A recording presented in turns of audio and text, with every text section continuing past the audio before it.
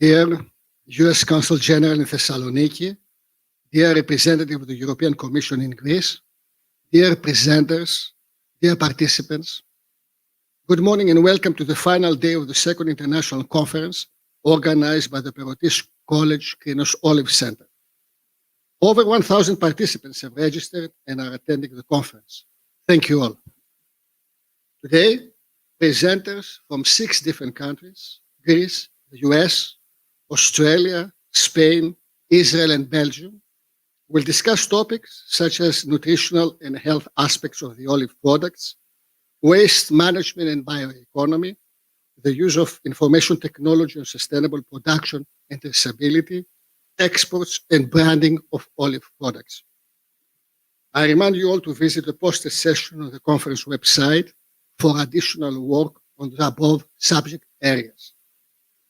The day will end with a speech by and award to Dr. Antonia Trichopoulou, the President of the Hellenic Health Foundation, Professor Emeritus at the University of Athens Medical School. And now I would like to invite Ms. Elizabeth Lee, U.S. Consul General in Thessaloniki, for her remarks. Ms. Lee. Good morning, and thank you very much for having me here to attend the second International Olive Conference organized by the Krinos Olive Center of the American Farm School. I can think of very few things that are more emblematic of Greece than the olive tree. As many of you know, in ancient Greece, olive trees were said to have been created by the goddess Athena, and Homer called olive oil liquid gold. These stories illustrate the importance of olives to Greek culture, economy, and life, and this importance has carried over to the modern day. But even ancient crops that have formed the basis of great civilizations can be produced in better, more efficient, and sustainable ways. Therefore, I'd like to applaud the Krinos Olive Center for aiming to establish a forum of olive growers interested in new and sustainable production methods, as well as providing consulting services in entrepreneurship and export marketing to Greek olive producers and businesses. I'm also very proud that there's an American angle to this story. A few years ago, the consulate brought over Dan Flynn, the executive director of the UC Davis Olive Center, to Thessaloniki. And the American Farm School has continued to have fruitful collaboration with this prestigious American university that's also in my home state of California. I'm pleased that a memorandum of collaboration with the UC Davis Olive Center at the University of California at Davis was signed for joint full spectrum research and teaching activities from cultivation to processing, marketing, and byproduct applications. Over the past 5 years, the center has tried to focus on best practices, cooperation, and synergies between the academic and business sector, including university students, producers, academics, and other stakeholders. This conference today on pursuing innovation and exploring trends in the olive sector fit very well with what the Farm School does best, which is also what the city of Thessaloniki does very well. Innovation. Again, I'd like to congratulate the American Farm School for continuing to innovate and for taking this initiative. This conference presents ideas worth sharing with the world as it helps the development and greater productivity methods for a fruit that, again, is central to Greek culture. Before I close, I'd like to recognize and welcome the American speakers participating in this event. Professor Doug Mashuk from the Department of Medicine and Biochemistry at the University of Minnesota, which also happens to be an alma mater, Professor Vasilis Vasiliou, and Susan Dwight Bliss, Professor of Epidemiology at the Yale School of Medicine, Dr. Michael Braverman, Manager of Biopesticide, Organic, and International Capacity Building Programs, the Department of Plant Biology, School of Environmental and Biological Sciences at Rutgers University in New Jersey. Alexandra Devaren, the CEO of Extra Virgin Alliance, And of course, last but not least, Dr. Athanasios Gertsis, the director of the Center and chair of the Master's in Science program, Sustainable Agriculture and Management at Perrotis College. So welcome all of you to Thessaloniki, kalos ήρθατε, and to the second iteration of this amazing conference. Congratulations and thank you once again for having me here, and I wish you the best of success for an outstanding conference and many more to come. Thank you very much, Mrs. Lee. And I ask Ms. Klementili Diakomanoli from the representation of the European Commission in Greece for her comments. Ms. Diakomanoli, please. Good morning. Good morning to all. I would like to thank very much and very warmly the Perrotis College and the Krinos Olive Center, as well as the Europe Direct of Central Macedonia, for inviting the European Commission to be present in this conference today. It is a great honor. It is also with great interest that I am in a nice position to greet this conference for one particular reason that, if you allow me to share with you, it's personal. I was born in an olive yard. I was born in maybe the biggest Greek olive yard in the shadow of Delphi in Amphissa, which counts about 1 million olive trees and has a long tradition of cultivating the olives. So you understand, maybe it is with emotion that I would like to share with you your insights in this liquid gold, as Mrs. Lee mentioned, and very correctly, that has developed generations and generations in Greece and has fed for years and difficult years Greeks. So this is a product that is very dear to the hearts of Greece. But I would like to share with you now another insight, a European insight, and this is the Green Deal, the European Green Deal, which I assume that you have more or less heard. So allow me to say a couple of things about the European Green Deal, which affects, of course, all cultivations.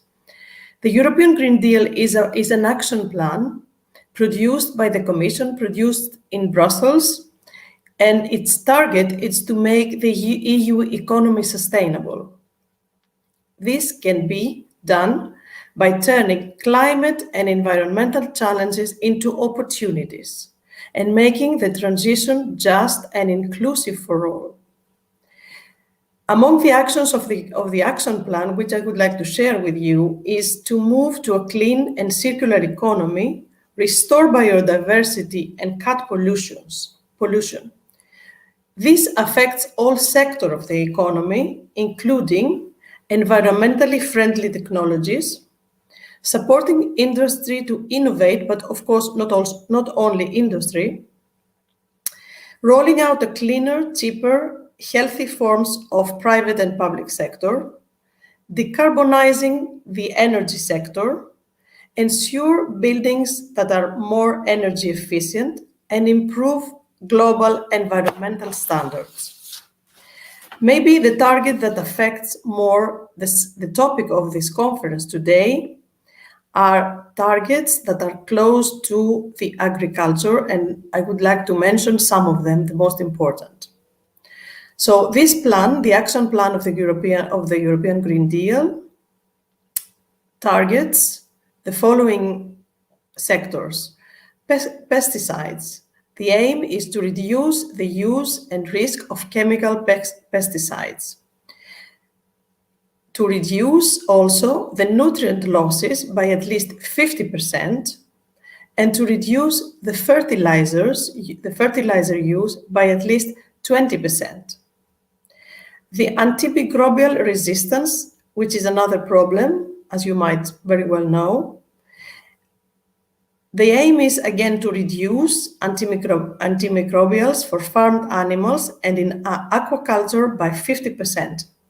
And last, to further enhance organic farming, which you all know it's a very dear The overall aim of the European Green Deal is to make agriculture and forestry in the EU socially, economically, and environmentally sustainable. With this last comment, I would like again to thank you for hosting the European Commission in the opening of this day. Wish to all of you a fruitful exchange of ideas on how to best cultivate this gold, this liquid gold. I have liked this expression. And maybe invite us again next year, invite the Commission to be present and maybe share with you our insights on how to best cultivate olives. Thank you very much. Thank you very much, Mrs. Diakomanoli. Now, I would like to invite our keynote speaker, Professor Doug Mashek from the Department of Medicine and Biochemistry at the University of Minnesota in the US. It is an honor for me to host Professor Mashek from my alma mater, and I truly want to thank him for enthusiastically accepting our invitation.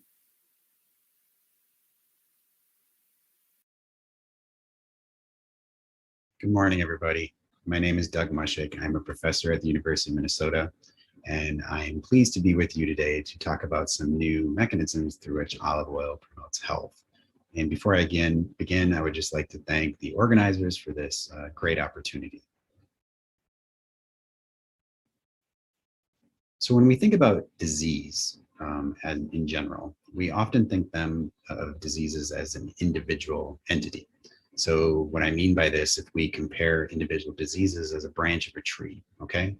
And if we get a particular disease, such as heart disease, we treat that local little branch. So we see a specialist, a doctor, that is a cardiologist that treats specifically that disease. If we get cancer, okay, being another branch of a tree, we see a specialist that treats the cancer.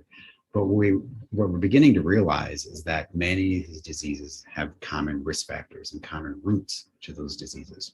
For example, we know that obesity increases the risk for many of the diseases, and we know that various things that we can and can't control, such as genetics, how much we exercise, our diet, etc., all contribute to the development of these diseases. But the one thing that we often forget and is underappreciated is that almost all of the diseases we face as a society are aging-related diseases. In other words, as we get older, the chance of these diseases increases. And so there's a lot of push in the scientific community right now of trying to understand what are the common aging-related roots of all these diseases, and can we slow the aging process down as a means to treat diseases as a collective. So if we think about getting older and living a long, healthy life, how do we do that? And perhaps the most visually apparent mechanism behind this is this particular study here. And what we see are two monkeys here. And you may look at these and say, oh, this monkey looks pretty old and this monkey looks pretty young.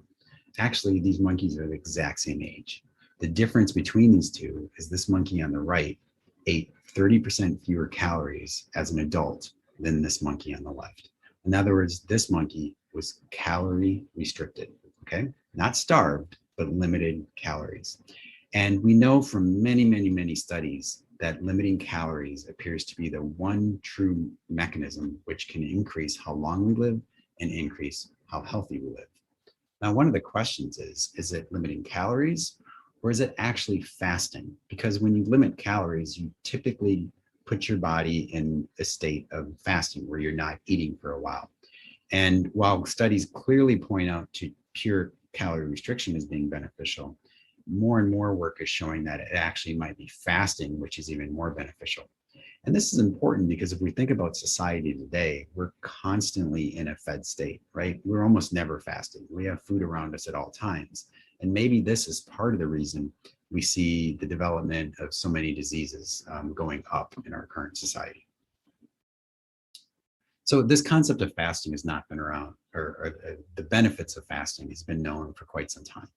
You know, there's quotes from Gandhi, from the Swiss physician Paracelsus, talking about fasting being the physician within. And you know, not to leave out some great Greek philosophers too, talking about how fasting is really a way of improving physical, mental efficiency and being used as medicine. So in addition to when we're eating and how much we're eating, it's also what we eat is important, okay?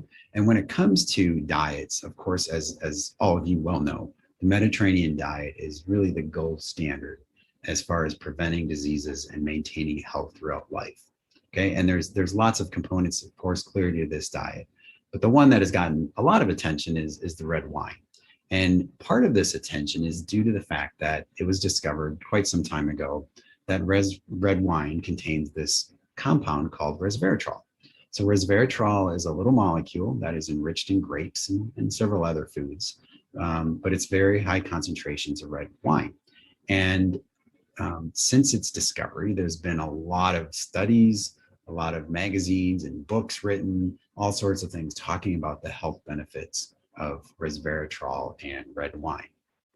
Now, the way resveratrol works is it turns on a specific pathway in your cells called the sirtuin pathway. And it's not that important that you understand this pathway, but this pathway is also known to be regulated by energy. And so when we have a low energy state, which you would when you're fasting or caloric restriction, it turns on this pathway, okay?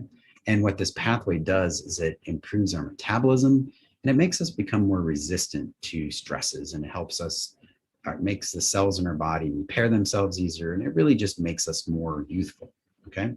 And ultimately, all of these things lead to an increase in lifespan and reduce aging-related diseases. So this pathway is particularly important in mediating the effects of resveratrol and the fasting and calorie restriction that I talked about. Now, the problem is that the doses of resveratrol, while still high, are not adequate to actually turn on this pathway under normal conditions. And you would need about this much red wine per day to actually get the amount of resveratrol you need to turn on this pathway. Okay, many people see this as a problem. I see it more of a challenge. And given the last year of being stuck at home and living through a pandemic, I think people's consumption of red wine has definitely increased. But I think we're all in agreement that it hasn't increased to the point where we're getting the amount of resveratrol that many people think we need. Nonetheless, you can buy resveratrol as a supplement and take it, which has become quite popular. So what my lab is really interested in is how we metabolize fat and why why fat is good or bad for us. And if we look at an obese individual here, we can see all this white stuff is adipose tissue. That's fat tissue, okay? And that's really what defines obesity. And if we look under a microscope, we can see the individual cells, which are full of fat. They're full of these fat droplets. But what most people don't realize is that in obesity, one of the common hallmarks is where we see fat accumulating in places where it's not supposed to be. So fat becomes accumulating, shown here in the liver, which leads to fatty liver disease. Fat can accumulate in the heart, which leads to heart disease. It can accumulate in muscle and all sorts of other tissues. And when it does so, it causes those tissues to become dysfunctional and lead to disease, okay? And if you look at this image, you may say, that looks kind of familiar. Well, if you've ever taken olive oil and put it in boiling water, you'll see exactly the same thing. As you see these lipids forming, these fats forming droplets, okay? Lipids don't like water, obviously, and they form that. And the same thing happens in the cells in our body. And the reason I'm showing you this is because our lab's very interested in trying to understand why this fat accumulation is actually detrimental, okay? And our studies have revealed that when we break down these droplets, these fats, it actually turns on this beneficial pathway, which I talked about. And the really interesting and cool thing that we found is that when you break down the stored fat, it releases a specific type of fat called monounsaturated fatty acids that are responsible for turning on this pathway. Now, I'm sure most of you have probably heard of this. And the reason you have is because monounsaturated fatty acids are a main component of the Mediterranean diet. And in particular, olive oil is about 80% monounsaturated fatty acids. It is probably the most enriched source of monounsaturated fats in any diet. Okay, not only olive oil, but also avocados and nuts and various other food components in this diet have a lot of monounsaturated fatty acids. And so we're very excited about this finding, and it suggests that it may provide a mechanism, not all the mechanisms, but one way in which the Mediterranean diet and olive oil consumption contributes to some of these health benefits. And so the big picture, which I kind of want to leave you with, is that we've known over the last few decades, as through lots of research and lots of studies, that when we constantly consume more calories than we need, this leads to fat accumulation and obesity. And being in a chronic fed state leads to aging and related diseases. However, when we fast or caloric restrict, we know that this turns on fat breakdown, okay? And what our studies have revealed is this fat breakdown appears to act as a brake on aging and disease. In other words, we can slow the aging process and prevent many of these diseases that occur in aged people. And finally, the last concept I want to leave you with is that when we consume diets in different amounts or different types of fat, those fats become enriched in our bodies, okay? So we kind of mirror what we're eating. And the point I want to make here is when we fast or calorie restrict and break down this fat, the benefits we get from this are in part dictated by our diet. So if we're consuming a diet high in monounsaturated fats, such as olive oil, and then we combine that with fasting or calorie restriction, we think this is going to have a very, very beneficial effect on preventing many of these aging-related diseases. And we're doing these studies in mice and starting studies in humans here very soon to try and specifically answer these very questions.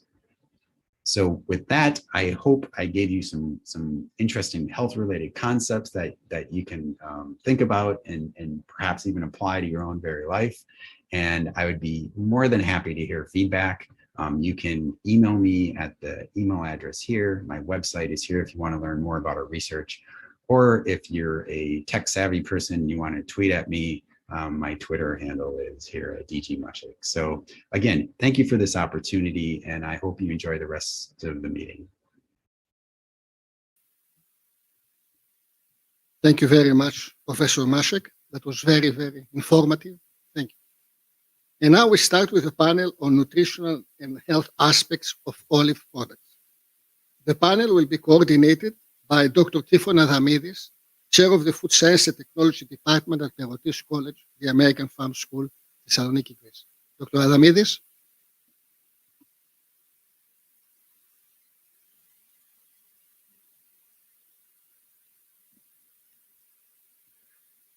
Good morning, everybody. I'd like to welcome all of you to the second International Olive Center conference. And I will introduce again myself. As Dr. Roger said, I'm Tifon Adamidis, and I'm the chair of Food Science and Technology Department. Today, I will be the moderator for the session, Nutritional and Health Aspects of Olive Products. And before we start our session, I would like to ask our presenters to keep track of the time. Please do not exceed the 10 minutes because there's not enough time. And now let's move on with to our session. Please welcome Dr. Maria Kazu, who will present her work from Agricultural University of Athens. Her work is a collaboration with Dr. Panagu and Dr. Tsakalidou. And Dr. Kazu, the floor is yours. Thank you very much. Good morning, everyone. First of all, I would like to thank the organizing committee for giving me the opportunity to present our work today. My talk will be focused on the characterization of the microbial diversity of Greek table olives using novel molecular tools, including next-generation sequencing. Despite the great economic importance of table olives worldwide, in most cases, table olive fermentations occur spontaneously by the indigenous macrobiota without the addition of starter cultures. The macrobiota of table olives fermentation is a complex set of dynamics in which the coexistence of lactic acid bacteria and yeasts is of fundamental importance to obtain high-quality products. Lactic acid bacteria are mainly responsible for the stabilization of the final product due to their acidification activity, while yeasts are mainly save the organoleptic characteristics of the final product, promote the growth of lab, and degrade phenolic compounds. Until recently, culture-based microbiological techniques were the only one used to explore food microbial ecosystems, including table olives. However, it has increasingly become clear that this approach has significant limitations, even when combined with molecular techniques. These techniques fail to detect viable but not culturable microorganisms or subdominant microorganisms, which results in a fragmented fingerprinting of the ecosystem. Recently, culture-independent approaches are mainly adopted to overcome these limitations. Nowadays, due to the constant improvement of high-throughput sequencing, we are able to get full insight into the total microbial community of a food and the association of this community with the raw material, the environmental conditions, and the manufacturing processes. However, DNA-based approaches, including metagenomics, fail to discriminate viable from non-viable cells, which is a major limitation. Therefore, the use of both classical microbiological and metagenomics analysis provides an holistic approach to study food microbial ecosystems. Today, I would like to present you the results of 3 projects, starting approximately 6 years ago with our first ever attempt to study the microbiota of Greek table olives. Projects B and C are a scale-up of Project A, containing significantly more samples, cultivars, and regions. Okay, let's start with Project A. As I told you before, approximately 6 years ago, we analyzed the brine samples from 4 fermented olives in order to examine the impact of terroir and cultivar on the bacterial and yeast fungal microbiota using both classical microbiological and amplicon-based metagenomics analysis. Therefore, we had 2 samples from the same cultivar, Conservolea, from 2 different regions, Amphissa region and Evia Island, 1 more sample from the same region, Evia Island, but from another cultivar, namely Kalamata olives, and 1 more sample from a different cultivar, namely Kerasoelia, from Mount Athos in northern Greece. Mount Athos is considered one of the most important centers of the Greek Orthodox world, consisting of 20 monasteries and approximately 2,000 monks, with the first of them arriving in the 9th century. Women are not allowed within 500 meters from the shore, and even female animals are prohibited from walking on Mount Athos. Therefore, Mount Athos is considered an isolated environment of great interest. As it was clearly revealed by the identification results, the bacterial fingerprint from the cultivars, the different cultivars, Kalamata and Conservolea, but from the same region, Evia Island, as you can see, are almost identical. On the other hand, the bacterial fingerprints from the same cultivar, Conservolea, but from 2 different regions, Evia Island and Amphissa region, were quite different. But the most interesting result was the microbial fingerprint from a different cultivar from a different and unique, as mentioned before, region. As you can see, the bacterial microbiota for the Kerasoelia cultivar was completely different compared to the other 3 analyzed. Taxonomic identification using ITS metagenomics analysis revealed a similar pattern to that observed previously. As you can see, the 3 microbial fingerprints concerning bacteria, concerning yeast fungi, were quite similar, while the one from the Kerasoelia cultivar was once again completely different. Differences among the samples were also evident during classical microbiological analysis. As you can see, different number of bacteria and yeast isolates and different species were identified per sample. Project A gave us the motivation to go further, and we recently analyzed 29 olive and brine samples from 1 cultivar, namely Kalamata olives, from 2 regions, Messinia Laconia and Etolacarnania, to see whether a microbial biogeography can be achieved between these 2 relatively close regions using amplicon-based metagenomics analysis. Taxonomic identification of both the bacterial and yeast fungal microbiota revealed a high number of genera, as you can see by the multiple colors in the four figures. As in Project A, the differences of averaged bacteria and yeast fungal microbiota of olives and brine samples were clear between the two regions, because not only different genera identified, but most importantly, the abundances of these genera were different. Among all the possible combinations of olives, brine, bacteria, and yeast fungi, the pair that provided the best discrimination for the two regions in the PLSDA analysis was the yeast fungal microbiota for brine samples, due to the absence of any overlapping among the samples. Finally, in Project C, we analyzed 61 raw olive samples just before harvesting from 38 Greek olive cultivars from 13 different geographical regions of Greece, once again using amplicon-based metagenomics analysis. We grouped the samples based on the region, and we calculate the average bacterial microbiota. As you can see, each region revealed a unique microbial fingerprint, even though several genera were identified in all samples, as you can see by the same color in the bar charts. The unique microbial fingerprint of each region was also evident during PCA analysis, since the samples were not grouped together. However, during the results of the ITS metagenomics analysis, we observed in the PCA analysis that 10 out of 13 regions clustered together. However, from some regions, we collected a small number of samples.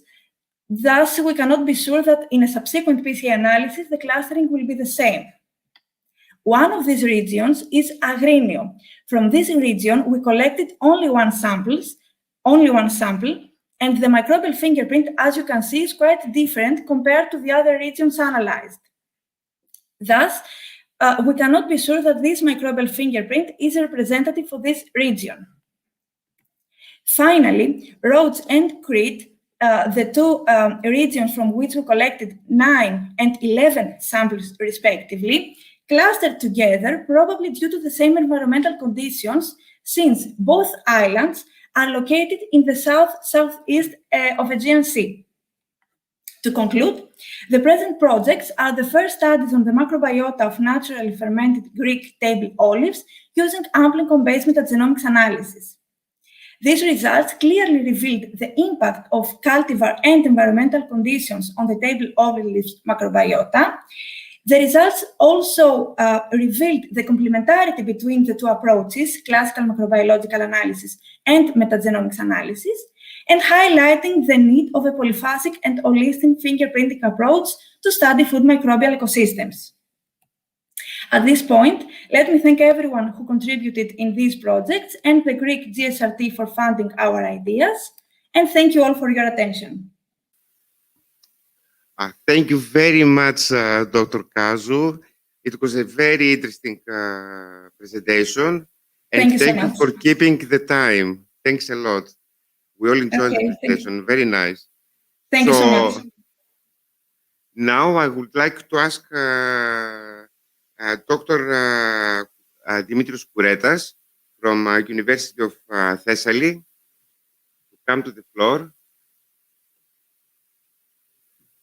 Dr. Kouretas. Hello.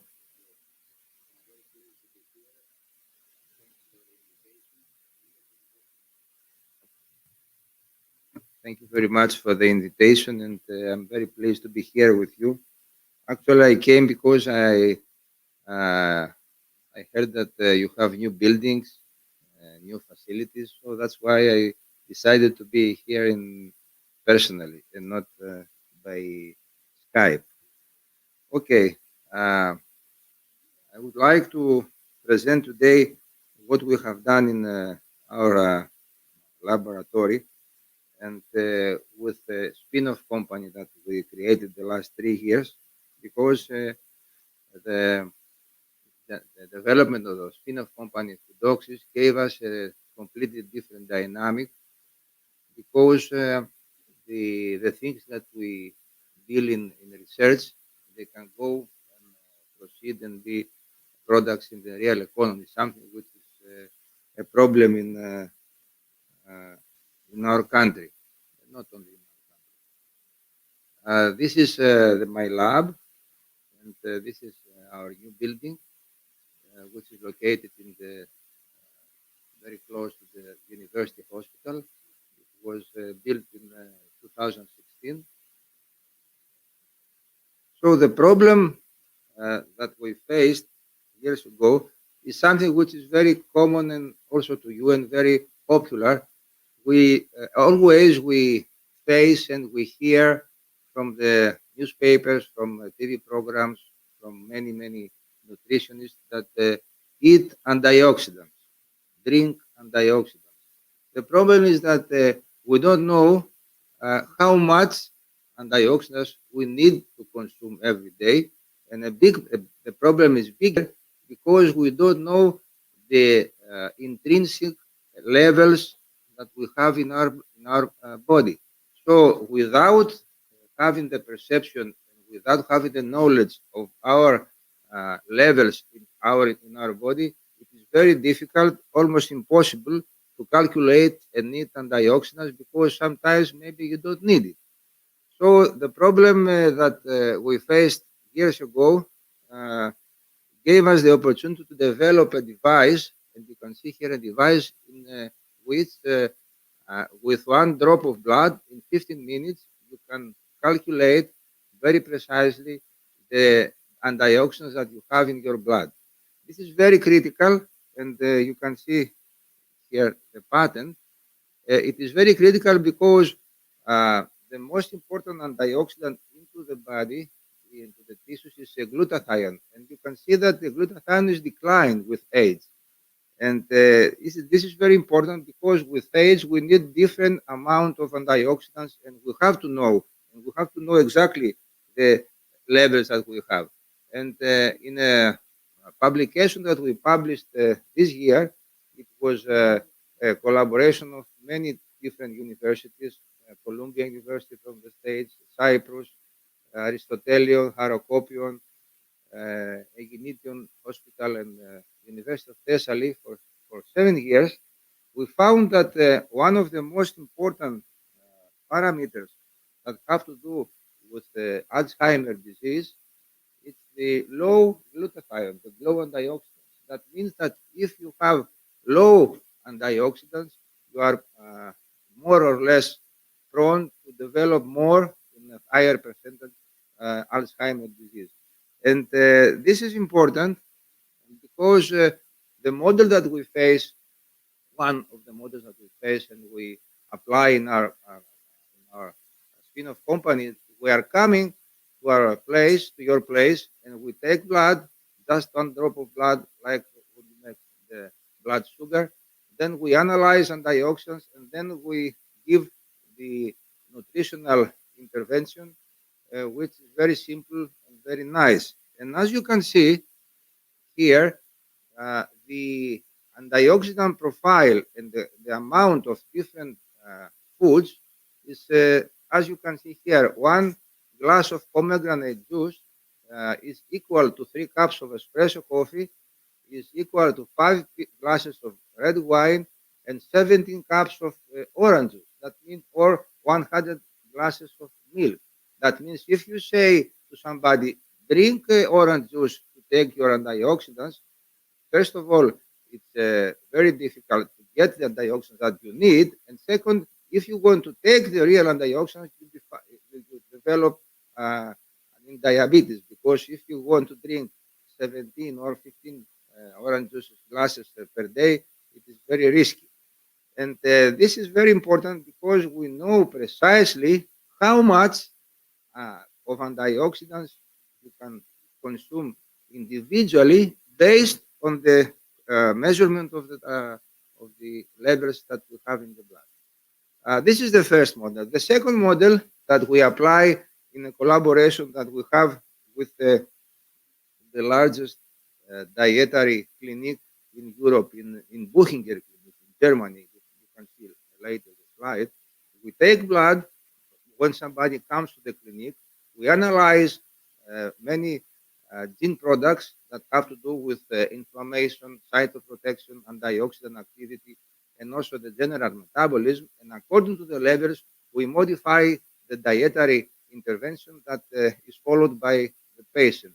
And this is very important because, as you can see here, I don't want to teach you biochemistry in half a minute, but I wanted to show this slide because, as you can see, the yellow signal, it's 1 to 12 different gene products, which are very important and very precisely you can analyze and have a picture of what happens into the body in terms of the cytoprotective activity, inflammation, and antioxidant activity. And according to these values, we develop an algorithm that can give the dietary intervention to the people.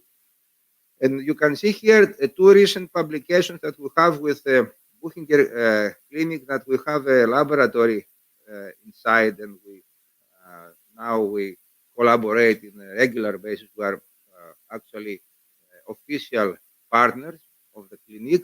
And you can see the two articles that appeared last year showing that with this particular intervention, we have increased and a lot of benefits in the metabolism, because we measured the DNA markers, metabolism markers, gene products, and with this particular intervention, nutritional intervention, we see very, very big benefit. So, from one hand, we have this particular service, and from the other hand, we developed a new system of quality of foods, which is called AFQ. It is the first which is applied to the European Union from Greece, and it was actually we took the permission to use this quality signal sign 5 months ago, and it's called AFQ, and it's based on the measurement of the functional antioxidants in very different methods, in DNA, in lipids, in proteins. We measure different free radicals, and with all of this evaluation, we have a score, and the highest score is 20. And in order to have this ability to get the access to use this sign, you have to have at least 8. The grade is 8. So according to this, any product, any agricultural product can go and measure with this particular methodology, and this is the certification that we get. And according to this, we know that in this year, the European Union talks about the systems about the Nutri-Score and other systems. And the problem with Nutri-Score is that it gives a score to particular foods, especially to the south, which does not correspond to the benefits that this food have to the health, because Nutri-Score is based on macronutrients. Our methodology is complementary to Nutri-Score, and it's very useful because it deals with micronutrients, which are very important for the health. And you can see in, for example, in olive oil, the score that Nutri-Score gives to extra virgin olive oil is E. It's the lowest grade. According to our methodology, it takes 20, the highest. And as you can see in the first part of the picture, we analyzed different juices of aronia and pomegranate. And you can see that according to Nutri-Score, all the grades that all of these very important juices high in antioxidants take E, which is the most the bad amber and the bud classification. And according to our methodology, we have juice of aronia with X20, we have juice of aronia with X12, we have pomegranate with X20 or 16. That means that we analyze the level and the quality of one food based on the functional characteristics that they have to do with real metabolism. And this is very important. So, combining these two services, from one hand, the classification of the food, and from the other hand, the service that we measure antioxidants in the blood, we merge and we have service that according to the values that you have in blood, you take the appropriate amount of the food, which is very, very unique. And we have a lot of collaborations with clinics in Germany and also in Greece. And you can see here the people that are under this activity and effort. It's Perrotis College, which is the general director of the company, Zois Kaperda, Nikos Goudirelas, and also many other graduates from our school, which they get the basics, then they do their masters, and then they move to the company, because I think this collaboration between the research laboratory and the company gives the added value to our results and to the society. Thank you very much. Thank you very much, Dr. Kouretas, for addressing this very interesting topic. Thank you very much. And now I'm very pleased to have with us Dr. Vasilis Vasiliou, who will speak from Yale University. It's a recorded session.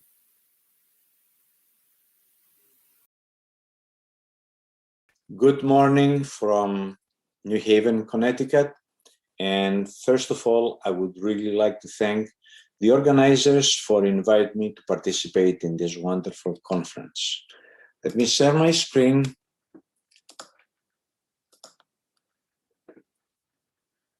And I'm going to talk to you today about our Yale Olive Science and Health Institute and discuss the opportunities for global collaborations with you.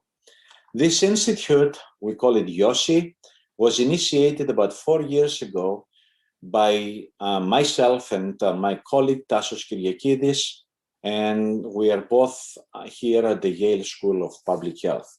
This was an effort that essentially many people appreciated, and we're working towards establishing this institute as one of the major institutes for olive oil.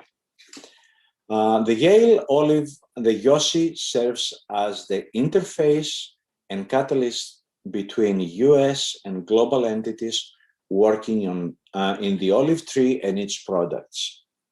Our mission is to facilitate and coordinate the rigorous study, robust research, and creative interdisciplinary activities, and of course, education. Through academic, public, and industry partnerships, YOSI fosters the investigation and dissemination of evidence-based best practices and guidelines pertaining both to sustainable olive and olive production and usage and their downstream health effects. Our institute fosters substantial growth in olive oil, olive tree products research in domestic and also in global settings through 5 area-specific and well-organized core groups. Our first group is focused on analytical and regulatory chemistry and also on sensory science. Our second group is on nutrition and health sciences. Our third core is on agriculture, agronomy, and planetary sustainability. Our fourth core is on gastronomy and culture, and finally, our fifth core is focused on policy and economics. Those are really important areas, and I think we covered the entire area of the olive and olive tree and its products. One of the things that I would really like to mention is that, and unfortunately I don't have the time to give you the vision and mission of each one of the core groups, and as well as the leaders and the members that we have right now. But I would really like to invite everybody that feels that would like to join the Institute to contact me and Tassos, and we can go from there. So what kind of activities our Institute has? First of all, we organize an annual symposium, and we have started in 2018 here in New Haven, Connecticut. And this was a very promising symposium, which essentially encouraged us to move to the creation of this institute. Then during that symposium, it was decided that moving forward, we're going to have one symposium per year, international, of course, and the next symposium was held in Delphi, Greece in 2019. Our next conference, it was not in 2020, of course, because of the pandemic, and it is going to be in Spain, and I will give you more information. And again, Spain 2021. In 2022, University of Rome has stepped forward and has accepted the organization of the 2022 conference. Of course, we're going to have more meetings in other countries, and including Portugal, and California is a very good candidate, as UC Davis is one of our partners. This gives me also the opportunity to tell you many centers also participating on that. We have about almost 200 organizations that they are but collaborating with our institute. In addition to the annual symposia, we have decided that we're going to produce a quarterly journal that we will cover all the areas of and the activities of our core groups. Our third and important part of the activities include the education and training. We organize certified education for stakeholders, and also we organize workshop and summer programs. In addition to that, we haven't got into this yet, but we're going to develop courses for the middle and high school students, of course, and college students. This is because in countries other than the Mediterranean countries, the culture of olive oil is not as high as we want it to be. The Mediterranean diet is not very well spread out, and it's not in the culture of certain countries. So we're trying to do these courses in order to promote the olive oil and the olive products in countries that they don't have it. Our fourth activity is the research and development. We participate in collaborative projects and grant applications throughout the world. So we work with multiple institutions for multiple countries in all the activities and all the courses that we have in our institute.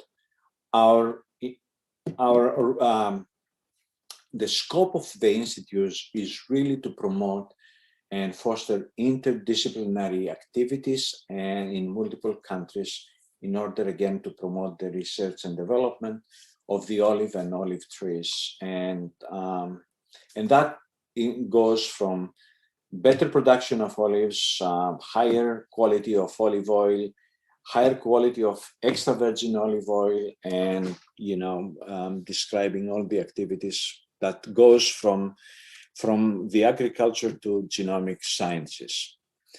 Finally, we are very strongly committed to community engagement. Our institute is very close with the community, and we want to really communicate the science and the research and development with with our people, with the citizens of every country, and with all the stakeholders.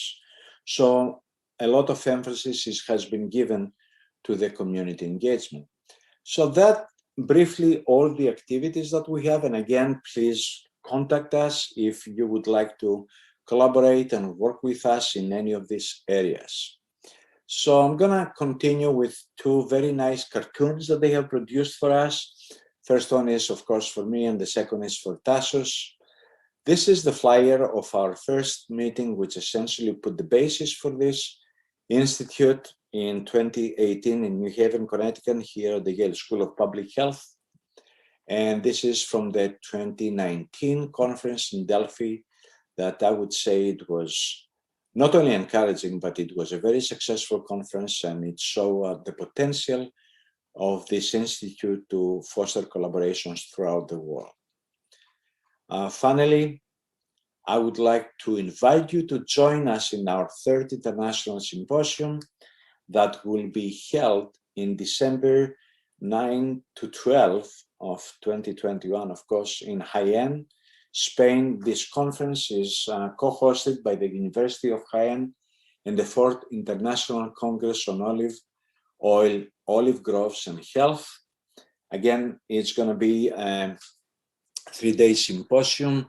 We already have the organizing committee in place, and we have the program, and there is the site, as you can see, both in the flyer and also here is Yale Olive and Health Symposium.org, and it will be available in June 15th, that it will include the program and of course the registration. Again, this is my last slide, and thank you very much for your attention, and please feel free to contact me at any time for any more information. Again, thank you very much for giving me the opportunity to present even briefly our Yale Olive Sciences and Health Institute. Again, thank you very much. Have a great day. Thank you very much, Dr. Vassiliou. I hope you all enjoyed this interesting presentation. And now I would like to welcome Dr. Maria Kapsukefalou from the Agricultural University of Athens. Dr. Kapsukefalou, the floor is yours. Thank you. Good morning. Good morning, everyone, dear organizers, dear attendees, dear colleagues. I'm very glad that I'm following the presentation of Professor Vassiliou. We collaborate on this institute actually from the very beginning in the nutritional pillar is my coordinating role. So I'm very happy that this is presented today. And I'm following with some views on what is the nutritionist able to offer in support of olives. So let me present you some facts and challenges from my point of view. If you do a simple search in the internet on the health benefits of olives, you find lots of information and some rather strong statements such as cancer prevention, eye health, or gut health. These statements are health claims. And the fact is that in the EU and also in the US, the framework on health claims is very, very strict. There are processes, there are scientific criteria, committees, legislation that create a framework that does not give lots of room for expressing things that are not supported by solid science. You may say that we have gone to the other end, but the fact is that there are no authorized health claims for olives. So on your product, there is nothing that leaves a room of expression on a health benefit for olives. Another fact is that on olive oil, you can use only one health claim that is related to the polyphenol content of olive oil. And another fact is that in the EU and also in the US, claims are product specific. which means that even if you have an olive fruit that contains the amount of polyphenols that would allow you to make a claim if you would be able to find this amount in olive oil, you cannot do it on olives. So this leaves olives with no opportunity to express a health claim. So a challenge is for us to create enough science, enough data, pool resources, funding, people, infrastructure, in order to produce this kind of claims.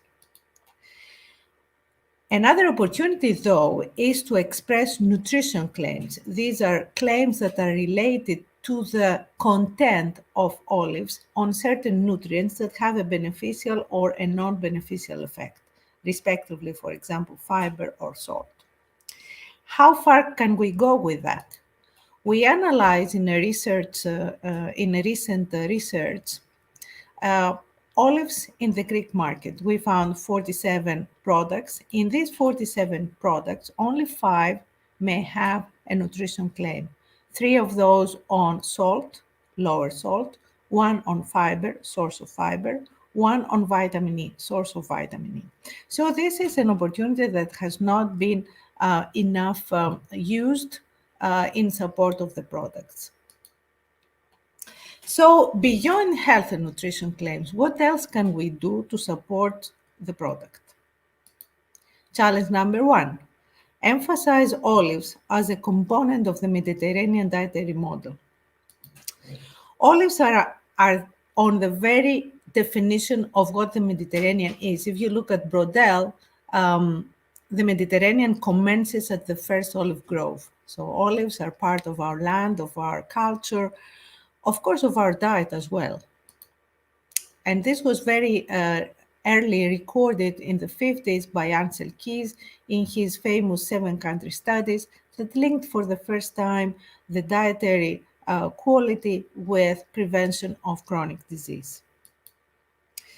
An important moment for Mediterranean diet was in 2010 when we were able to inscribe Mediterranean diet in the list of UNESCO for intangible cultural heritage of humanity. And why was this important? Not only because we entered the list, but also because we managed to create a network among Mediterranean countries that highlights similarities and set aside differences. And of course, in similarities, olives, and you can see olives in these pictures taken from the site of UNESCO, are highlighted. But now we are in front of a second challenge, to emphasize the Mediterranean diet as a sustainable food system or a sustainable dietary model. What does this mean? Already in 2014, the high-level panel of experts of FAO put together this scheme that is, of course, very complicated, but shows very nicely that our behavior, shown here in the Greek box as consumer behavior, is a result of an interaction of a variety of factors that are called drivers or environments. This behavior affects our diet, and our diet has nutrition and health outcomes and also impacts on society, on economy, and the environment. And this comes back to reshape these factors and our behavior. For the Mediterranean dietary model, this is a great opportunity because the Mediterranean diet can be shown to be a model that not only produces public health benefits, but also has low environmental impact, significant economic gains at the local market, and supports further social, cultural understanding and connections. If you look at this so-called double pyramid model, you can see that in the Mediterranean diet, foods that have a lower footprint for the environment are consumed more frequently than those that have a high one. And olives are very much to the lower part of this pyramid. In the new model of Mediterranean diet pyramid, which shows environmental and sustainability traits of this model, you can see olives to be very much highlighted and connected with lower environmental impact, and also the other activities that highlight the Mediterranean lifestyle. We all now talk about the planetary health diets, and this is an example from the Eat Lancel report that was put together 2 years ago that shows that our diet should contain more of a plant source, more plant foods than ever before. Have we used these messages on the olive products? We do not use them as we should. And if you look at the Greek market again, only 2% of those products show that this is a vegan food. Very few have claims like natural. Very few highlight that they're produced locally. Very few have environmental claims. And my opinion is that this is an area that should be further exploited. Challenge number 3 on olives. We have a great concern on their salt content. In sustainable development goals, goal number 3 is referring to good health and well-being, and specifically states that our goal is to reduce by 1/3 premature mortality from non-communicable diseases. Hypertension, highly linked with salt intake, is one of those diseases. Therefore, there is a goal by the WHO to reduce salt intake by 30%. This means that we should consume foods that have lower salt, or we should reformulate, that is, create new foods that are based on the old food, but they have lower salt content, that is, that we redesign the food. What is the salt content of olives? Again, we looked at the Greek market, and we saw that the salt content is relatively high. Therefore, if you would use the traffic light system that is used in the UK, most of our products would be labeled as red, that is, that they would discourage the consumer to buy the products. If we look at the trends in IFT, self-care, disease prevention is is one of the top trends. Planetary and societal care also. To win the current marketplace, product development must focus on these priorities. We see the same top 5 trends in agro-food industry in Europe according to EIT Food. For 2021, health, for example, sustainability are among the top 5 trends. There are new opportunities in the farm to fork strategy. There are, and you can see those in this wheel. And if you connect to what we said about sustainable nutrition, the message is there. So innovation, my opinion, innovation not only on how the product is shaped, but also on how the product is promoted, is the big challenge for the olive sector, apart, of course, for investing more resources in creating appropriate health and nutrition claims. Thank you. Thank you very much, Dr. Kapskefalou. Very interesting presentation, and you provide us a lot of food for thought, and thank you very much. Now, our next speaker will be Dr. Stanka Ellis, who is the director of the Australian Mediterranean Olive Research Institute in Australia. The floor is yours, Dr. Ellis.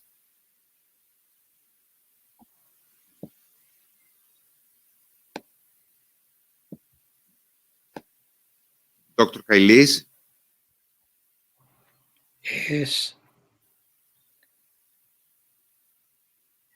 Welcome to our session. Thank you very much. Welcome. And now, please make your presentation. Thank you. Greetings from Australia. It's a long way away. I'd like to thank the organisers of the conference for giving me the opportunity to come along and speak to you. I'd like to acknowledge a couple of people who have been in touch with me over the conference, and that is Nelos Georgiadis and Thanasis Yetis. And I also would like to acknowledge my co-author, Emeritus Professor Apostolos Kyritzakis. My background is Greek. My family were Ottoman Greeks coming from the Dodecanese Islands, so I have a vested interest in olives. Today I'm going to talk about quality and safety of table olive products as we see them in Australia. Australia is a new country for producing olives, and we're very active in production and research in the olive areas. The items I'd like to talk about, and in my presentation I have quite a bit of detail that I won't have time to go through, but as the presentation is going to be presented in a written form, I think the information could be valuable for people to come to the conference and readers. The important thing about olives is that they must be safe, edible, nutritious and appealing. And this is how we present olives in some of our supermarkets and markets. And so olives have to be not only technically correct, but also have to be appealing. Now, the olives to be in those categories, it starts off in the olive grove and finishes up in the, more or less, in the bottling of or canning of the olives. And it's important that throughout the process, good agricultural practice, good manufacturing practice, and good hygienic practice is used. Prerequisites for producing safe and quality olives, I have a list here. Very important is water. In processing olives, you must have very good water. And of course, everything you do must be of food grade quality. And as well as that, procedures need to be documented so you know what you've done, and you need to have a quality plan and a testing regime. Now in Australia, we have the Australian Olive Association, which is very supportive of our olive growers and producers. And a lot of the activities in Australia are supported by a standard. We have a voluntary standard for table olives, which ensures quality and safety. There's an olive care program which allows growers to grow olives in the proper way, and so we have good starting material. And of course, we also have HACCP rules for doing the olives. The Australian olive industry, which is olives made in Australia, is very small. It's boutique. 80% of the olive growers only have a property of about 5 hectares. Some of our olive oil producers, they have up to 1,000 hectares. So they're quite large farms. So we are very much a small part of the market. And in 2019, the value of our market was only $12 million. Now, in terms of Australian olives, the main two methods of producing the olives are fermentation and dehydration. We look at olive processing as primary processing, where we ferment or dehydrate the olives and debitter them, and secondary when we make the elaborations. Now, most of the olives that the Australian people eat are imported, and they are Spanish-style green olives, Greek-style green and black olives, Kalamata olives, and salt-dried olives, Californian black-rind olives, Sicilian green olives, and so forth. So getting back to our own industry, that is a map of Australia. I come from Perth, which is on the west coast. Now, where you see those dots, that represents areas where olives are grown in Australia. In terms of statistics, we produce about 4,000 tonnes of olives, but we import 16.5 thousand tonnes, which gives a consumption of 20.5. Now, with a population of about 25 million, you can see on average we eat less than 1 kilogram of olives a year. Now, when we're considering the olive quality and safety, we look at the cultivar, the growing environment, the grove management, harvesting, post-harvesting, processing, preservation, and packaging and storage. Now, the cultivars for olives are very important, and we're interested in research on cultivars. And the first thing we try to ensure is that the olives are true to type. That is, the germplasm is correct. Now, we have about 100 cultivars in Australia. They've all been imported. There are a couple of the maybe clones of these. And so we have to go through our cultivar lists to check them by DNA testing and also through sort of pomology. Now, we make a great effort in making sure the maturation states are the correct ones. In terms of the olives, we mainly make olives that are 3 to 5 gram and maybe 5 gram, greater than 5 gram. And so these are the characteristics that we look for. Now, the stone is very important, and because in this table that I'm presenting here, these are some of the cultivars that we have in Australia, and you'll see that I've got one column there, the stones are freestone or clingstone. And you also see that the olives are ranging from large to small. Now, most people like large olives, but we found that in Australia, people also very much like the small olives, usually done by fermentation, and that includes Arbequina and Koroniki. Now, I know Koroniki is a very famous olive for olive oil, but it's also becoming quite famous in Australia. But that table gives you the sort of idea of what we would like to see in our olives in Australia. These are some cultivars. Now, I've got some ones that maybe you're not so familiar with, and there's Ascolano, which is Italian, Verdal, which is French. I've got Conservalia, which is obviously from Greece, Bainea, which is Israel, Arbequina, Spanish, and Cerignola from Italy. So we have a wide range of olives that we work with, and so which gives us some advantage in our products. In terms of the growing environment, we have a wide range of climates in Australia, and in amongst that we have the Mediterranean climate. But one of the problems we have is we don't have a lot of water, and our rainfall is quite low, and so we have to use irrigation very efficiently. We have enough chill factors, sunlight, terrain, and soil to grow olives. In terms of olive grove management, you need to have olives that are consistent in quality, and of course, with table olives, we with our trees, we like to keep them at about 2 meters high and bushy for manual harvesting. We constantly look at the trees, the growers and so forth, and the scientific people, and we have some basic things that we do. We make sure we have a good soil analysis in those elements. We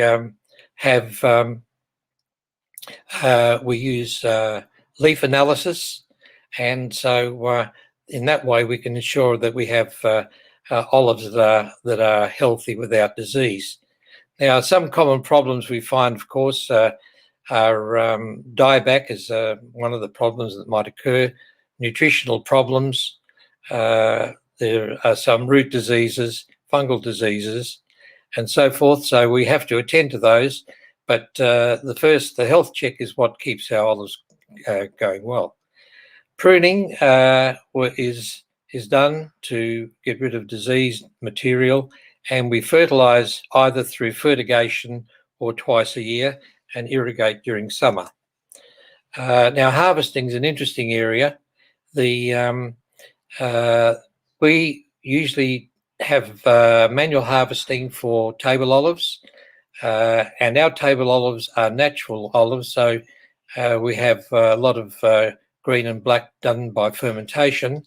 Mechanical harvesting isn't as good for our way of doing the olives, but we produce very few olives with light treatment. But if mechanical harvesting is used, it can reverse some of the damage that occurs with the olives. We produce olives at different stages, and this is the way we sort of assess in the field. If they're green and hard, they're not suitable for table olives. If they're green and ripe and release juice, then they're good for the green ripe. Then, of course, multicoloured and black ripe olives are much more easy to see. On the side there, you'll see the Kalamata olives, and there are in fact four stages of ripeness there. There is the green ripe, and there is the turning colour, 2 stages of turning colour, and the black olives. Post-harvest operations, we place a lot of emphasis on hygiene, and we try and process the olives within 1 or 2 days. If the olives have to be stored for longer periods, then what we can do is we can place them in salt brine or store them under controlled conditions. Our processing methods are mostly spontaneous fermentation in 8 to 10% salt brine, and also salt dried or heat dried olives. Less commonly in Australia are produced civilian style green olives with lye, or Picholine style olives lye without fermentation. Now, these are some of our products. The top corner olives produced by fermentation. The bottom ones are what we call cracked olives, or tsakistes as you call them. And then we have the large olive, which is Cerignola, and we use the technique of darkening our calamatas by exposing them to air for a few days. In terms of I'm sorry I interrupt. It's just a standard Can process. you please conclude? I'm sorry I interrupt. That's all right. Okay. Okay. Well, I'll get on to this next slide very quickly. These are the tests that we do for the olives, and we also are very interested in the organoleptic aspects, which are there. And in terms of future research, we're interested in cultivar selection, olive tree management, non-manual harvesting and processing, low salt products. And thank you very much for allowing me to speak to you. This is a millennial olive tree on my island, Castellorizo, of which I am standing near the trunk of the tree. Thank you very much.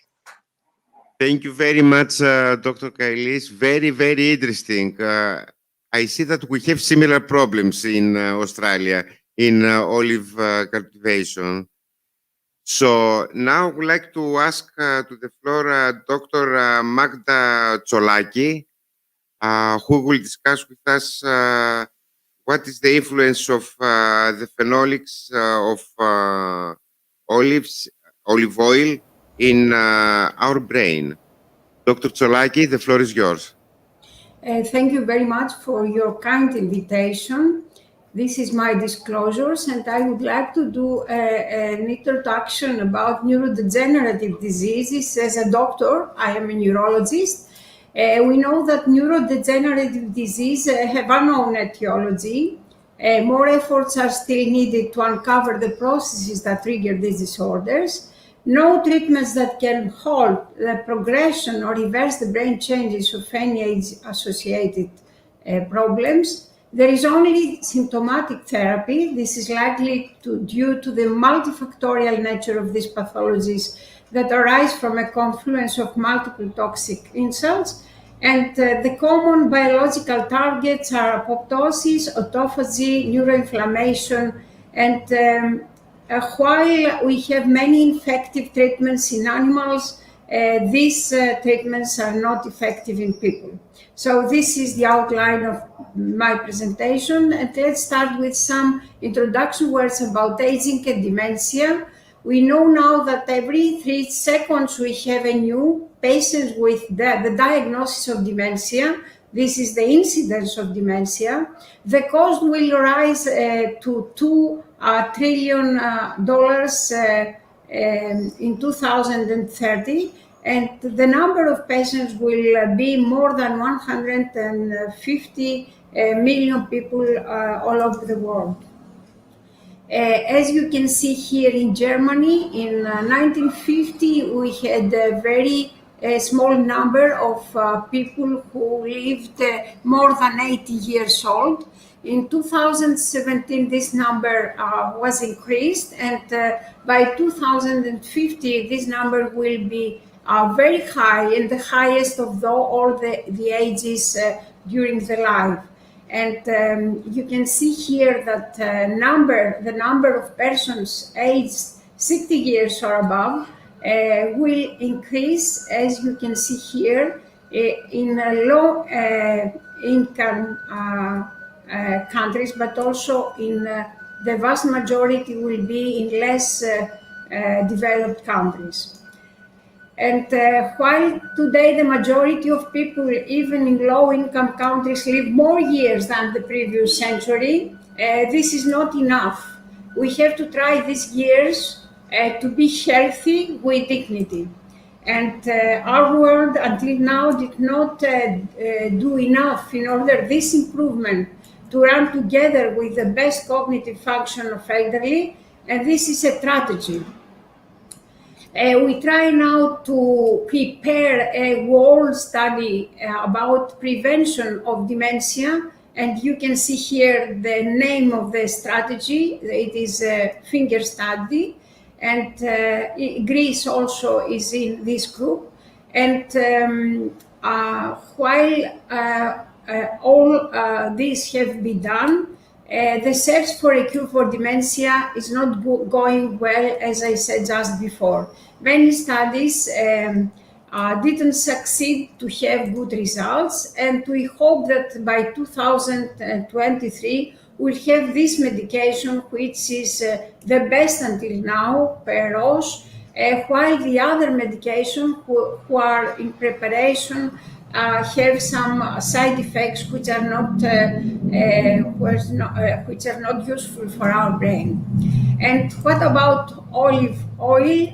You know that all of you that there are many phenolic compounds that have been identified in extra virgin olive oil, and this is the pathogenesis of Alzheimer's disease. Many pathogenetic factors, and we can see how olive oil can change all these pathogenetic factors. If we see here that oleocanthal only can change every pathogenetic mechanism in order not to have amyloid beta oligomers that are toxic for our brain. You can see here how oleocanthal can change all these pathogenic mechanisms.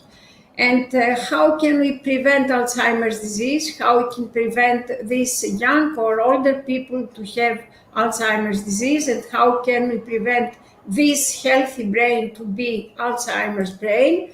We try to move towards successful intervention. This is the study, but also there are some clinical studies and cognitions with extra virgin olive oil in order to see if we can have a benefit from this. This is one study which was published in Neurology in 1999, and there are many other studies from then. You can see here another study with Mediterranean diet, and the results are very good. There is a reduce of risk of dementia about 28.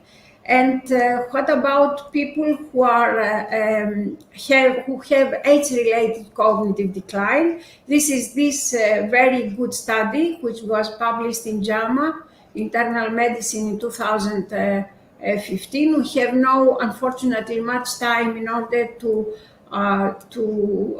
give the time in order to explain, but the results are very useful to say that the best nutrition substrate is olive oil, better than Mediterranean diet plus nuts. So this means that we can use extra virgin olive oil in order to prevent our brain neurodegeneration. And this is another very good study. And what we have done, this is our study, which was published the previous year in Journal of Alzheimer's Disease. It is a randomized clinical trial of click high phenolic early harvest extra virgin olive oil in mild cognitive impairment. This is a stage just before the early stages of Alzheimer's disease. We used olive oil from Chalkidiki. Family Prodromou gave us this olive oil, and we have two kinds of extra virgin olive oils. The finest with total of analyzed compounds 975 milligrams per kilogram, with index D3 very high, as you see. And the other kind of olive oil we used was with 271 milligram per kilogram and index D3 very high, but not so high as the finest. The study design was at the beginning with 150 participants, and to do many analyses after 12 months. We didn't succeed to reach this number. Finally, we had 49 participants. The first group, they were about the same number in each group. And the first group received high phenolic early harvest extra virgin olive oil. The second received moderate phenolic extra virgin olive oil. And the third group received only Mediterranean diet, but also the previous both groups received the Mediterranean diet. We did neuropsychological assessment before and after the end of the study. The follow-up was 12 months. And the demographics, there were no significant difference between age, gender, and education. As you can see here, the P results between the three groups. And this is the flow chart of the study. If somebody wants, I can send to him or her the study in order to see details. This is the data analysis, statistical significance less than 0.05. And we found these results. You can see here in 4 scales, we had significant results between the second group and the third group. You can see here a significant result. And in mini-mental, here we can see that Adascock had a significant result both in first group and the second group at the follow-up. So both extra virgin olive oils had a significant results in Adascock, which is a scale which is used in the vast majority of medication in clinical trials.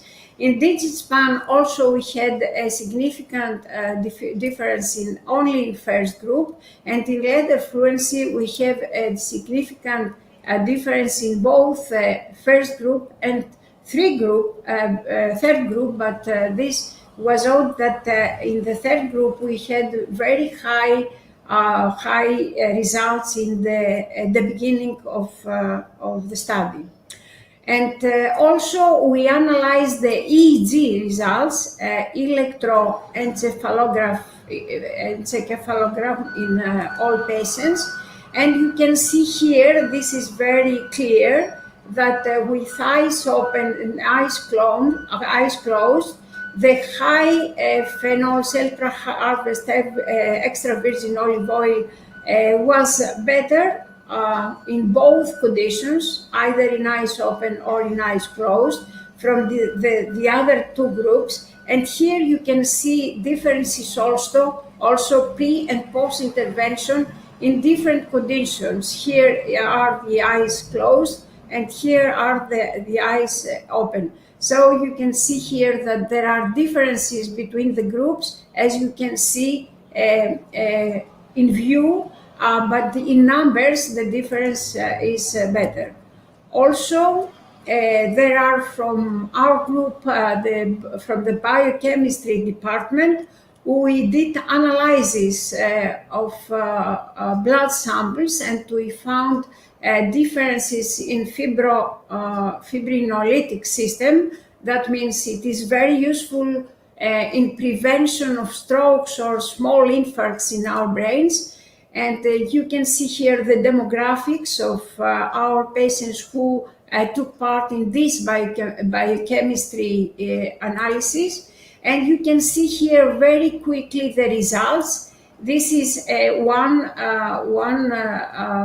plasminogen activator inhibitor 1, and you can see here the normal and the people who were in MCI states and took for 1 year extra virgin olive oil were at the same level in this factor, while in all the other groups the PAI-1 was increased. Even the patients were in the mild cognitive impairment at the baseline, or after 12 months, or even we had also a group with Alzheimer's disease who did not take olive oil. Also, this factor was very high. And you can see here how the olive oil changed the levels of this factor. Also, alpha-DO-antiplasmin, alpha-2 antiplasmin was also changed. You can see here the big change by olive oil. We had in the group who were in extra virgin olive oil for 12 months. You can see here also the differences. And also we have another factor which also gave the same results. You can see here MCI with extra virgin olive oil are at the same level with normal persons and the same age, education, and gender. And you can see here this difference between different groups of MCI, either at baseline or without extra virgin olive oil after 12 months. And beta amyloid and tau protein are the proteins which are changed mostly in the brain, but now we are waiting to have some very reliable results also in blood. So we did measures in blood, and we found that also there was differences in beta amyloid. You can see there is a change, but there is no significant difference. And we have also MDA, which is a factor of oxidative stress. And you can see here that patients with MCI and extra virgin olive oil, they are at the same level of normal as in the other proteins. And you can see here between the different groups of mild cognitive impairment that the best values are in patients with extra virgin olive oil. The other study, which was published this year also, is about the BMI 1 level. I'm sorry, Dr. Tsolaki, can you please conclude? Yeah. Yes. This is another study. We have also very good results. You can see that the same results with normal, this group with extra virgin olive oil. And also you can see the tau protein, as I discussed just before, that the tau protein also is a very good protein and a very good biomarker for Alzheimer's disease. But also we have biomarkers of neuroinflammation. And here we have very good results. You can see here the same levels between normals and people who on extra virgin olive oil. So the supplementation of extra virgin olive oil does all these changes, which are very useful for our brain. And the last study is this, where we can show that the olive oil is a neuroprotective, anticoagulant, antioxidant, and anti-inflammatory. And this have, as a result, to have less beta amyloid perhaps in our brains and less tau and phospho-tau in brain and blood sample. Finally, I would like to say that we come again 25 centuries before and say the same that Hippocrates said, that our food has to be our medicine and our medicine has to be our food. Thank you very much all my colleagues for their big efforts, and I would like to thank you, all of you from the lovely Thessaloniki, and I'm ready for questions. Thank you very much. Thank you very much for your interesting presentation. Actually, I have a question. As a doctor, with what you know up to now, what can I do to prevent, from what we know, to prevent Alzheimer? I mean, would you recommend to, let's assume that I'm a healthy person, 1 tablespoon early harvest virgin oil per day?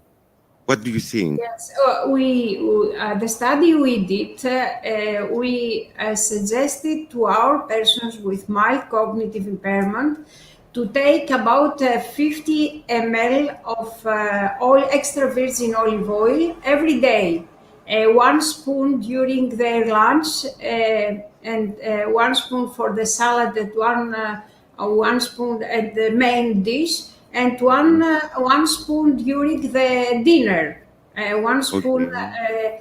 and this is very good for this.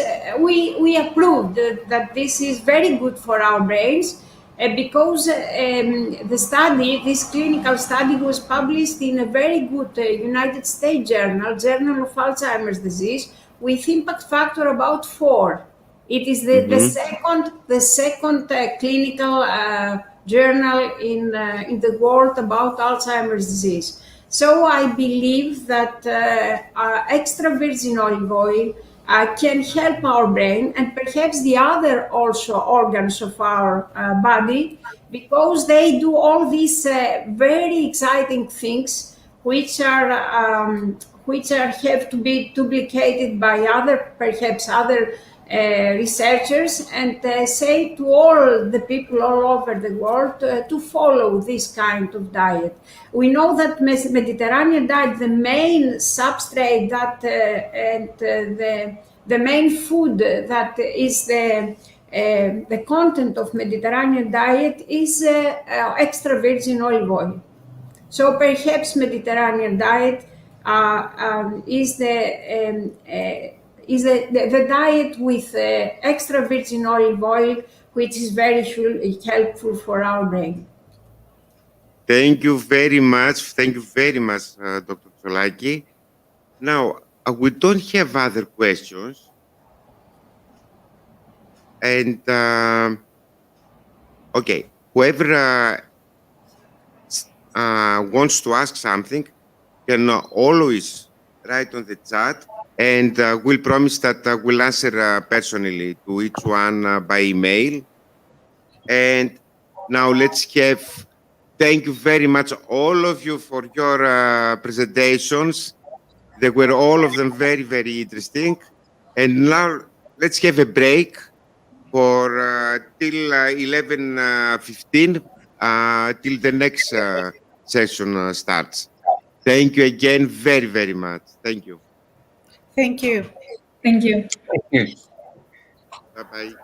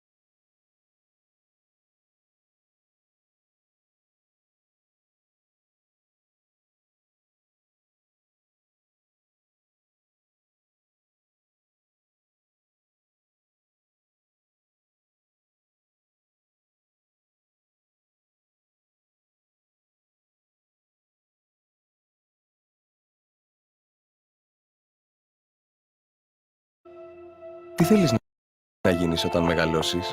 Πόσες φορές έχεις ακούσει αυτή την ερώτηση? Και μαζί πόσες απαντήσεις? Αρχιτέκτονας, μηχανικός, αστροναύτης. Ωραία όλα αυτά. Αλλά αν ρωτήσεις εμένα, απάντηση ήταν πάντα η γη. Που μας τρέφει, μας φιλοξενεί, μας αγκαλιάζει. Το σήμερα και το αύριό της. Η ερώτηση λοιπόν δεν είναι τι, αλλά πού. Γιατί το πού θα φτάσεις έχει σχέση και με το από πού ξεκινάς και το πώς θα προχωρήσεις. Γιατί πώς να ασχοληθείς με τη γη αν δεν βρεθείς δίπλα της? Πώς να ασχοληθείς με το μέλλον αν δεν το κάνεις κτήμα σου? Όχι απλά να κοιτάς έξω, αλλά πέρα από τον ορίζοντα. Perrotis College. Εσύ, τι θέλεις να γίνεις όταν μεγαλώσεις?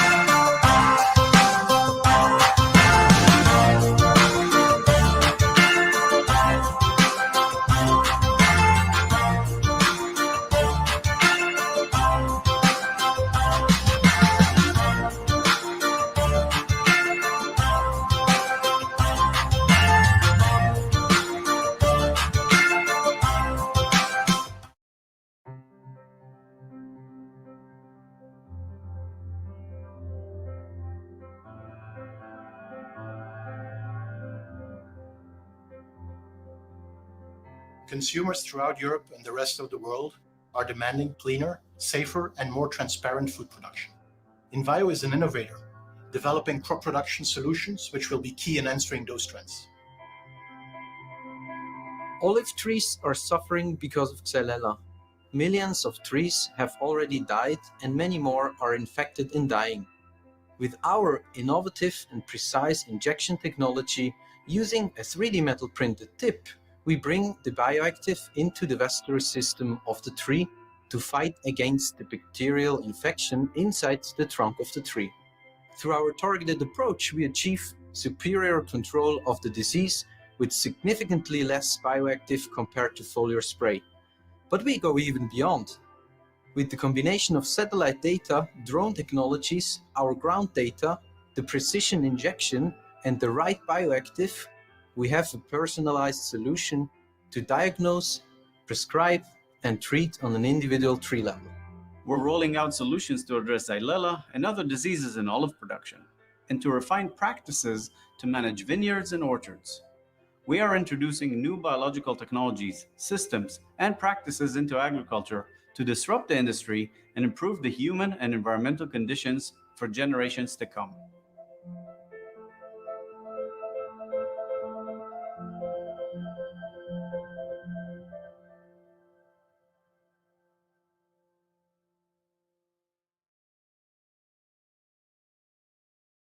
Η αρχή πάντα είναι πολύ δύσκολη. Αλλά άμα έχεις υπομονή και επιμονή, κερδίζεις τα πάντα. Ξεκίνησα το 1956, μέχρι το 1970 ήμουνα στην εσωτερική κατανάλωση, σε διάφορα μπακάλικα σε όλους τους νομούς της Κεντρικής Μακεδονίας. Στις αρχές της δεκαετίας του 1970 άρχισε δειλά κάποιες εξαγωγές σε Έλληνες του εξωτερικού. Σιγά σιγά απλώθηκε σε όλη την Ευρώπη και φυσικά τα επόμενα χρόνια και στις ΗΠΑ και σε άλλα κράτη του κόσμου. Έχει σημασία πάρα πολύ τις σχέσεις έχεις αναπτύξει στη διάρκεια του χρόνου με τους ανθρώπους σου σε όλη την Ελλάδα, με τους παραγωγούς, πώς αφουγκράζεις αυτούς, πώς αυτοί καταλαβαίνουν εσένα. Οι σχέσεις αυτές των παραγωγών ξεκινάνε το πατέρα μου από τις προηγούμενες γενιές παραγωγών, συνεχίζουν στα παιδιά τους και στα εγγόνια τους. Ο πατέρας μου, γνωρίζοντας κάθε ελληνική ελιά όπου βρίσκεται, τι δυνατότητες έχει, ξέροντας τους καλύτερους ελαιώνας και ξέροντας να επιλέγει πάντοτε το καλύτερο δυνατό προϊόν. Είναι μια σχέση αμφίδρομη και οδεύει στη διάρκεια του χρόνου. Όταν πρώτα ξεκίνησα με τους παλιούς πρωτότυπους τρόπους επεξεργασίας της ελιάς. Το χαράκι ήταν με το χέρι. Χαράζαμε το βράδυ και το πρωί τα κάναμε διανομή στα διάφορα μπακάλικα. Η επέμβασή μας είναι λιγότερη δυνατή, με σεβασμό σε αυτήν την ελιά. Είναι το άρωμά της, η γεύση της που την ξεχωρίζουν από τις υπόλοιπες ελιές στον κόσμο.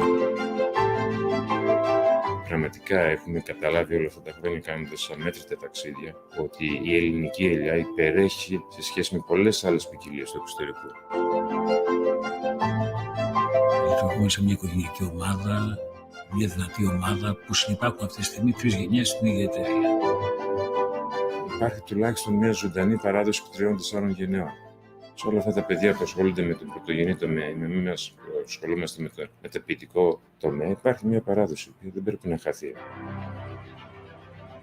Η εταιρεία έχει στα χέρια της μια ισχυρή παράδοση, δίνει μεγάλη βαρύτητα στην ποιότητα και πιστεύει ότι αυτά τα δύο πράγματα, η ποιότητα και η παράδοση, έχουν μέλλον.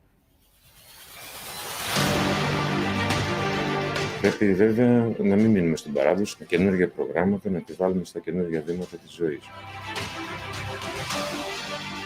Η πίστη και η εμπιστοσύνη που έχουν τόσο οι παραγωγοί που δίνουν τα προϊόντα της, όσο και οι πελάτες οι οποίοι αγοράζουν τα τελικά προϊόντα. Αυτή τη σχέση εμπιστοσύνης θέλουμε να κτίσουμε και να τη μεγαλώσουμε και τα επόμενα χρόνια και είναι η μεγάλη περιουσία της εταιρείας. Προσδοκούμε στην τρίτη γενναία να έρθει μαζί μας, να αγαπήσει και αυτό το προϊόν, να έχει και αυτή πάθος όσο είχαμε κι εμείς. Πάντα λέω και στα παιδιά μου και στα εγγόνια μου, η δουλειά δεν θέλει μόνο ζήλο. Θέλει έρωτα.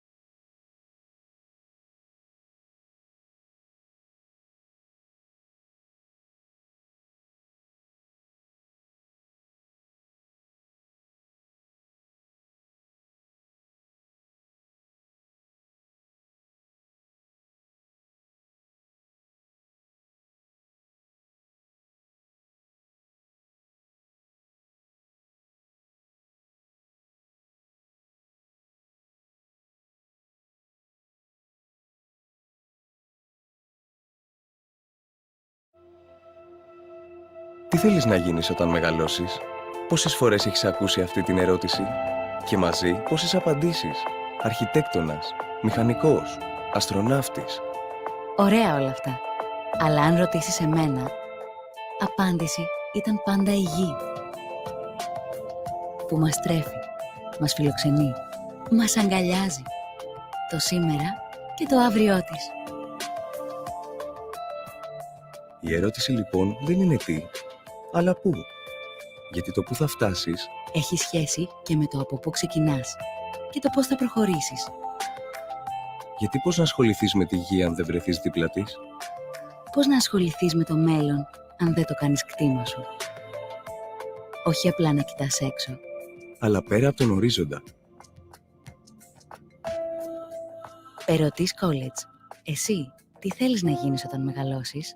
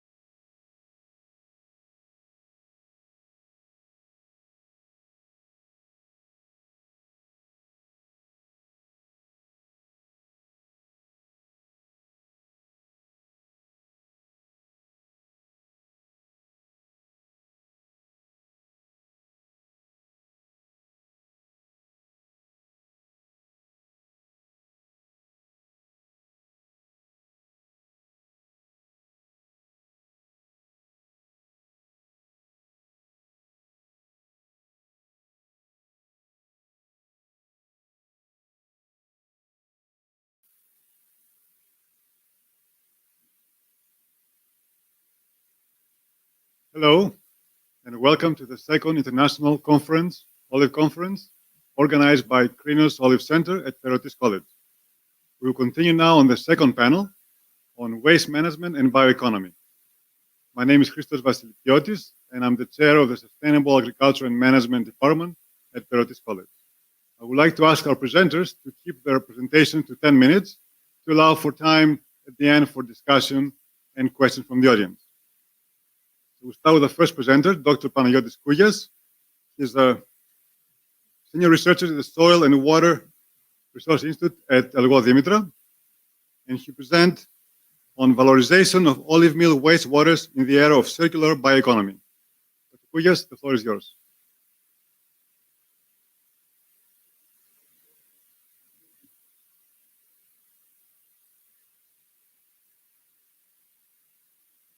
Το μικρόφωνο κάνετε unmute. Dr. Kougias. I think that now you can hear me, right? Yes.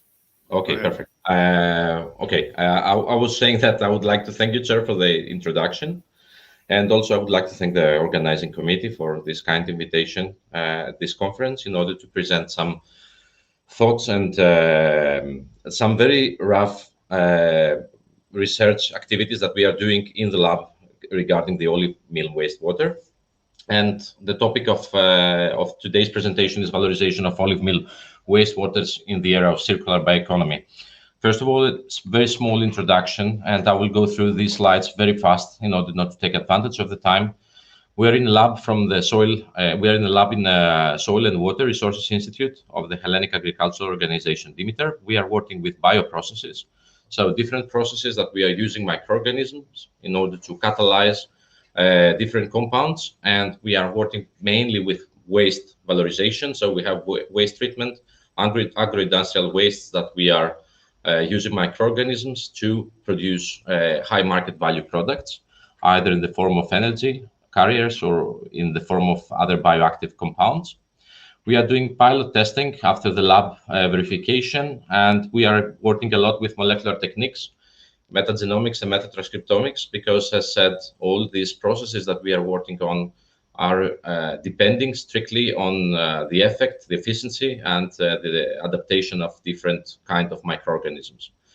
And the last one, it's the circular bioeconomy, which is the umbrella of all our bioprocesses, because we are trying to look at a 360 approach, biorefinery approach, on how we can utilize something that it's called nowadays waste. We can call it a byproduct, in order to produce something that it's useful and to give to this residue a second life.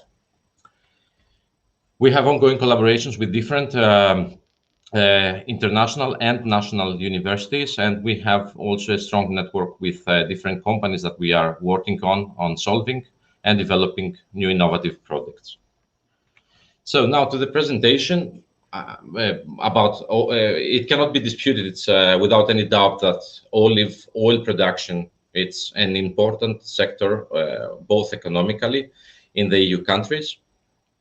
We can see that EU produces roughly 67% of the world's olive oil, and specifically for Greece, I would say that according to the last statistics, approximately 15% of the cultivation of olive trees are occurring in our country. So there is no any doubt that we have also as a country a strong impact on and relation with this topic. Now, what is the problem coming out from the oil processing industry? Is that we have a huge quantity of different wastes. And we talk about also wastes that are solid ones, like wood, branches, or leaves. And we have also the liquid ones, like the olive meal wastewater that are coming out from the olive extraction process. We can see in this slide that in order to understand how much waste and wastewater we are producing, we can see that out of 1 ton of olive, we can get approximately 200 to 400 kilos of solid waste and 400 to 600 kilos of wastewater if we are using a traditional system. While if we are using a three-phase system, we have approximately 500 to 600 kilos of solid waste and approximately a ton or 1.2 tons of wastewater, and if we use a two-phase process, we have 950 kilos of solid waste, and also something like 100 kilos of wastewater. So we can understand that it's while producing the olive oil, we have quite a lot of waste and wastewater production.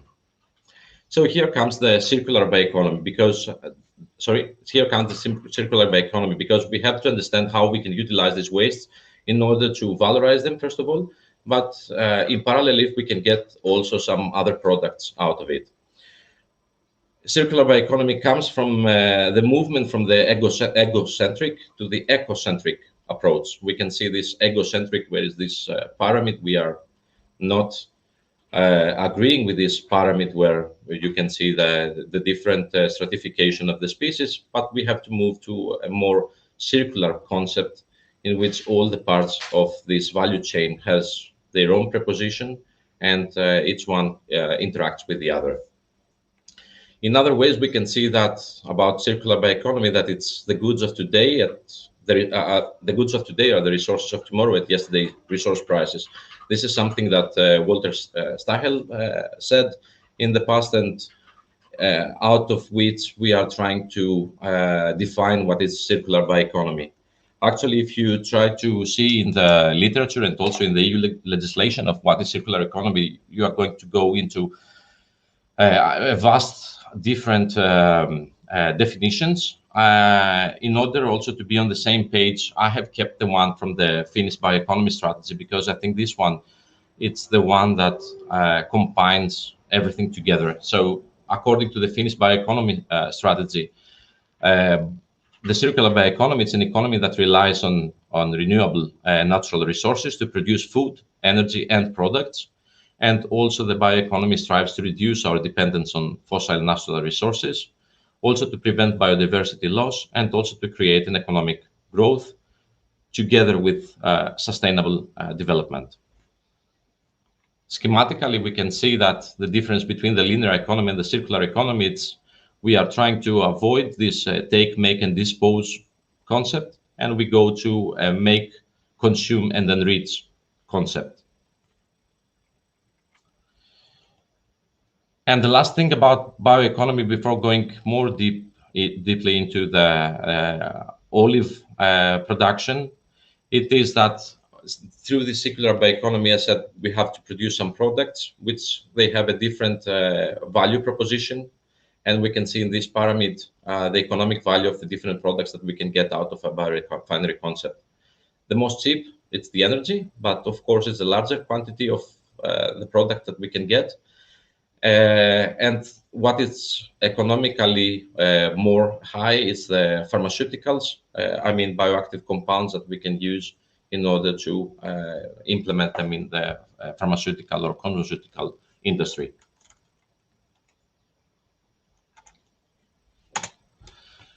So in this slide, we have a canvas on circular business models. It's again like the pyramid that we have seen together, but here we can see the valorization pathways from resources to the value proposition. The outputs that we can get from the cultivation of olive trees, and also the effluents or the byproducts that we can get out from the olive mill, the olive oil extraction. So starting from the highest in volume, somewhere here we have solid waste, like the wood from the pruning. All these can go, the flowers can go for cosmetics, but most of them, of this high quantity wastes, they are going for the generation of electricity and heat. While we have also, as said, from the flower, some molecules that we can extract either from the wastewater or also from the leaves, and they can be used as antioxidants in cosmetics, or can be used also as tanning agents in ecological leather processing, or also some other bioactive ingredients for medical compounds. The water, and we will see that in one example, they can be purified, they can generate also some kind of energy, but mainly they can be used again for the irrigation of the olive trees. So going now to show you two examples. The first example is something that we are using in the lab. We are developing in the lab not only with olive wastewater, but also with other types of agro-industrial wastes. But it is something relevant. It's the production of energy, and I will tell you what. But to couple it with something else, because I said the energy is the one of the product, but it doesn't have so much profitability in some cases. So the first one is the utilization of olive meal wastewater in a combination of with a combination of anaerobic digestion. So I don't know how many of you are aware of the anaerobic digestion and the biogas production. Here we can see a very rough schematic process. So we have a biogas digester which is fed with different kinds of agro-industrial wastes, out of which it can be also the olive meal wastewater. The wastewater are remaining inside the anaerobic tank for a certain amount of days, depending on the temperature of the operational temperature, and then we can get biogas. Biogas is actually a gas mixture. It contains approximately 50 to 75, I would say mostly 50 to 60% methane. The rest is carbon dioxide, while it has also some impurities like nitrogen, hydrogen sulfide that it should be removed. But we have also some impurities in this gas mixture. What we can do with this biogas is to burn it in a combined heat and power unit, as we can see here. And from the 100%, let's say, biogas, we can produce approximately 35 to 40% out of this proportion goes to electrical energy, can be sold to the national electrical grid, while another 45 to 50% it is heat. It can be used to heat again the anaerobic digester, or it can be used for heating other agricultural structures that are around the biogas plant, since we are talking about rural areas. And we have 15% approximately losses because of the capacity of the CHP. Now, if we are going to do something like that with olive meal wastewater, it will be certain no. Of course, we know that olive meal wastewater, they have a seasonality. They are from November up to, let's say, February. So we cannot run an anaerobic digester only for this period. We would like to have something all the year. So what it's the most easiest thing to do is to combine it with other agro-industrial wastes. And olive meal wastewater, they have some particularities in their chemical composition. They have a very high COD and a lot of carbon inside, but they are very poor in nitrogen. On the other hand, we have a vast amount of other, especially livestock resources, like pig manure, that they have a lot of ammonia inside, so they have a lot of nitrogen inside, which this ammonia causes a toxicity to the microorganisms. On the other hand, by combining these two wastes, so we have not only a monodigestion, but like a co-digestion process, it improves the overall anaerobic digestibility of these substrates.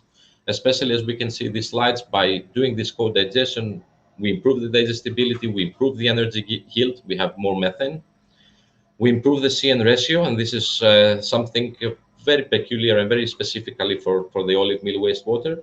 Also, we can alleviate toxicity issues. We know that olive meal wastewater, they have a lot of long-chain fatty acids. Again, it's toxic. It can cause toxicity to the microbes. So by combining it with another waste, we can have a benefit out of it. We can improve the economic viability of the plant, of the biogas plant, and also we can address the seasonality of some wastes.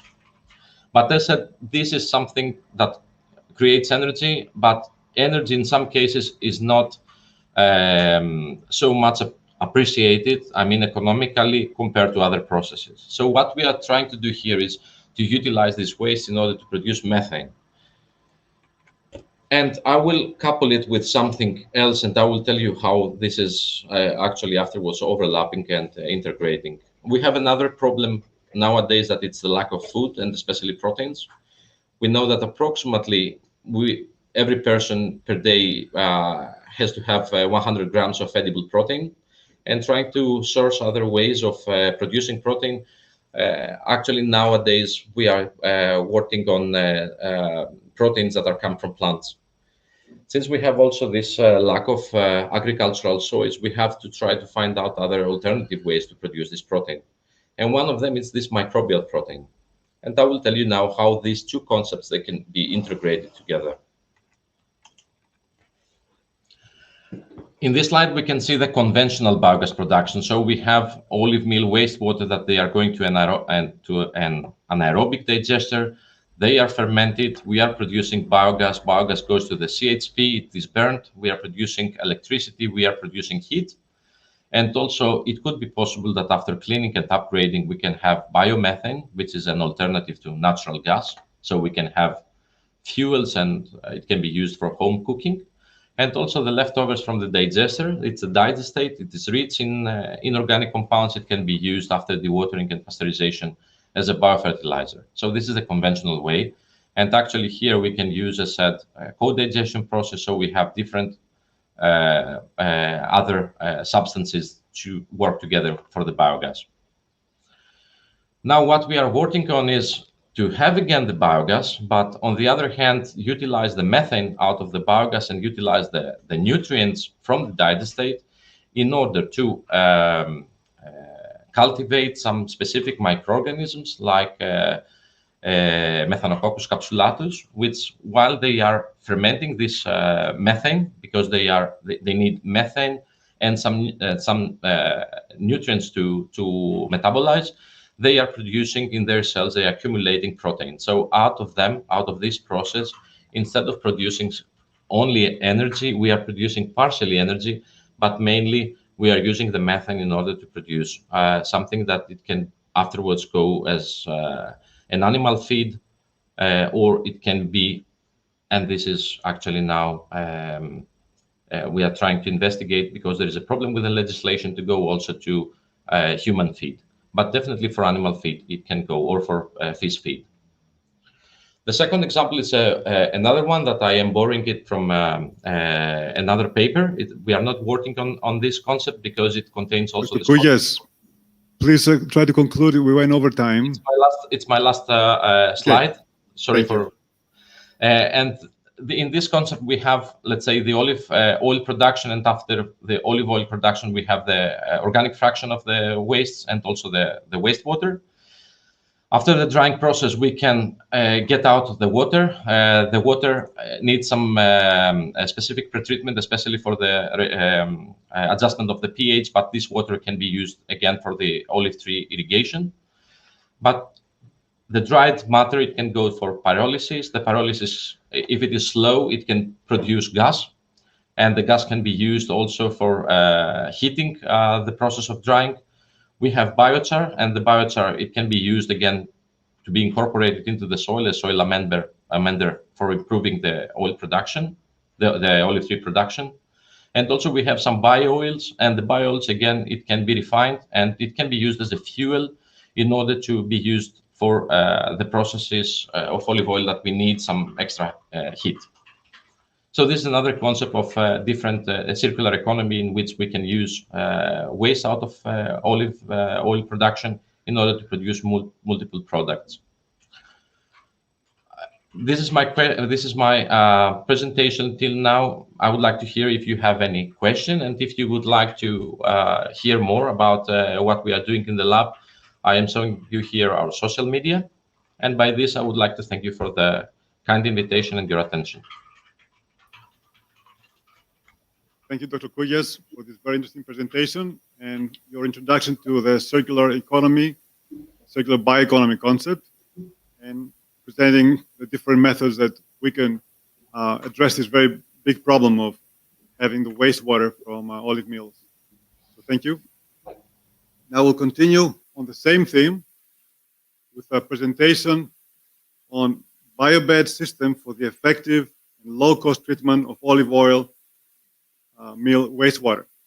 Presentation is by Ms. Kinikopoulou from the Elgo Dimitra in collaboration with Dr.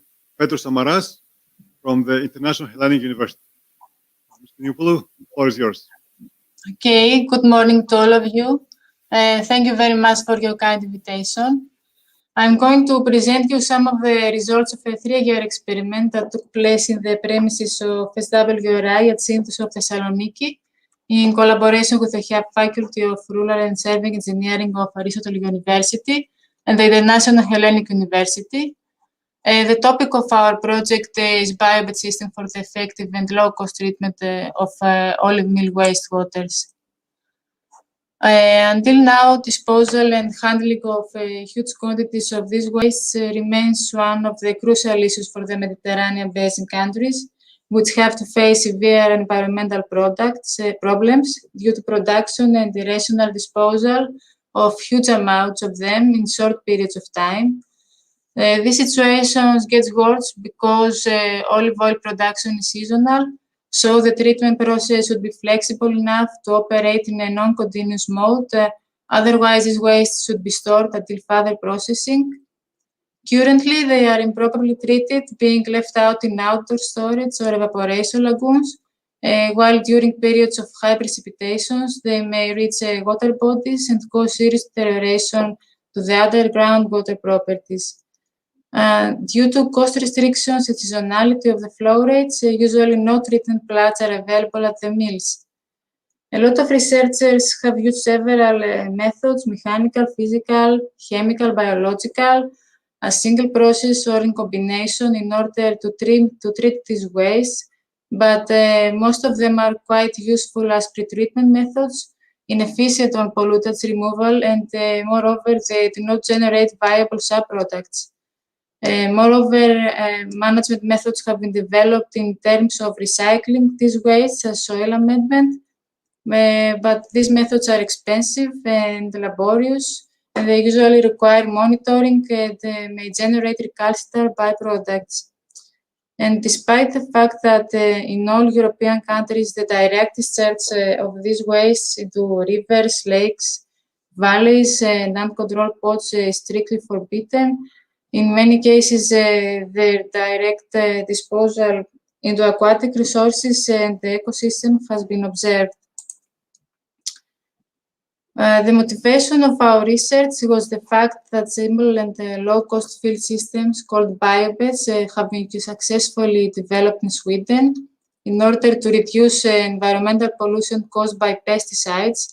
And although these systems have been efficiently used for the treatment of a broad range of wastewaters worldwide, however, their utilization for olive oil meal wastewater treatment is limited. So in these terms, we decided to operate a soil tank system filled in with a special biomixture, which behaves as a natural biological filter for degradation of organic matter and solids retention from the wastes. The aim of the study was the design, the construction, the installation, and the operation of a simple and low-cost biobed system for the treatment and purification of the waste, also the determination of the appropriate biomixture, and the investigation of the handling of the treated effluent, either for irrigation or discharge to water bodies and landscapes. A biomixture was prepared to fill the biobed, which took about 3.5 months to pre-process and complete. The materials that were used were straw, 50%, soil, 25%, and compost, 25%. And all these materials were mixed with a concrete mixture. Approximately 800 liters of biomass were prepared, which remained outside for 12 weeks for digestion. Also, water content was maintained to the desired level, while temperature and carbon per nitrogen ratio were monitored.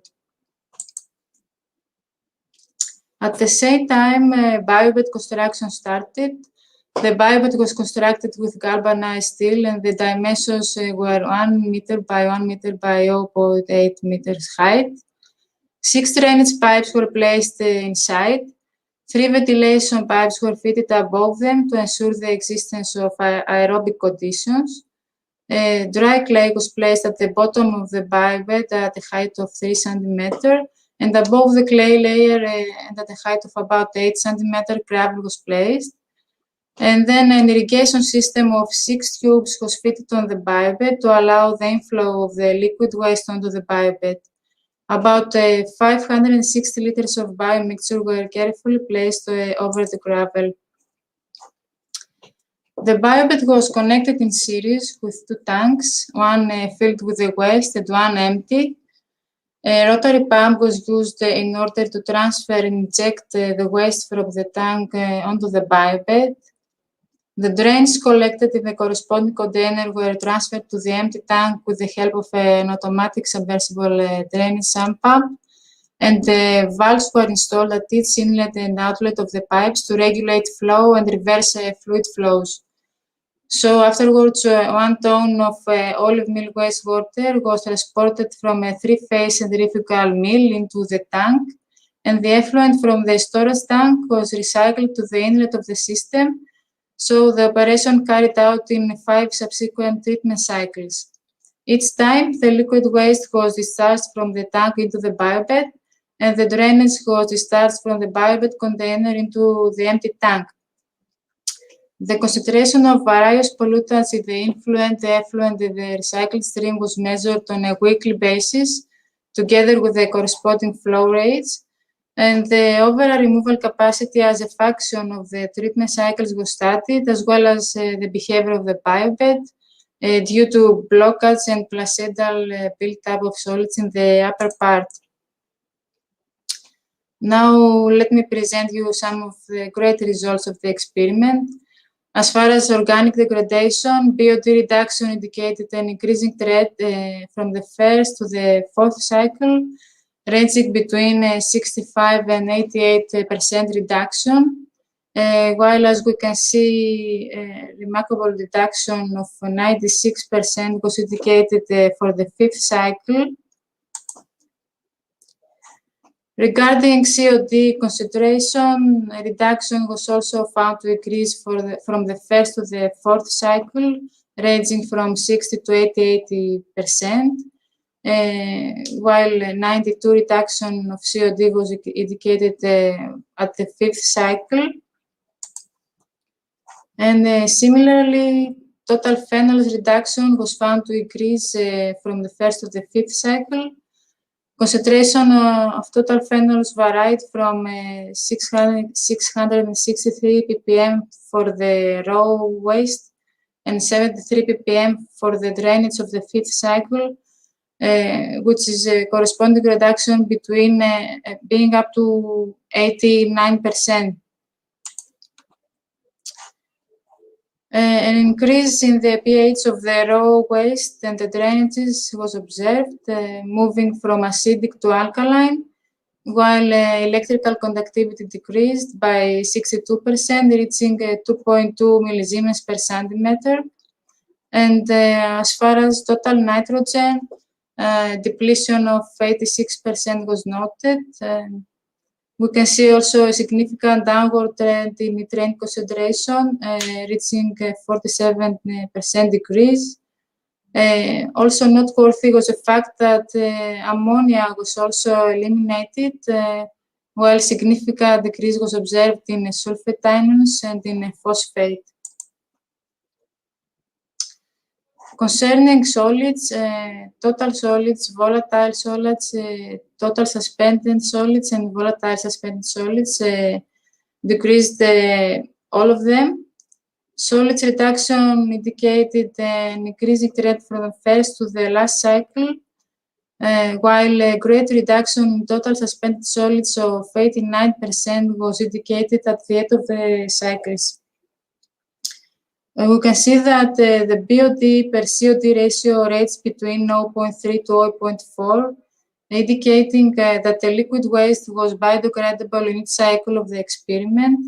And similarly, the values of volatile solids per COD ratio increased gradually, starting from the value of 0.4, which also indicated that drainages were becoming easier to biodegrade in each cycle, as less oxygen was required for the decomposition of the organic substance. Now, chemical determinations in the biomixture samples of each cycle also took place in order to investigate its potential use as soil amendment after its replacement. An increase in pH values was observed from 7 to 7.9. Regarding electrical conductivity, a slight decrease took place, while organic matter increased, ranging from 15 to 18%. It's also worth noting that macronutrients and boron concentrations showed high values. So we concluded that biomixtures content in nutrients and organic matter, as well as its other chemical characteristics, nominates that the used biomixture could be reused satisfactorily for soil enrichment with organic matter. In conclusion, at the end of the experiment, we observed a great COD, BOD, and phenols reduction, significant pH improvement, significant electrical conductivity, total nitrogen and sulfates reduction, as well as a reduction in all solids of the liquid waste. Summarizing, we can say that biobends can be considered as a novel, simple, inexpensive and effective method for the treatment and purification of olive oil meal wastewaters in order to minimize environmental impacts from their uncontrolled discharge or their inadequate treatment. Also, the promising outcomes combined with the fact that the method is zero waste and follows the circular economy principles may facilitate the arduous and intractable treatment of the waste in Greece. Very important is the fact that the byproduct, which until now was considered a hazardous waste, is turned into a viable component for the rest of the oil production process. The final drainages, even from the third cycle, could be used as they are or diluted in irrigation. And lastly, the used biomixture, when replaced, can be used as soil amendment in soils with low organic matter content, either as it is or after composting. I wish this was an interesting presentation for you. Thank you very much for your attention. Thank you, Ms. Kinigopoulou, for keeping the time, and thank you for the very interesting presentation on another application of the biobed system to olive meal wastewater. So we're saying that there are many promising strategies to deal with that big environmental problem and moving the olive sector into a more circular bioeconomy. We hope very so. Much. Now we're going to move to our third presenter, Dr. Michael Braverman, and who's the manager of a biopesticide, organic, and international capacity building program at Rutgers University. The presentation on developing pesticide residue data for international exports. Dr. Braverman, the floor is yours. Thank you. So today I'd like to talk a little bit about my organization and potential for cooperation globally. IR4 is an organization that specializes in developing data. Domestically, we submit this data to the Environmental Protection Agency in the United States. We were established in 1963. And over the last decade or so, we've been shifting from a domestic organization to one which is also involved in international activities. So we have a series of both field stations and laboratories whereby we develop research protocols. We conduct the field phase involving the application of new products for development of pest management. We analyze the residues and then submit them to EPA. As I mentioned, we have expanded not only now to EPA, but also to Codex. Codex is the international organization under FAO, which is associated with establishing MRLs or pesticide residue limits on crops such as olives and all crops. So we work on specialty crops. Why? Because most of the major companies are not interested in developing data on things such as olives. They want to register things on corn or soybeans or all of the major crops. So we develop data to help crops such as olives have new pest management tools. Of course, olives have pest problems just like all crops, such as the olive fruit fly. And we develop both conventional and biopesticide-based approaches to pest management. So some of the successes of IR4 project specifically on olives, we've developed new products that resulted in the registration and the availability of these new pest management tools for growers, including these insecticides. Several products for disease management, both managing fungal diseases and bacterial diseases. Also for weed control. And these are only, I specified ones on olives, but we work on a very wide variety of crops. Of course, pest management and their residues resulting from the use of pesticides are important because they can impact exports. So when olives or olive oil are exported, they can be subject to analysis in the incoming country, and there can be issues if the pesticide residues exceed an MRL. And one of the problems is that globally, there may be different maximum residue limits or MRLs in different parts of the world. So for example, buprofizin has a tolerance in the US of 5 ppm, but in the EU, it's only 0.01. And then opposed to that, at the bottom of the table, you have oxaflurofin. In the US, you have an MRL of only 0.05 part per million, whereas in the EU, it's 1.0. So these differences in MRLs can cause trade issues. So the vision of our organization is to develop a global network of minor use or specialty programs to solve the minor use pest management problems. And we want to develop partnerships globally. And not only do we want to develop the partnerships, we actually do want to develop data jointly, and in the end, have a more harmonized result. In other words, we want to have an even playing field between the MRLs in all parts of the world. And we can help do that by establishing data simultaneously. We have completed a number of projects funded by the Standards Trade and Development Facility, which is part of the World Trade Organization. Most of these currently have involved tropical crops, but we are involved in a number of crops in many parts of the world.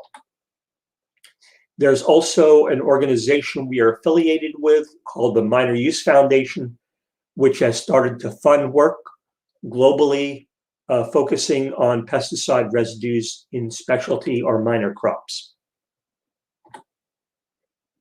So these are the priorities that are currently listed for the Minor Use Foundation.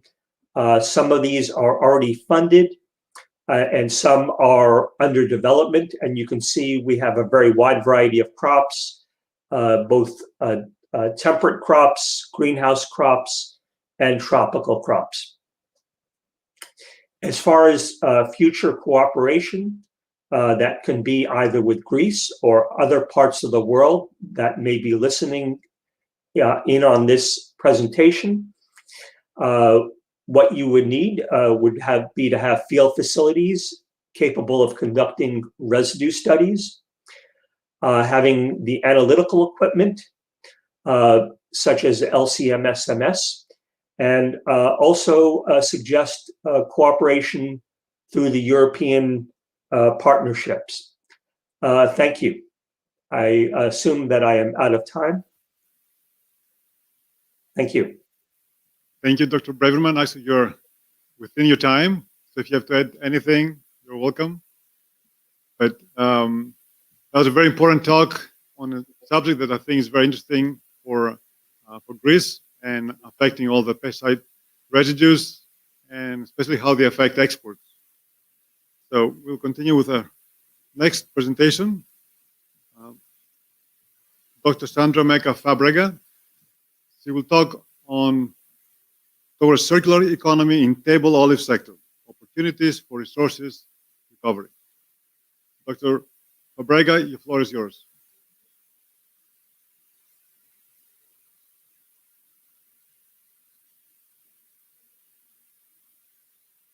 Can you please turn on your camera and the sound?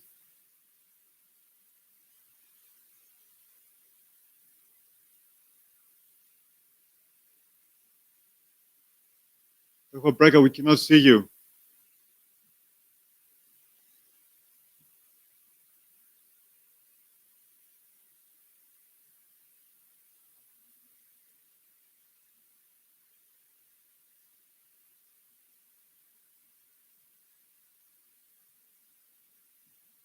Okay, we can take a small break and return momentarily.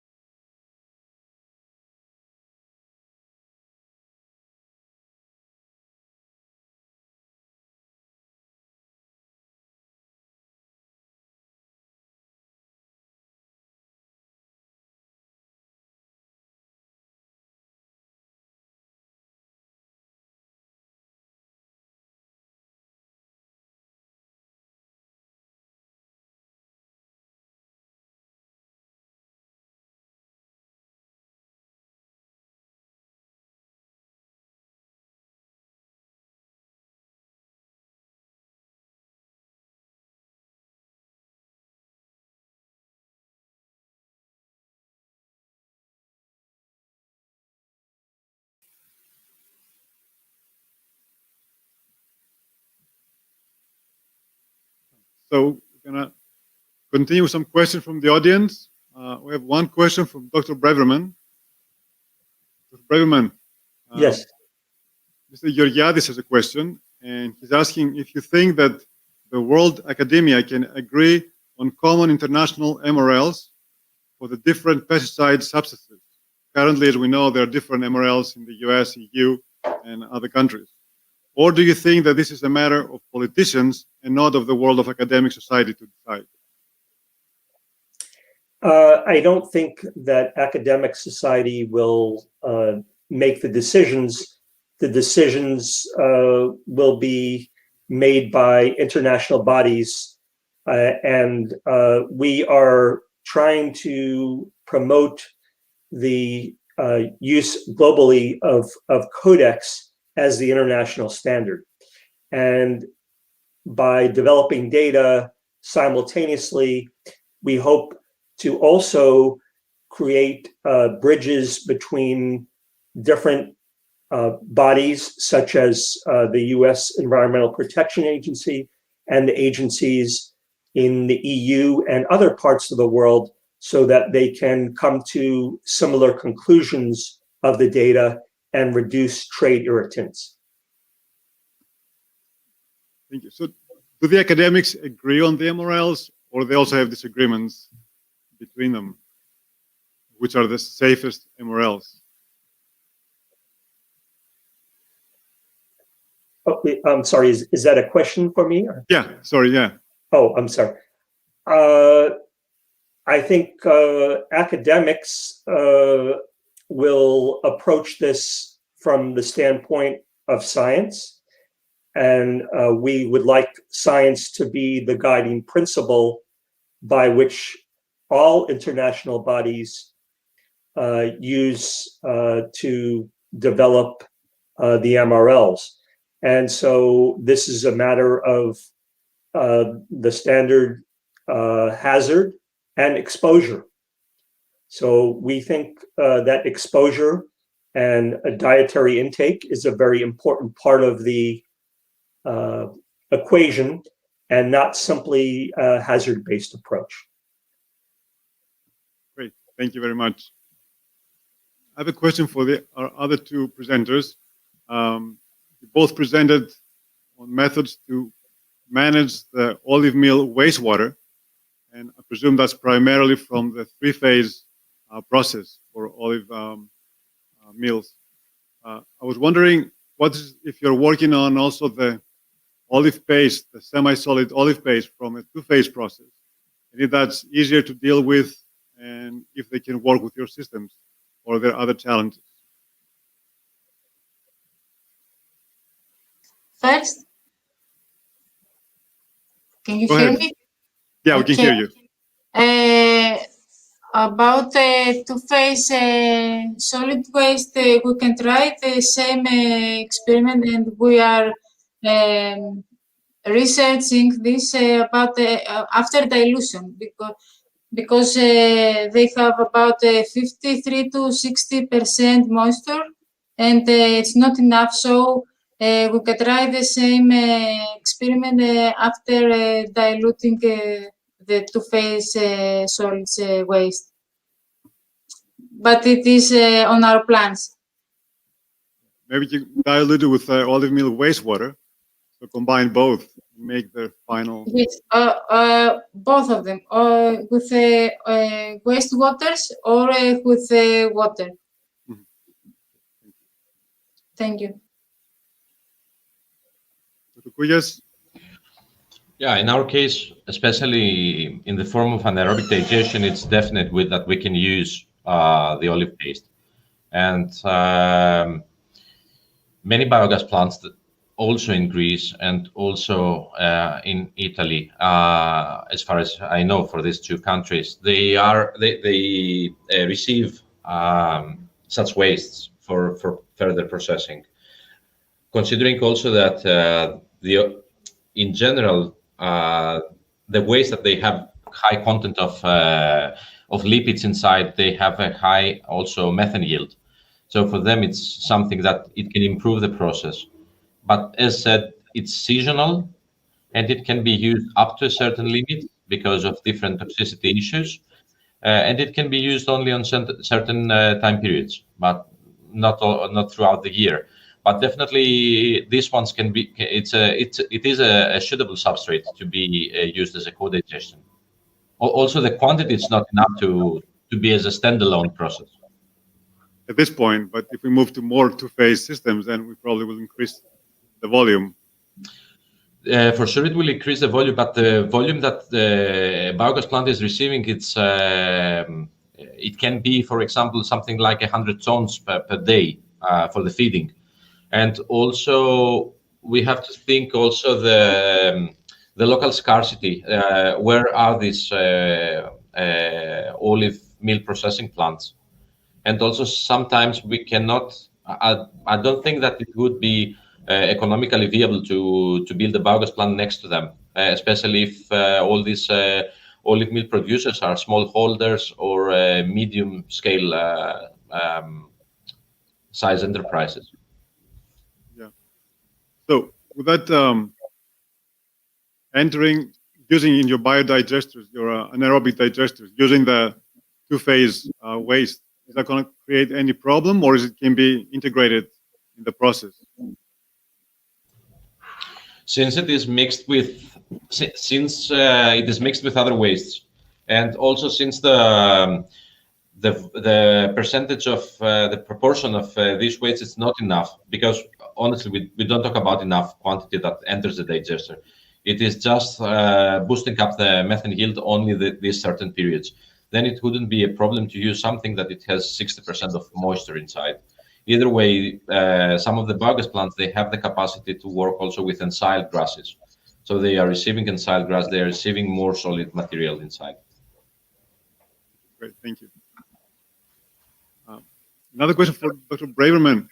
I wonder if you have heavy load of pesticide residues in that waste stream and you go through a biodigester or composting. I wonder if you know, will most of it be decomposed and not be in the final product, because we're talking about using some of that as a biofertilizer. And if any of the pesticides are remaining in the system and get concentrated, they potentially could be a problem. I wonder if you've done anything or if you have any experience with that issue.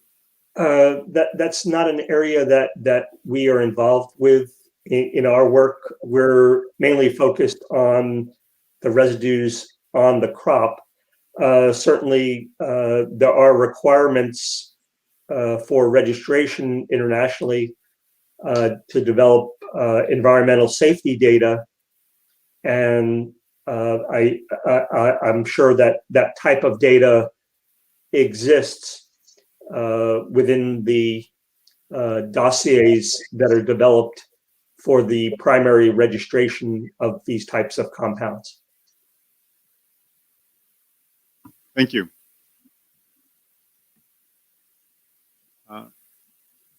So we're waiting for any other question from the audience. If you have any questions, please type them in on the website. And we're still waiting for Dr. Fabrega. I want to mention one thing that along the same lines that Dr. Koulias and Ms. Nicopoulou are working. We're trying to use a composting method using earthworms, so do a vermicomposting of the semi-solid olive paste. And we found that it actually can be composted. There's some minor problems that we need to work around, but the earthworms actually managed to bring down the phenols, and they stop reproducing, but they don't die, so they keep growing. And in the end, we get a final product. But I think it's the same thing Dr. Koulias mentioned. It's a very seasonal product, that waste stream. So whatever you do, have to find a way to integrate with another system. So ideally, somebody vermicomposting waste from dairies or any other cattle facility can integrate that in the system, and it could be another way of dealing with that byproduct. So.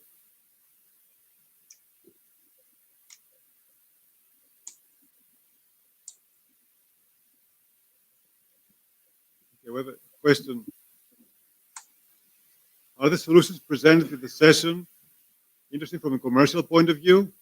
Have they been taken up in the market, and what are the financial potentials so far? Dr. Koulias and Nicopoulou.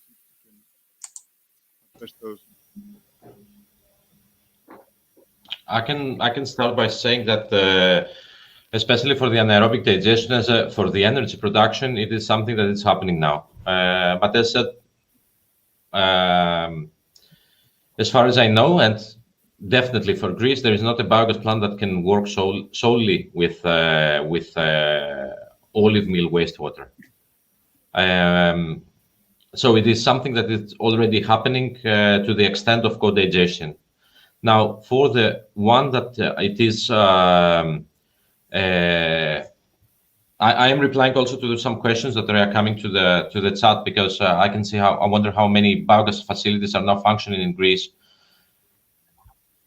We have we have actually now a lot of biogas plants in Greece, and especially after 2010.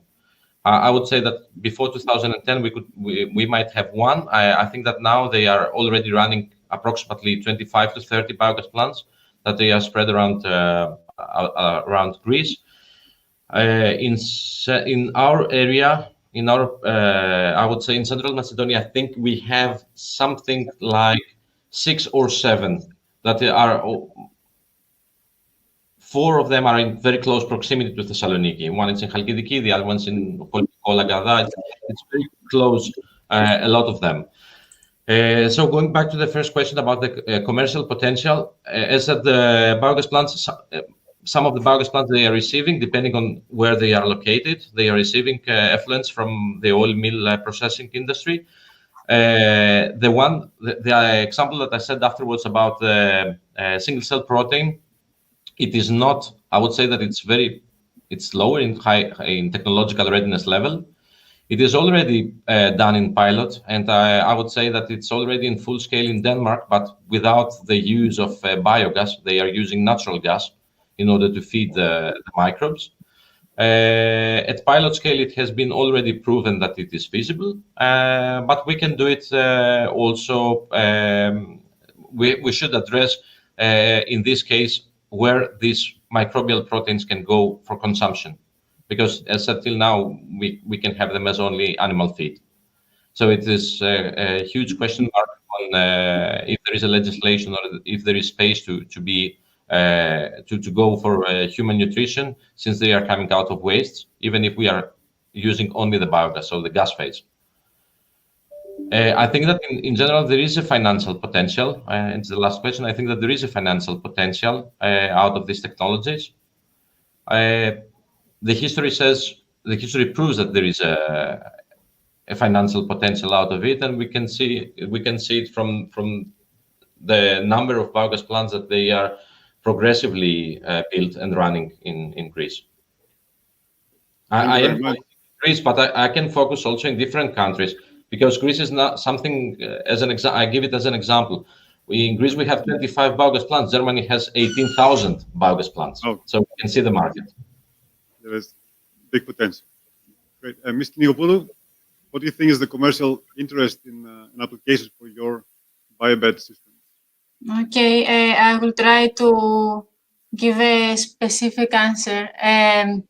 We have many proposals from small mills in island areas, or other mills that they want to practice they want to use this technique, and furthermore, we have proposed a new invention that has been accepted by the Hellenic Industrial Property Organization, and we have a very good, we have an answer from them, the positive answer. So we waited to make this technique, to give this the technique in the mills. I don't know if I answered the question. Okay, yeah, thank you. Thank you. We're waiting for any more questions from the audience. I'm not seeing any right now. We're waiting for Mr. Fabrega.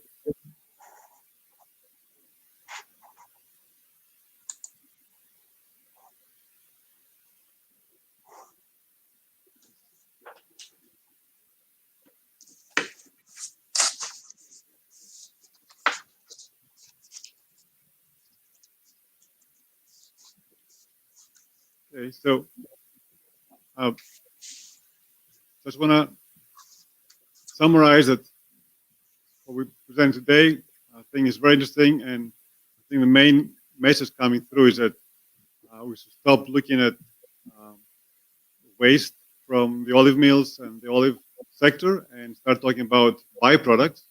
And we saw already the applications for using these byproducts to create either fertilizers or use them as energy sources. prevent it from entering the environment and causing pollution. So that's a thing, that's a big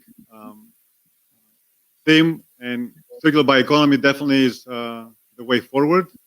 We know that the European Union is really pushing and integrating circular bioeconomy as one of their aims for the next few decades with the Green Deal. So I think that's really very promising.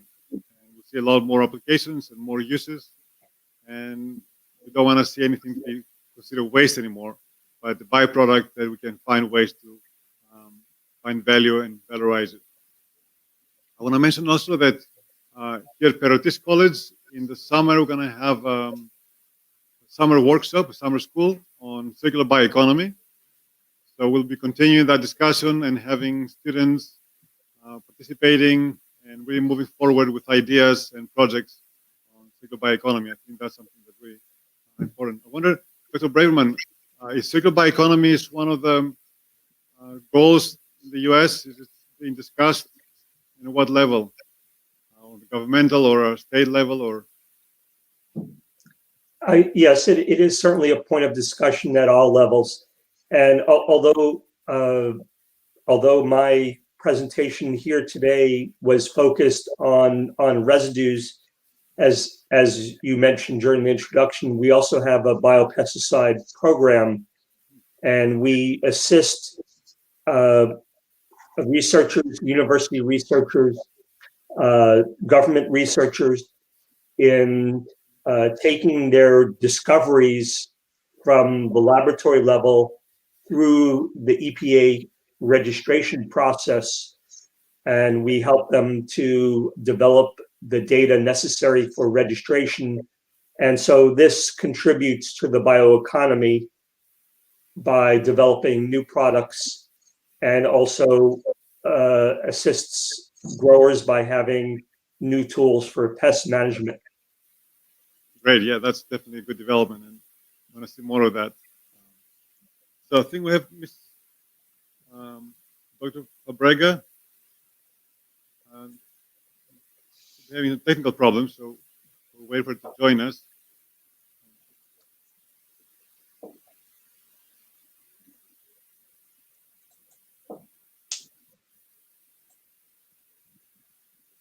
Okay, so is it joining in?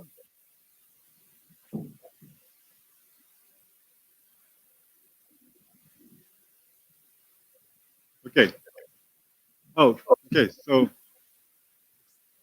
welcome, Dr. Fabrega. Hello. Can you hear us? Unmute yourself. Hello. Good morning. Okay. Welcome. So, looking forward to your presentation. Dr. Fabrega is from the Waste, Energy and Environmental Unit of Fundació Llobregat, Spain, and we make a presentation on towards circular economy in table olive sector, opportunities for resources recovery. Dr. Fabrega, the floor is yours.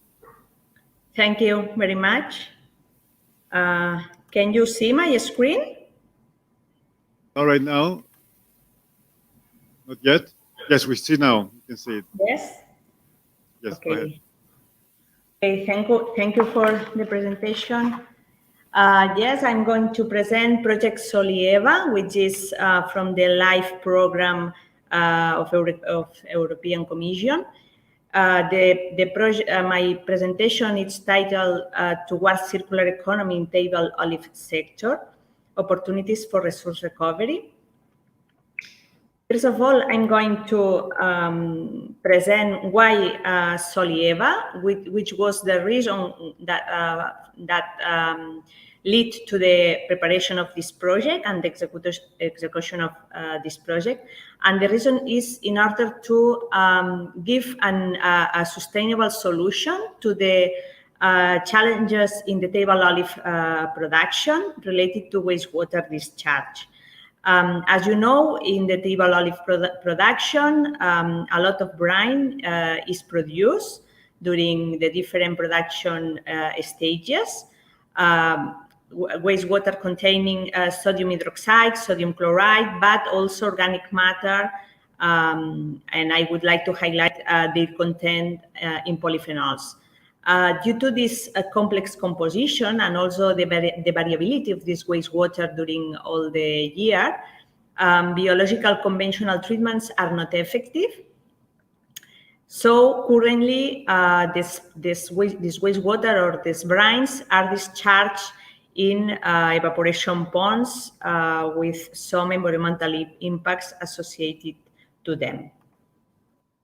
In order to solve this problem, Solieva aims to demonstrate technical, environmental, and economical feasibility of the technology based on membrane, concentrator vacuum and spray dryer, and advanced solar evaporation in order to face these environmental challenges in the table olive sector. So we have different specific objectives as to demonstrate the innovative treatment at pilot scale, improve resource efficiency in the table olive sector with the reduction in the water consumption, to define valorization pathways for polyphenols that will be recovered during this treatment. Also demonstrate environmental, social, and economic feasibility of this new technology, and define replication and transferability plans for this technology, scale up the Solieva process, and define a business plan, and finally provide some recommendations to update wastewater treatment legislation. Based on that, here you can see which is the Solieva approach, which is based in the development of an innovative treatment that to enable the recovery of valuable resources from table olive sector, and how we can do it by applying innovative technologies, a membrane-based technology based on the use of regenerated membranes for the separation of organic matter, and also the demonstration of advanced solar evaporation to achieve zero liquid discharge. By applying these technologies, we want to recover salt and water, and also to recover and valorize polyphenols. This is the treatment scheme, as you can see. From the wastewater collector, we feed a membrane pilot plant based on ultrafiltration and reverse osmosis. As I said before, the innovation in reverse osmosis is the use of regenerated membranes. From this membrane stage, we obtain two different streams. The permeate, which contains water and salt and a low concentration of organic matter. We are trying to remove as much as possible organic matter from this stream. This permeate then is fed to advanced solar evaporation, where we will recover salt.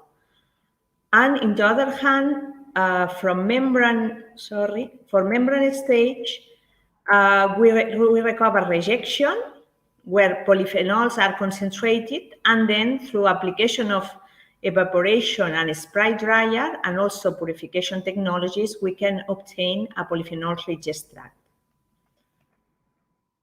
I'm going to review a little bit each stage. The first one is membrane stage. The objective is to separate organic matter from salt. We apply ultrafiltration to remove suspended solids and also regenerated membranes. Regenerated membranes are membranes that are produced from end-of-life membranes from desalination plants. We apply a treatment in order to oxidize this membrane and obtain a tailor-made membrane specific for our to achieve our objectives regarding the separation of salt and organic matter. In the picture of the right side, you can see the different streams that are involved in this membrane stage. The first one is the wastewater from olive table that enters to the pilot plant. The second one is the ultrafiltration product after the removal of suspended solids. This ultrafiltration stream feeds reverse osmosis, and you can see in the third bottle is the rejection from reverse osmosis, which contains polyphenols and organic matter. And the last bottle in the right side, it's permeate, which contains water and salt. This permeate in this project is fit in the advanced solar evaporator, but also will be evaluated to be reused in the production process of table olive in order to reduce salt and water consumption in the company. Here you can see the pilot plan of advanced solar evaporation. These evaporators are based on a greenhouse effect. We can increase evaporation rate due to a higher temperature inside of these ponds, but at the same time we control the air conditions inside the ponds by using an advanced control. Okay, so we can control the aeration inside the ponds in order to ensure that humidity it's suitable to increase the evaporation rate of the water. The objective of applying this advanced solar evaporation ponds is to reduce the surface that is needed to evaporate wastewater. And at the same time, we can control the air emissions that are removed from inside these ponds. And as the last stage of the Solieva technology, the concentrate or the rejection from reverse osmosis is treated by a vacuum concentrator and a spray dryer to obtain a phenol-rich powder. You can see it in the slide. This powder is purified in order to recover polyphenols, and in the project, these polyphenols will be used to develop functional foods. The expected results of the project are based on the application of these technologies will be to complete the study of brine regeneration in European agri-food sector, reduction of 95% of table olive production wastewater that is sent to accumulation ponds or discharged in the environment, to recovery of 50% of polyphenols contained in this wastewater, to recover 30% of salts and, if possible, also sodium hydroxide in the case that the company has this stream. Also to recover 55% of water to be reused, increase 50% of evaporation rate in comparison with natural evaporation, and also we are developing a decision support tool to provide information about technical, environmental, and economic considerations to uptake this Solieva technology. This decision support tool will be uploaded in the website of the project. Finally, as a result, we would like to make recommendations to update the environmental legislation in the table olive sector and brine management. Thank you very much for your attention. If you have some questions, I will answer to you. Thank you very much, Dr. Brega, for this presentation. We saw already about olive meal waste from olive press, and now we see also from the table olive production. So it's very interesting that there's a lot of these applications. And as we said, it's good to see that not as a waste, but as a byproduct we can recover. You can recover the salt, sodium hydroxide, polyphenols, and minimize what's discharged to the environment. Thank you. Let's see if there are any questions from the audience. I'm not sure any yet. Let me ask you, what is the final product that doesn't get recovered? What's the final the type of discharge you have. Is it liquid? Is it solid? What do you have as discharge from the system? I can't The hear final you. discharge. Can you What is the repeat? final? Yeah. What is the final discharge from the system? What comes out in the end after you recover everything Yes. else? We will produce different streams by applying the technology. Salt, solid salt, for example. We will produce or solid salt or water with salt. If we obtain water with salt, we are evaluating the possibility to reuse this water with salt in the same company, again in the production process of the table olive company. Solid salt, we will also evaluate its valorization, in which applications could be used. Then we will have polyphenols that will be valorized in the food industry. And finally, we will have some streams that will represent a low percentage in comparison with the initial volume of wastewater of organic matter that we will see if we can valorize it, or we will need to dispose this sludge, for example, in landfill. But the objective is trying to find valorization routes for all the products or subproducts obtained during the production process. Is currently any commercial interest in that? Is it being already used, or is it still at the developmental stage? What? Sorry? I can't hear you very well. Is that developmental stage, or has commercial applications? The technology, do you mean? Yeah. We are now demonstrating the technology at pilot scale, but very close to commercial scale. In fact, reverse osmosis is a commercial technology, so if the results are good and positive, it could be implemented, I think that when the project finalizes. And regarding advanced solar evaporation, this is at pilot stage, but as I said, very close to commercial, so we could expect a fast implementation in the industries after the end of the project. Great. Thank you very much, Dr. Brega. And this concludes our session.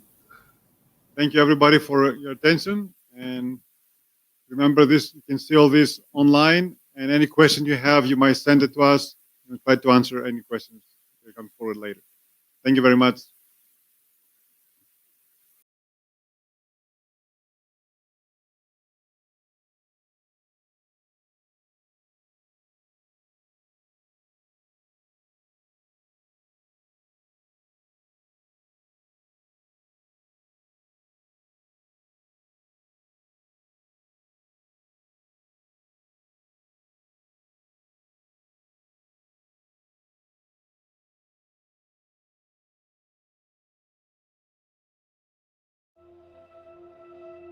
Τι θέλεις να γίνεις όταν μεγαλώσεις?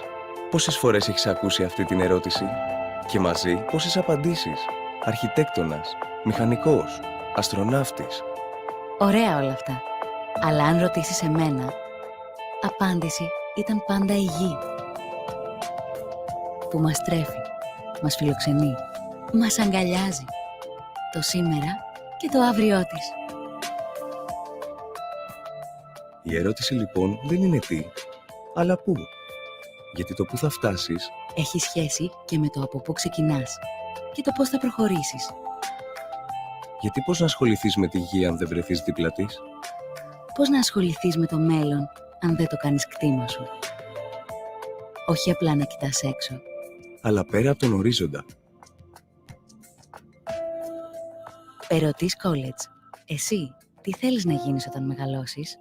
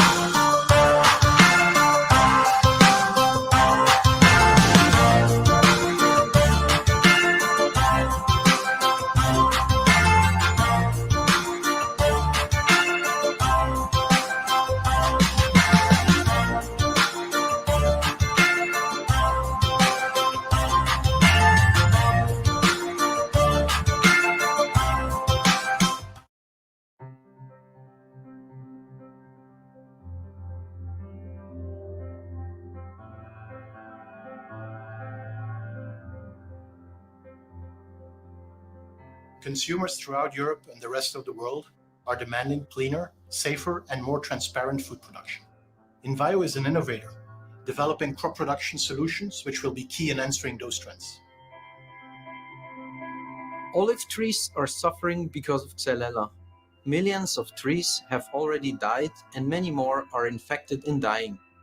With our innovative and precise injection technology, using a 3D metal printed tip, we bring the bioactive into the vascular system of the tree to fight against the bacterial infection inside the trunk of the tree.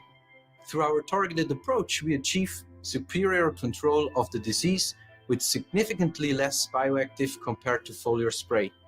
But we go even beyond. With the combination of satellite data, drone technologies, our ground data, the precision injection, and the right bioactive, we have a personalized solution to diagnose, prescribe, and treat on an individual tree level. We're rolling out solutions to address Xylella and other diseases in olive production, and to refine practices to manage vineyards and orchards. We are introducing new biological technologies, systems, and practices into agriculture to disrupt the industry and improve the human and environmental conditions for generations to come.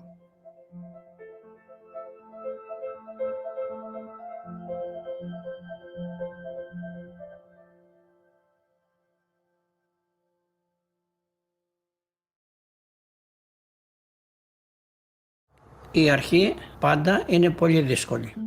Αλλά άμα έχεις υπομονή και επιμονή, κερδίζεις τα πάντα. Ξεκίνησα το 1956, μέχρι το 1970 ήμουνα στην εσωτερική κατανάλωση, σε διάφορα μπακάλικα σε όλους τους νομούς της Κεντρικής Μακεδονίας.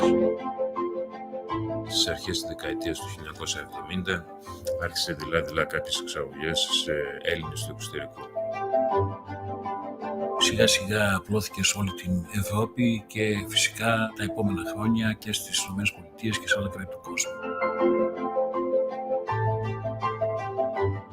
Έχει σημασία πάρα πολύ τι σχέσεις έχεις αναπτύξει στη διάρκεια του χρόνου με τους ανθρώπους σου σε όλη την Ελλάδα, με τους παραγωγούς, πώς αφουγκράζεις αυτούς, πώς αυτοί καταλαβαίνουν εσένα. Οι σχέσεις αυτές των παραγωγών ξεκινάνε το πατέρα μου από τις προηγούμενες γενιές παραγωγών, συνεχίζονται στα παιδιά τους και στα εγγόνια τους. Ο πατέρας μου, γνωρίζοντας κάθε ελληνική ελιά όπου βρίσκεται, τι δυνατότητες έχει, ξέροντας τους καλύτερους ελαιώνας και ξέροντας να επιλέγει πάντοτε το καλύτερο δυνατό προϊόν. Είναι μια σχέση αμφίδρομη και οδεύει στη διάρκεια του χρόνου. Όταν πρώτο ξεκίνησα με τους παλιούς πρωτότυπους τρόπους επεξεργασίας της ελιάς. Το χαράκι ήταν με το χέρι. Χαράζαμε το βράδυ και το πρωί τα κάναμε διανομή στα διάφορα μπακάλικα. Η επέμβασή μας είναι λιγότερο δυνατή, με σεβασμό σε αυτήν την ελιά. Είναι το άρωμά της, η γεύση της που την ξεχωρίζουν από τις υπόλοιπες ελιές στον κόσμο. Πραγματικά έχουμε καταλάβει όλα αυτά τα χρόνια, κάνοντας αμέτρητα ταξίδια, ότι η ελληνική ελιά υπερέχει σε σχέση με πολλές άλλες ποικιλίες του εξωτερικού. Λειτουργούμε σε μια οικογενειακή ομάδα, μια δυνατή ομάδα που συνυπάρχουν αυτή τη στιγμή 3 γενιές στην ίδια εταιρεία. Υπάρχει τουλάχιστον μια ζωντανή παράδοση 3-4 γενναιών. Σε όλα αυτά τα παιδιά που ασχολούνται με τον πρωτογενή τομέα, εμείς ασχολούμαστε με το μεταποιητικό τομέα, υπάρχει μια παράδοση που δεν πρέπει να χαθεί. Η εταιρεία έχει στα χέρια της μια ισχυρή παράδοση, δίνει μεγάλη βαρύτητα στην ποιότητα και πιστεύει ότι αυτά τα δύο πράγματα, η ποιότητα και η παράδοση, έχουν μέλλον. Πρέπει βέβαια να μην μείνουμε στην παράδοση, με καινούργια προγράμματα, να επιβάλλουμε στα καινούργια βήματα της ζωής. Η πίστη και η εμπιστοσύνη που έχουν τόσο οι παραγωγοί που δίνουν τα προϊόντα της, όσο και οι πελάτες οι οποίοι αγοράζουν τα τελικά προϊόντα. Αυτή τη σχέση εμπιστοσύνης θέλουμε να χτίσουμε και να τη μεγαλώσουμε και τα επόμενα χρόνια και είναι η μεγάλη περιουσία της εταιρείας. Προσδοκούμε στην τρίτη γενναία να έρθει μαζί μας, να αγαπήσει και αυτό το προϊόν, να έχει και αυτή πάθος όσο είχαμε κι εμείς. πάντα λέω και στα παιδιά μου και στα εγγόνια μου, η δουλειά δεν θέλει μόνο ζήλο. Θέλει έρωτα.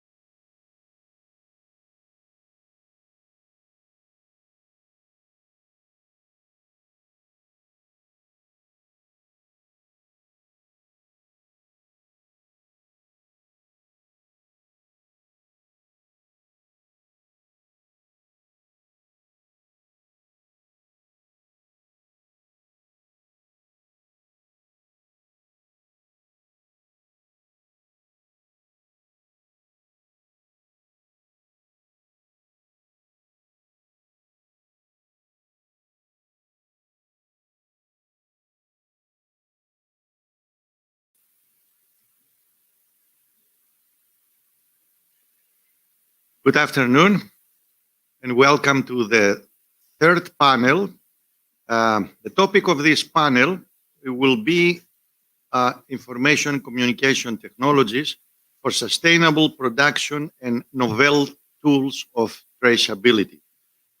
We have the pleasure to have as a first speaker Professor Maria Tsimidou from the Laboratory of Food Chemistry and Technology, the School of Chemistry in the Aristotle University of Thessaloniki. Her topic is very interesting, has to do with green table olives as dietary perspectives of a renowned cocktail garnishing. So, bon appetit. Thank you for the introduction. Good afternoon to everybody. As outline of my talk, I shall present in brief some introductory issues, and then I am going to present 3 actions that took place in our laboratory, mainly to understand our concepts, because my presentation is quite short, and I would be very pleased to have questions from the audience. If we pay attention to the definition of table olives according to Codex Alimentarius, we shall see that the sources, the raw materials, should be sound fruit and can come from different varieties of the cultivated olive tree. Then, at point B, we can see that different treatments can take place in different ways, mainly to remove bitterness that comes from the phenolic content of the raw materials. Nevertheless, to prevent spoilage and ensure product stability, different treatments take place in order to increase the storability of the product. Addition of preservatives, of certain preservatives, is also permitted.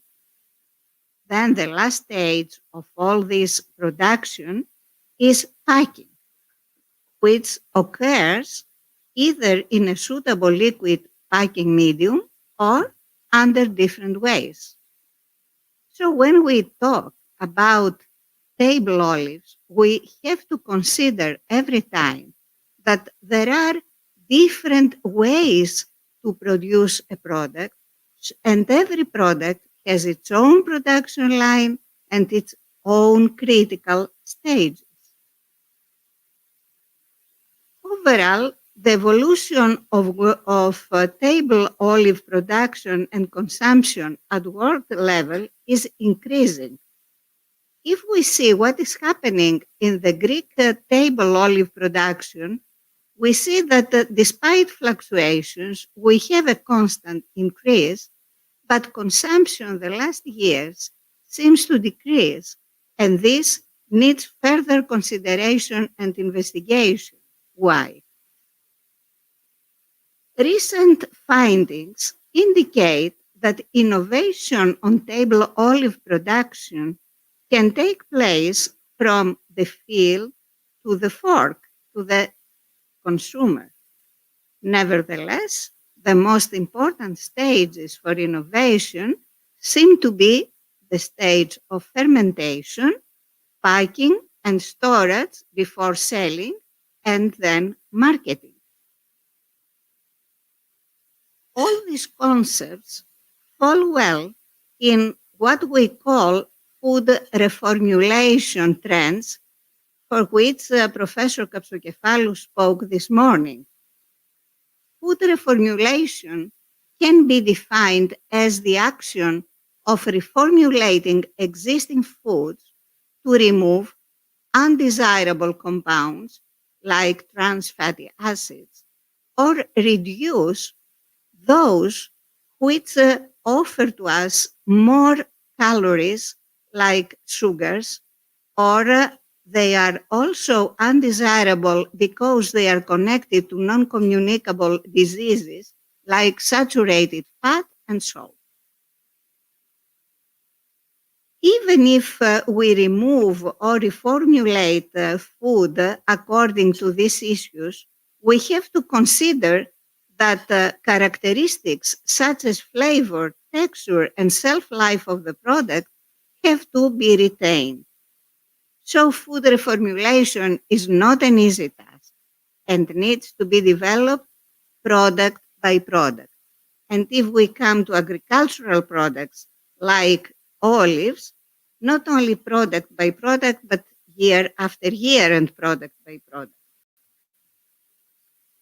Those who know me know well that I'm working for decades on olive oil. So the interesting collaboration with Associate Professor Fani Manzouridu in our lab was a driving force to work on table olives as well. This work is part of our research at the university, at the Aristotle University of Thessaloniki, and our collaboration with the Center of Excellence for Natural Products at Quebec, which is the Center of Innovation of our institute. Our interest was focused not in general on table olives, but particularly on table olives from Chalkidiki varieties. Chalkidiki region is very famous for olive tree agriculture. If we see the document, the numbers, we can see that there are more than 46 businesses around table olives.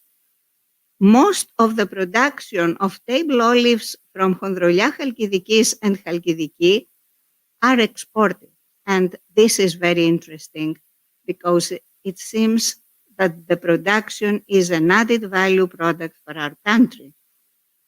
And 42% of Greek production, table olives, comes from these varieties. So first of all, when we started our research, we decided that we had to work carefully and understand the traditional line before we propose any innovative action. So we carried out a 2-year study at industrial level, collaborating with a local industry that is accredited and pays a lot of attention to safety issues. Πράσινες ελιάς Χαλκιδικής is the PDO product of those varieties coming from Chalkidiki region. The flow diagram indicates that there are 3 areas: light treatment, brining, and packaging in containers with brine that are of interest regarding safety, nutrition, and quality aspects.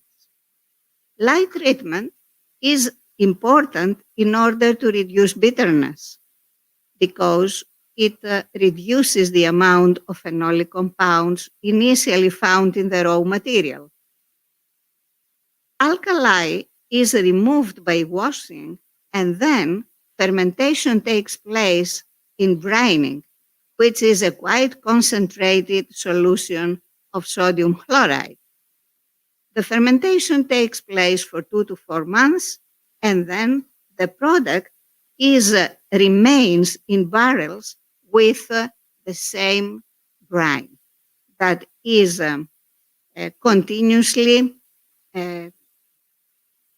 measured regarding the content of sodium chloride in order to preserve the product as long as possible. In the meantime, depending on requests on clients, there can be different types of packaging in a certain industry. This work of the 2 years resulted in some very interesting results that are already published. What we studied? We studied safety parameters, bacteria, yeast, pH, acidity, during fermentation in brine. We studied the evolution of safety parameters on olives upon storage. We measure changes in olive color and texture during this period, and the fate of characteristic hydrophilic and hydrophobic antioxidants, mainly oleuropein, lixtroside, and related compounds, as well as alpha-tocopherol and squalene, which are also very important antioxidants and bioactive compounds. Sodium content was monitored using appropriate methods, and sensory scores were also provided in certain cases. Our findings supported that the final product was microbiologically safe and of acceptable characteristics, so it can be traded, it can be provided to consumers. However, except for compliance with trade quality criteria, attention was paid to the reduction in phenolic compounds content and the important increase in sodium content due to fermentation and storage in brine. Our prototype model study indicated loopholes in the efforts to establish table olives as a functional food, because, as you can see in the table and around the circled text, we found that 5 grams of salt per 100 grams of edible flesh, that is 14 olives of medium size, was intaken when we consumed these green olives.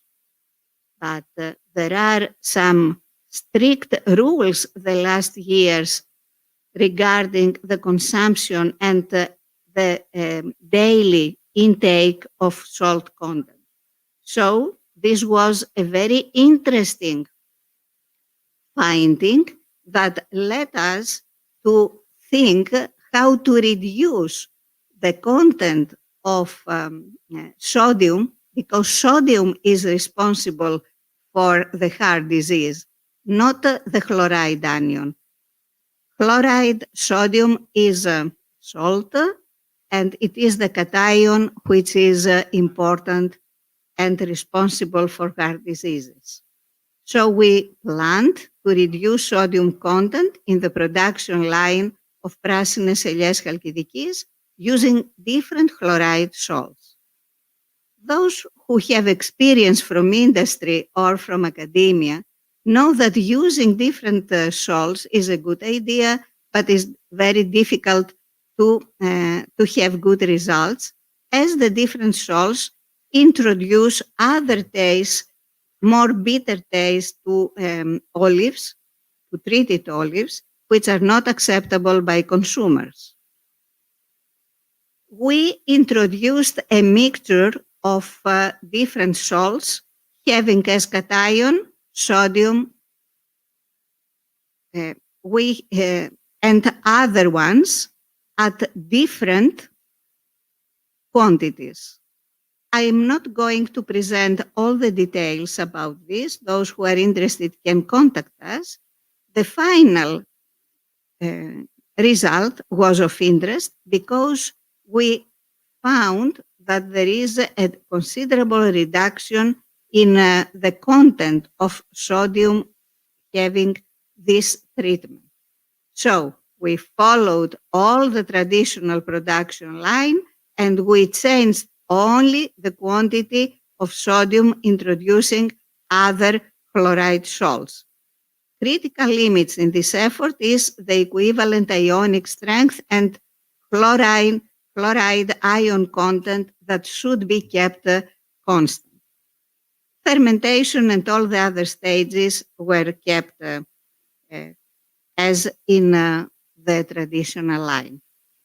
Our product, we named it Halkideller, was found to contain much less salt than the traditional one, so that instead of the 50% intake of the reference amount, we could receive from the same amount of olive flesh only 10% of salt, of sodium from this source.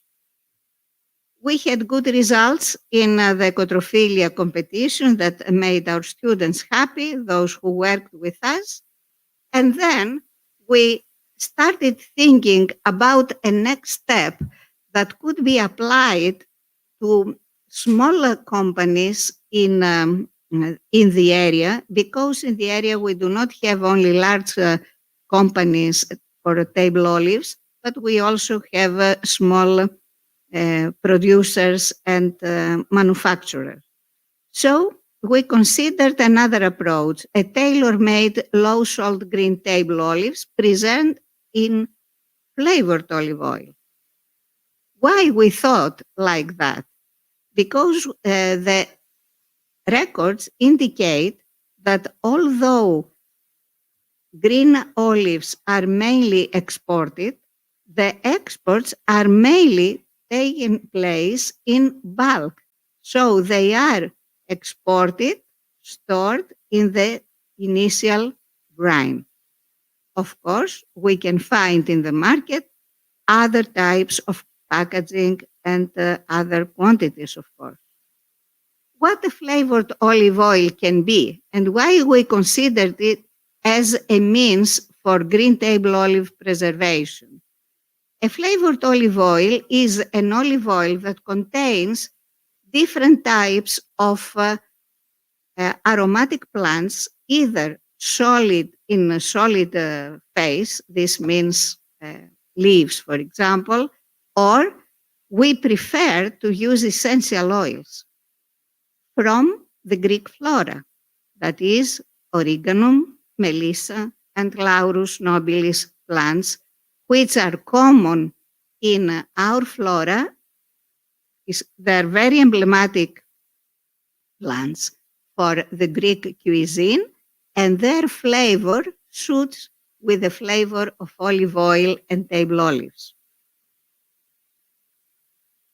These plants and these essential oils mainly are a rich source for antioxidant and antimicrobials.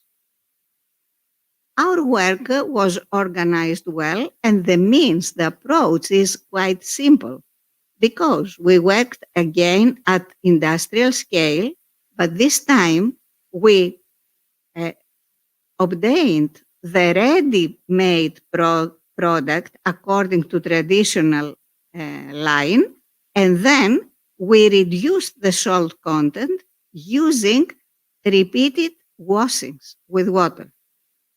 When we managed to reduce the content of salt by 25%, which was considered enough because we cannot reduce it further without spoilage, then we followed a 1-year experiment using response surface methodology to organize our experimentation and assessment of data.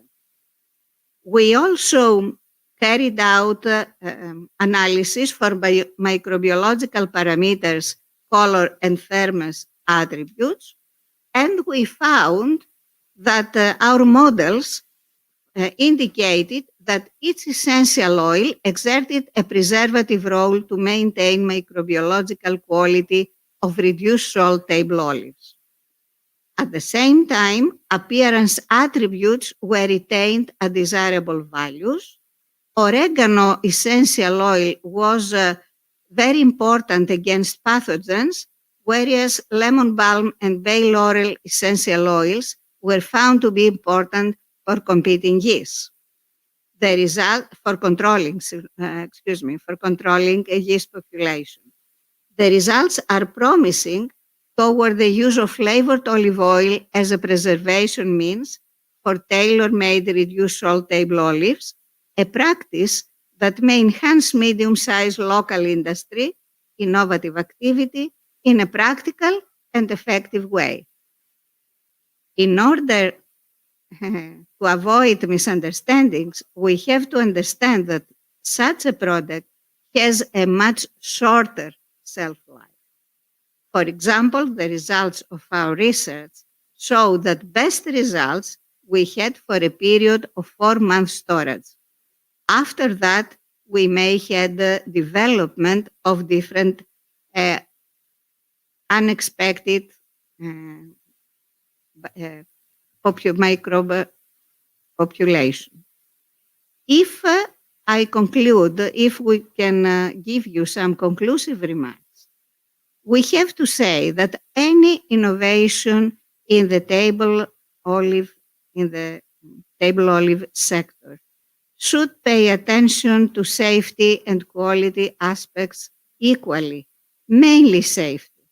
So innovation can be reached either by complex approaches as the one we presented by changing the traditional production line, or by simpler approaches as the last one when we tried to produce tailor-made products. Of course, the last practice can be carried out for small quantities of material.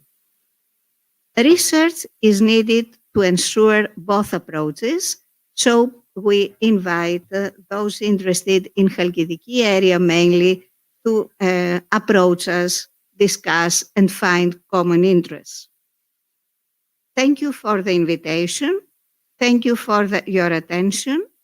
We are currently working on the content of Act 4 of our activities and efforts. Thank you very much.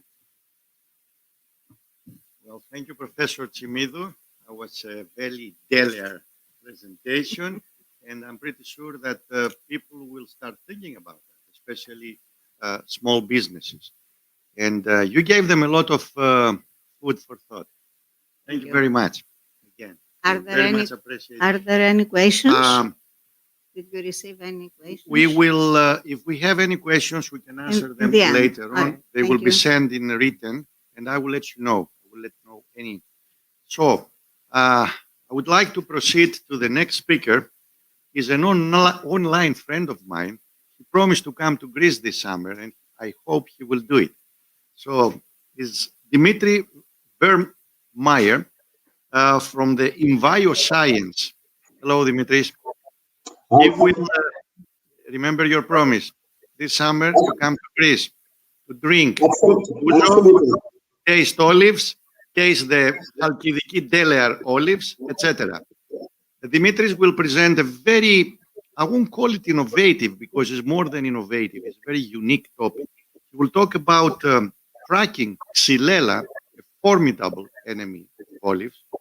So far in Italy, hopefully we'll stay there, but we never know. We don't want this to become a pandemic. In olives, through a novel approach to targeted precision injection. Dimitris, the podium is yours. Give us your knowledge.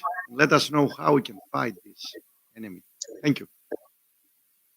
Thank you, Sakis, for your nice introduction. And yes, I'll keep my promise and come to Greece either of the summer or in September. So I'll keep my promise. I hope that everybody can hear me well and see the presentation. Good. Then, yeah, that's okay. Okay, very good. Thank you. So as you rightfully introduced, Sakis, Envio Science is currently developing a solution to tackle, as you said, this formidable enemy in Puglia here in Italy called Xylella. We are developing a solution approach which has several components, and at the heart of our solution is the novel approach to basically, in a targeted and precision way, to inject active substances into the olive tree, our so-called OTIPS technology platform. Please also, for the listeners, visit our booth in the conference, also our website for additional technology platforms of Envio. We are more than an injection company, so we have a whole suite of technology components that we're working on. So you can find more information on our website. And of course, don't hesitate to contact me after the presentation in case of questions and interest in our technology. So then, without further ado, I will dive in, and I will start by introducing Envio Sciences a bit broader to the audience. Envio is the crop health company of Flagship Pioneering. Flagship Pioneering is a venture capital platform based out of Boston in the US and has a track record in bringing startups to an IPO or to a trade sales. One of the most illustrative examples is Moderna. I don't think that in COVID vaccination times, this needs further introduction. It is one of the leading vaccine companies in the hunt for vaccinations against COVID. And as we know, based on novel technology, RNA-based technology. Now, Envio itself has just concluded a financing round, a Series C financing round, where we raised $89 million. That $89 million, we will continue to deploy to find solutions, develop solutions against major crop diseases in perennial crops, row crops, and vegetables. And we do that globally. We have a presence in Europe, we have a presence in the United States of America, and also in Brazil and Mexico. And we're looking into Asia for further expansion. So we're truly a global company. Let's dive in now a bit more into the Envio olive solution.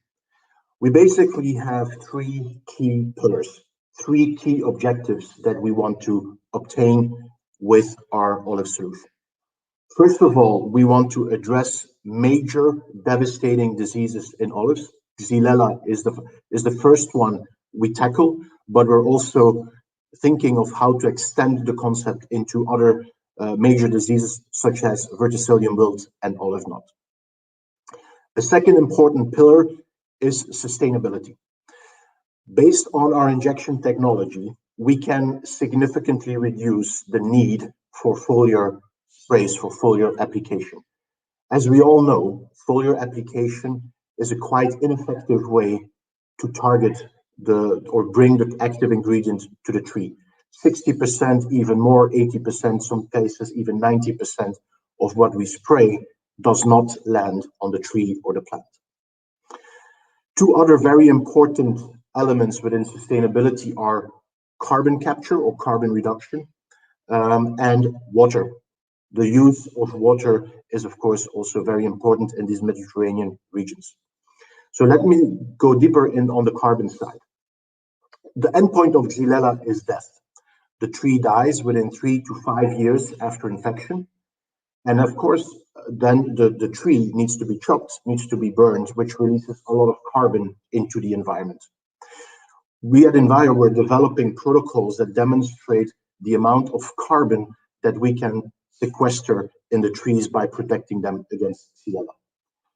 As mentioned, also the need for foliar application reduces, so there is less need for fuel of tractors, etc., etc. So we are building a comprehensive suite of protocols that demonstrate the amount of carbon that Envio is protecting through our solutions. Furthermore, also on the water side, we're developing a clear view of how much water we're saving through our methodology.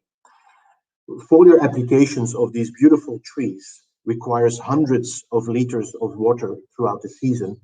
And we as Envio, our technology is considering milliliters. So those are 2 orders of magnitudes lower than the current practice. In Mediterranean climates, especially also with climate change, water is scarce. So this we see as an additional very important objective for our solution from a sustainability perspective. As a third pillar, safety. Our technology reduces the exposure for workers in the field and also for communities. Often, both in the case of olives, but also other crops like grapes and apple, often the orchards, the groves are in close proximity to residential areas where people have houses, where children go to school. And so we believe that through our technology, we can enhance the safety for workers, but also for communities. If we then further drill down on the solution concept that we're now developing and deploying in Puglia, then we can clearly highlight 3 very important elements, components of this solution. And central to this solution is what we call personalized tree health management. So what we are going to do is we're going to personalize the tree health management system in olives. This is based on the fact that we are developing a tool which can assess the crop health on the individual tree level. So through remote sensing, we're developing algorithms which enable us to assess, let's say, in a score from 1 to 5, the health state of a tree. This health assessment, combined with the age of the tree, will inform us on which treatment is most suitable for this specific case. And so we're going to advise a treatment specifically for that tree. The treatment, at the core of the treatment, we have our injection technology, our TIPS technology, our OTIPS technology, stands for Targeted Injection Precision System. And at the heart of that concept is a very novel and proprietary tip, almost like an injection needle. It is as thin as a razor blade and only a few millimeters in size. If you compare this with a traditional trunk injection systems, the damage that we bring to the tree is negligible. It's absolutely minimal. Another big advantage of our technology is that it allows us,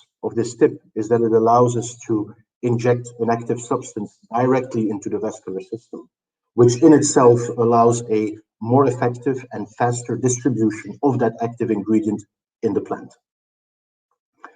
As you see there further in the central panel of the slide, we're working on a prototype that we're deploying in the field here in Italy. The commercial equipment might have further generations of this prototype, but as you will see in one of the coming slides, we have a good uptake and functionality of the device already in the field. So that was, let's say, element number 2 of the solution. If we move to element number 3 of the solution, which has a component of sustainability, and we do that through digital services. Traceability is the first one, very important for supermarkets, processors, that the farmer can demonstrate how much has he applied of an active ingredient, when has he applied. And so linked to the digital tools that we're developing, digital app that we're developing, we will be able to track what is injected, when is it injected on the individual tree level. So basically a consumer or a processor will be able to trace back up onto the orchard, up onto the tree level, the history of the product, either the table grape or the olive oil. I explained before the carbon and the water. We are developing, again, applications that can help farmers to identify how much carbon are they saving, how much water are they saving, and then we're also working on protocols, audited protocols, that can basically convert this into carbon credits, which can become an additional source of revenue for these farmers. So this is the suite or the components of our solution that we're currently developing and deploying here in Puglia. Let me then go a bit deeper into the results so far. So we started this work last year, around this period in the summer in 2020, and we then immediately saw the positive response of trees, highly affected trees, to our treatment. As you can see there on the left-hand side of the slide, we have identified new green shoots after the vegetative phase of the plant. We have followed these green shoots, and we saw that also after additional injections, these green shoots were further developing, became very intense green. So we had a very positive visual reaction on our treatment on the one hand. And secondly, that's on the right side of the slide, we have also gathered more molecular data. We have, in collaboration with the University of Salento, we have done some metabolomic analysis on the treated trees before and after the treatment. And what we have been able to demonstrate is that the tree has undergone a shift in metabolomic profile from, let's say, a very stressed situation to a more healthy situation from a metabolomic perspective. These trees are by far not cured, but the very interesting part of this analysis shows that as a consequence of the injection of our bioactive, we can actually catalyze a shift from an infected state to a more healthy state. We have, in particular, we have demonstrated that the level of mannitol, which is a biomarker for infection or stress, this marker has been reduced, while the marker for a more healthy situation of the plant, in this case was oleucorin, we have seen that that level has increased. And you basically see on the plot there on the right side, a clear separation of the untreated plants in green, and then in blue, the injected ones. So this is a very interesting result, and we're working together with the University of Salento on a scientific publication around this. So then if we go back or go to this year, so in 2021, we have put a very robust trial here in Puglia, in the region, in different areas in the region. We have basically around 700 trees that we inject, and we test several injection rates, volume, concentrations. We're looking at a different type of trees, big ones, small ones, heavily infected ones, trees that are still healthy or show only limited responses. So a very robust program. The season, as many parts in Europe, is a bit delayed because of the cold spring. So bear with us for a more comprehensive package of results later in the year. What we can already see are some very promising results. On the one hand, a kind of further confirmation that our system works. So we see very good uptake of the bioactive by the plant, close to 100%, especially in April when the plant became alive more, when the temperatures were increasing. We saw an uptake of close to 100%. Also very interesting for us and for the farmer is that we can reuse the same needle, the same injection tip throughout the season. Then if we move to the right side of the slide, and this is just an example of many areas of positive response we see in a tree, you clearly see that let's say before the injection in March, we marked a certain area in the plant which was clearly affected, was drying up caused by Xylella, apologies. Then we basically looked earlier this week into the response so far, and you clearly see that new germination, new green shoots are occurring in that area that was previously quite dry. We're currently collecting information throughout the 700 trees that I mentioned before, so we can do a statistic analysis on the amount of shoots, the regeneration part, and also we're counting the number of flowers as to get an idea of whether our methodology also has a positive impact on the amount of flowers, which then of course leads to yield. So those are the results so far, and as mentioned, watch this space, bear with us. We are further collecting data throughout the season, visually, but also molecularly, for example, also on the metabolomic side. Now I would like to conclude a little bit the presentation in the how and what's next. What I mean with how is, how do we engage with farmers? How do we basically execute these trials? We have chosen for a principle which is very important for us as Envio is we are developing solutions with and for the growers. So we have established what we call the Envio Grower Club in Puglia, in the heel of the boot of Italy, as you see there on the screen. We have more than 20 growers enrolled in this club, and these growers, we have an agreement with them where they give us access to the fields. We can do the trials there. We engage with them on a monthly basis or even a weekly basis through WhatsApp. So we're in continuous communication with these growers. They send us pictures of their observations. We engage with them so we can refine and optimize the solution. So we're really developing a very close connection with these growers. So that's a very important principle for us as a company. And then to the point, what's next? We want to go outside of Italy, beyond Italy, and beyond Xylella.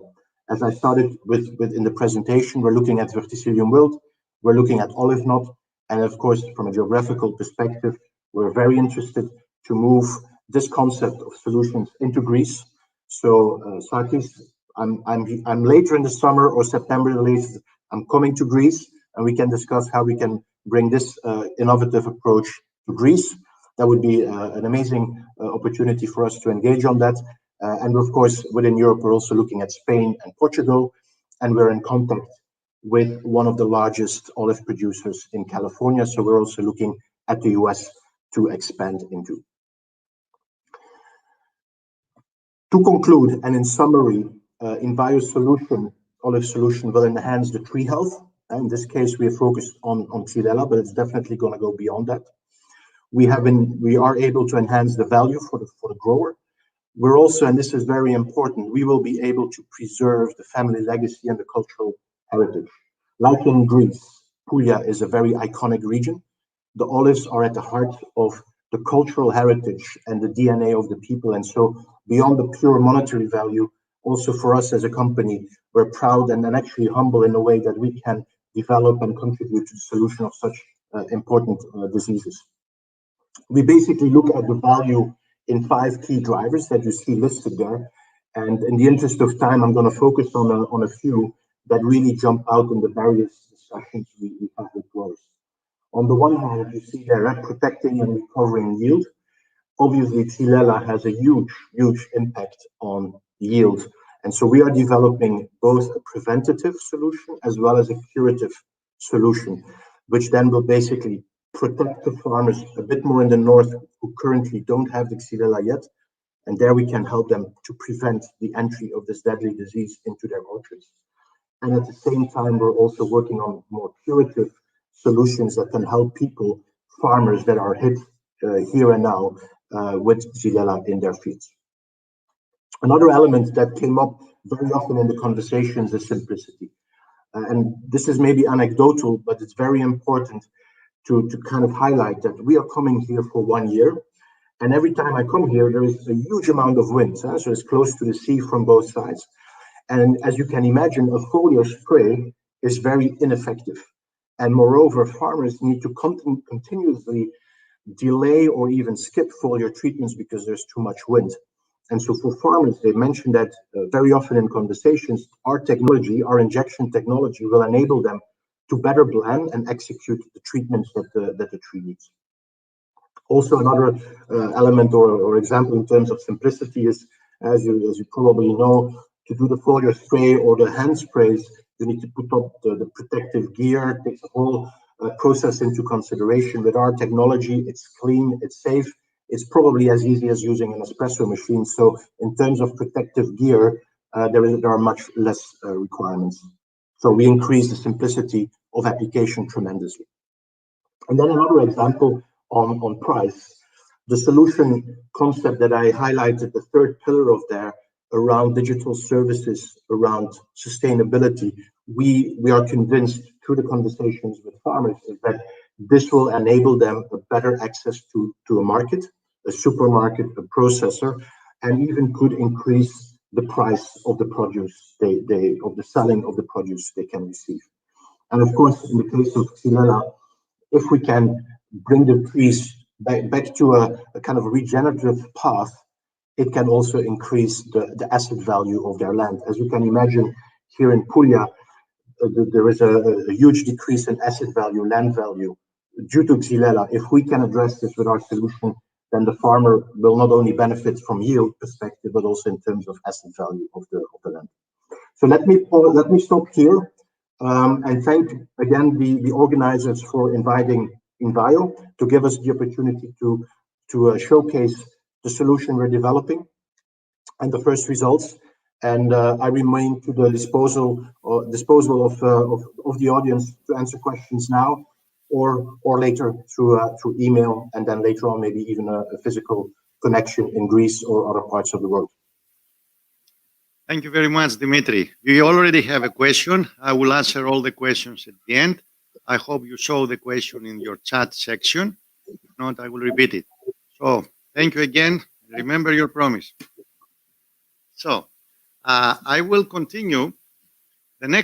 I'm going to introduce the next speaker. Is going to be myself. So I'm going to jump over the computer and continue from there.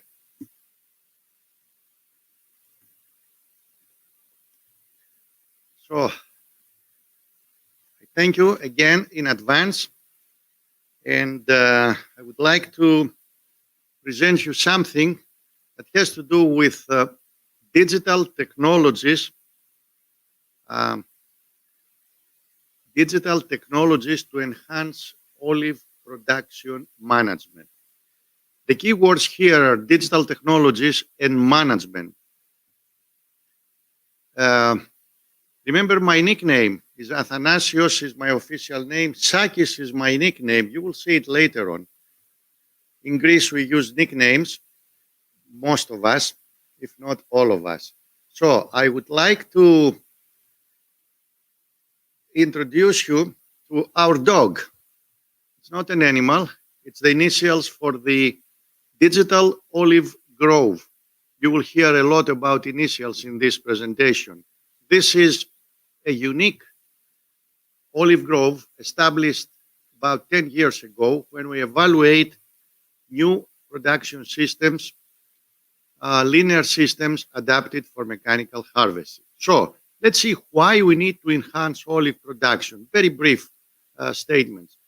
We need because the international competition is increasing, because the instability of the olive and the table olives prices. You've seen a lot of data, and you will see more data in the upcoming lectures. Well, we are in European Union. We have to conform with the regulations. Not only that, but we also have to think about the United Nations, the strategic development goals, etc. So we need to conform with all these regulations. We need to increase the input use efficiency. That simply means we need to use less and produce more. If not more, at least equal, but use less input. That means more sustainable. Labor. As a farmer, I can tell you that this cost becomes more and more imperative and significant every year. And there are more reasons. What digital technologies we use to do that? Precision agriculture is our big umbrella. In the forthcoming slides, I will give you the official definition of precision agriculture. Precision agriculture is made of a set of sensors, ground sensors, aerial sensors, sensors for crops, for soil, for the weather. We get all this data from the sensors, but we need to work this data. Therefore, we need a system of software. We call them geographic information systems to manage, to analyze this data.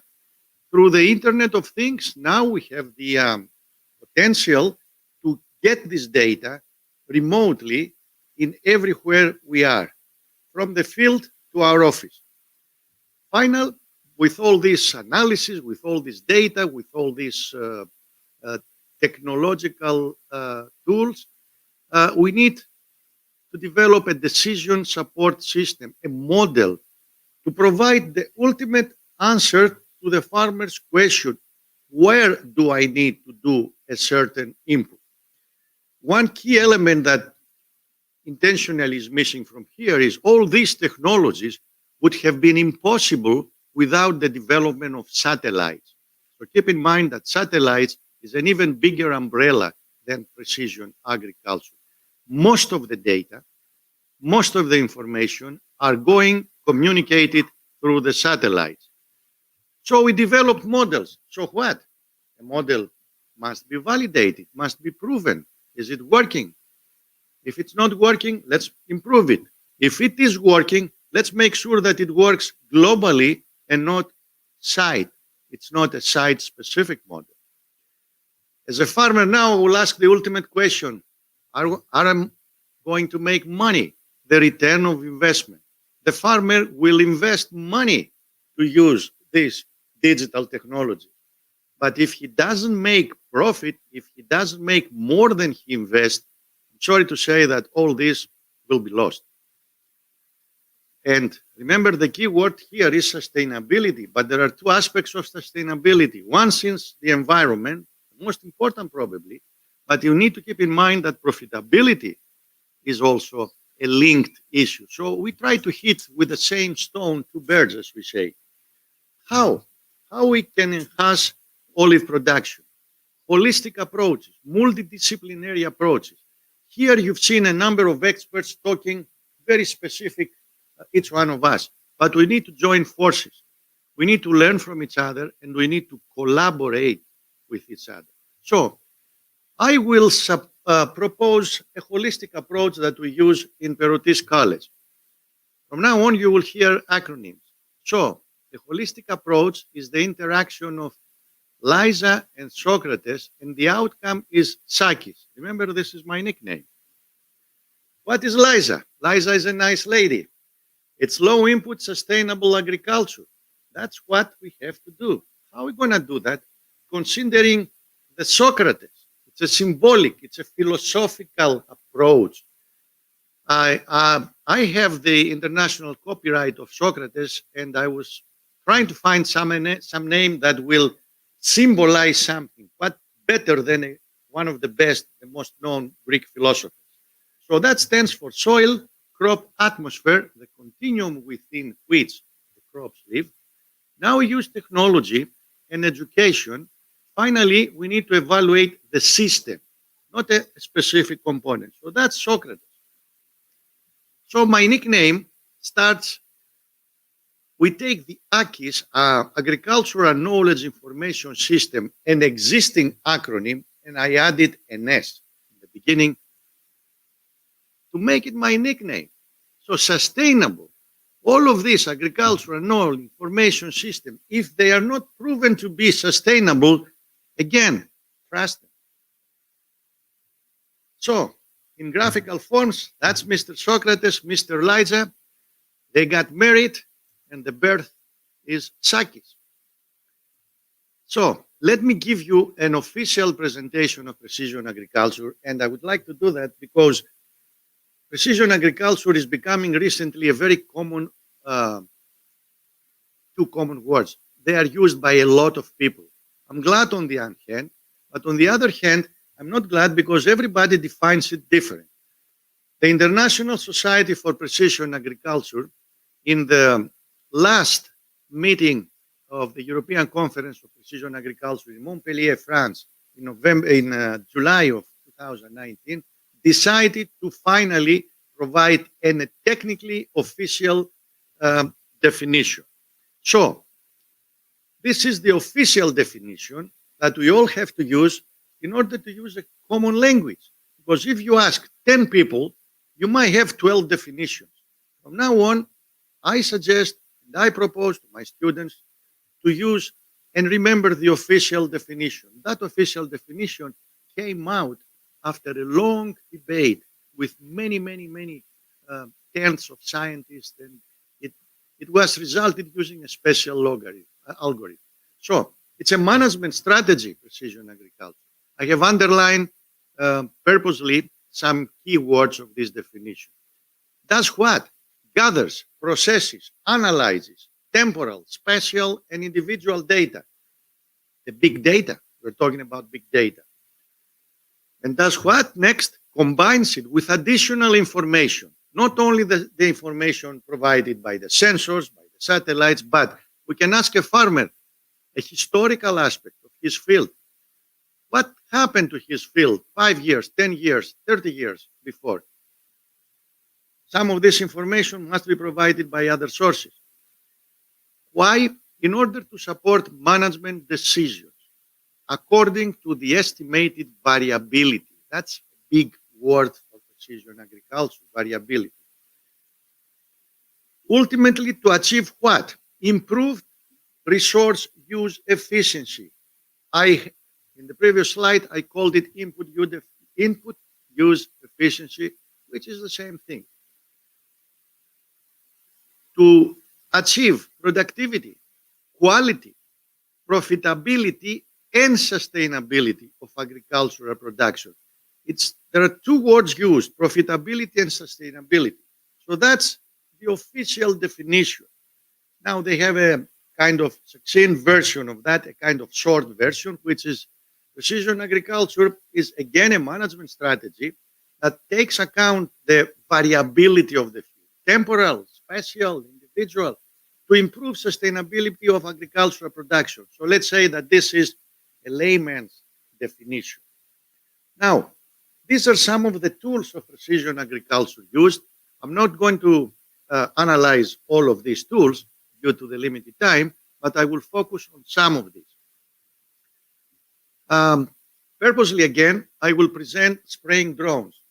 In yesterday's presentations of mine, I predicted that in 5 years from now, assuming the legislation will change, more and more farmers will be using spraying drones. This is a fast developing technology. The prices is going down. The capacity of the spraying drones are increasing tremendously. We are proud in Perrotis College. We have the first application of a spraying drone in one of our conferences back in November 2016. Many advantages. You can read them. You will have all these materials after the conference is done. I will compile all of this information. I don't want to tell you the advantages. The only disadvantages, surprisingly, is legislation in EU. Why? Legislation in USA, legislation in Australia, legislation in Switzerland is different. It is allowed to use spraying drones. In Europe and in Greece, it's a gray zone. We hope it will be cleared up by the end of this year. I hope, I expect. Let's talk about these famous decision support systems, as known otherwise are models.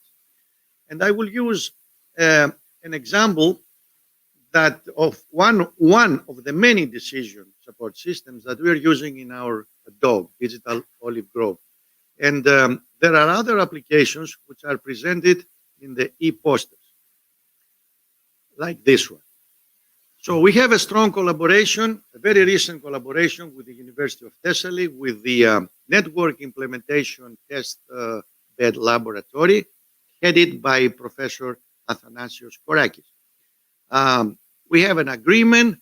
They installed their system in our Olive Grove recently, back in May. And that system, it's an agrometeorological station. It's an IoT technology. It means the data are received telemetrically, and has a number of sensors, but we can add more sensors. So it's an open architecture system that can take additional sensors. I will describe the system a little bit better later on. And one key point of this particular agrometeorological station is that it's using special soil water sensors, not the traditional TDR sensors, time domain reflectometry, but is using soil water potential sensors. As a soil physicist, I understand, and it's hard for my students to understand it, that the plants need to know what is the soil water potential, not the soil water content. So this collaboration aims to provide hand-to-hand collaboration. We will, Perrotis College and our faculty here, will try to validate that system, the decision support system that you will see in the next slides. And we made this DOG a very unique facility. It's a living laboratory according to the European Union's definition of what is a living laboratory. We do research, we do education, we do demonstration, and everybody is welcome to join us and share knowledge and information. That's a picture from the March 18th, when Professor Korakis with his partners, they are not students, they are partners of his laboratory. That's how he likes to call them. And they have a very good, very great team of people. And I'm glad to join them. So this is an application.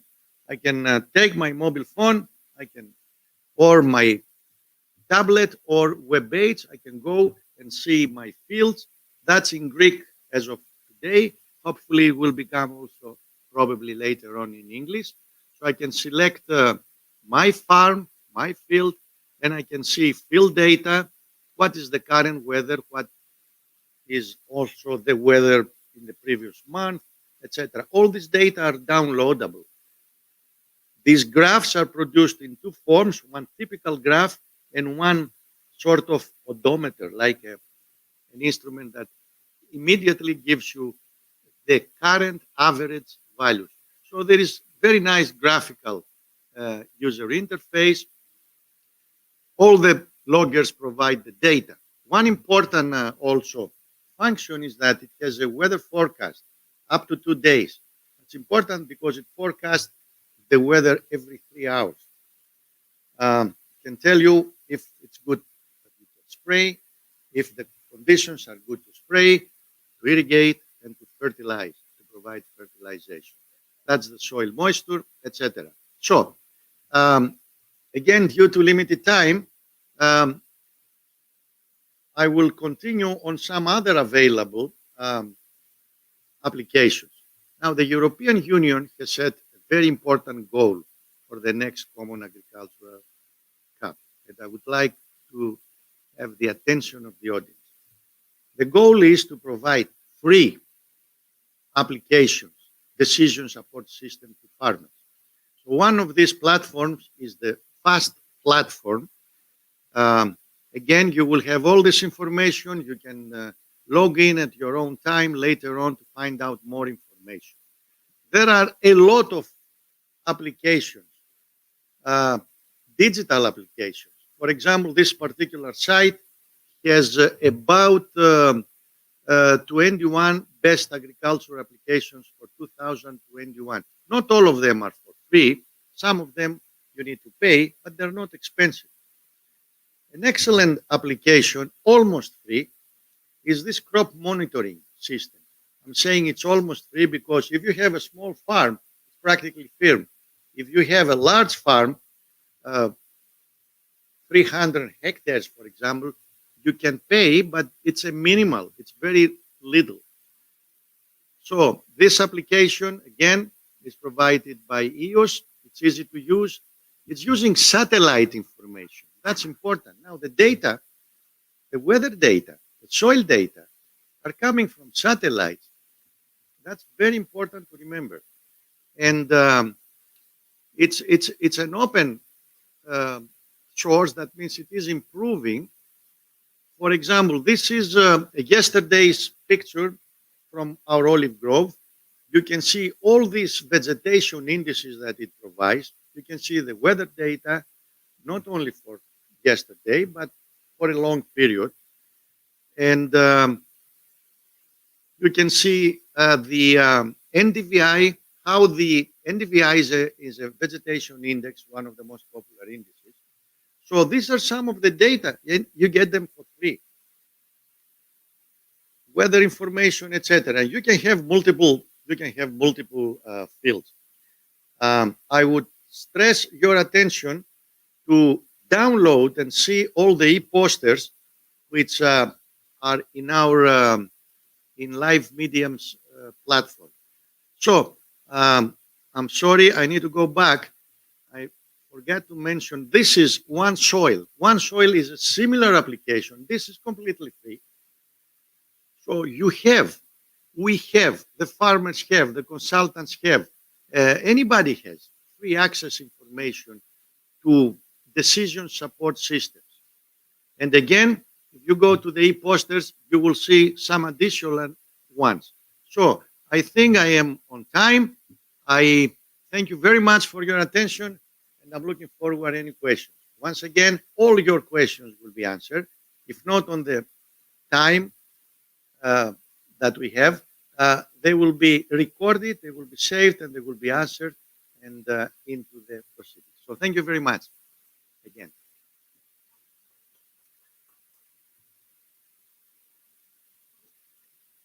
I think we are ready. I can introduce next to Professor Georgios Theodoridis, who is the last speaker. Hello, Dr. Theodoridis, and he's going to talk about foodomics, a consortium for comprehensive molecular characterization of food products. Dr. Theodoridis works in the Center for Interdisciplinary Research and Innovation in the Aristotle University of Thessaloniki, the Laboratory of Analytical Chemistry, Department of Chemistry. So, without further sharing, Dr. Theodoridis, go ahead and give us your best shot. Thank you. Thank you. Do you see my screen? Yes, we can see it. Okay, so this is the introductory slide. Thank you for inviting me to this nice conference. Very, very useful lectures earlier. I'm going to present the Foodomics research infrastructure, Foodomics GR. This is a 3 million euro project funded from the Greek Secretariat of Research and Technology. It ends in the end of 2022. Our aim is to promote R&D in the agri-food sector, utilizing and exploiting omics technologies, metabolomics, proteomics, genomics, and so forth. So we do a systemic review and database of the Greek agri-food content to highlight and promote the value of the foods.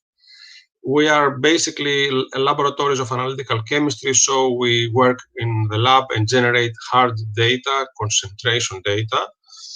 We file this in big databases, and we aim to promote the value of the Greek produce and highlight biomarkers of nutritional or food intake, like carbs, olive oil, or certain beverages. Our webpage is Foodomics GR, and we have a Twitter. This infrastructure brings together 8 universities and institutes in Greece, with 16 departments and divisions, 65 staff scientists, and 31 new recruited scientists, mostly at postdoc level, with 500 man-months of research. In total, it's around 18 different disciplines which work together. A major element was the upgrade of instrumentation. So we bought some instruments, and together with the existing instruments, we have a very strong arsenal of instrumentation, a lot of mass spectrometry with UPLC, GCMS, MALDI, ICP-MS, NMR, and other instruments like PCR, NGS, FTIR, RiboPrinter, to cover the breadth of the content of the food. So our idea is to have a complementary methods, expertise, and protocols. We combine analytical chemistry, informatics, and biochemistry with omics technologies, and we are very happy to have application experts from plant growth, enology, animal husbandry, food technology, food biochemistry, food science, nutrition.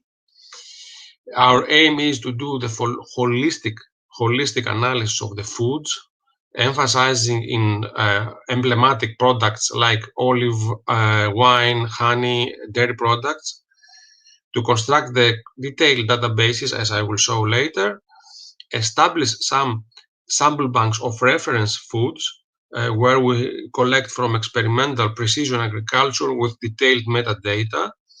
We have done already more than 60 protocols, validated protocols for metabolomics, genetics, proteomics, or elemental analysis. Then with these protocols, we analyze these sample banks of the precise agriculture, the precision foods, and we generate hard data, and we feed this back to the databases. Then we fuse all this data to classify the foods. Our overall aim is to bring back to the society, promoting the recognition of the food products, and supporting nutritional studies that will highlight how good the food is for animal models or in human volunteers. We have a paper where we present this. This is given in more detail in this presentation paper in the metabolites, which is open access. Now, foodomics is a very big multidisciplinary field where we try to cover each of the partners covers a specific area. We cover food metabolomics, other people work in statistics, in nutrition, and we try to cover certain application areas like quality, authenticity, or use of byproducts. There is a special group working in the exploitation of the byproducts of the agri-food industry.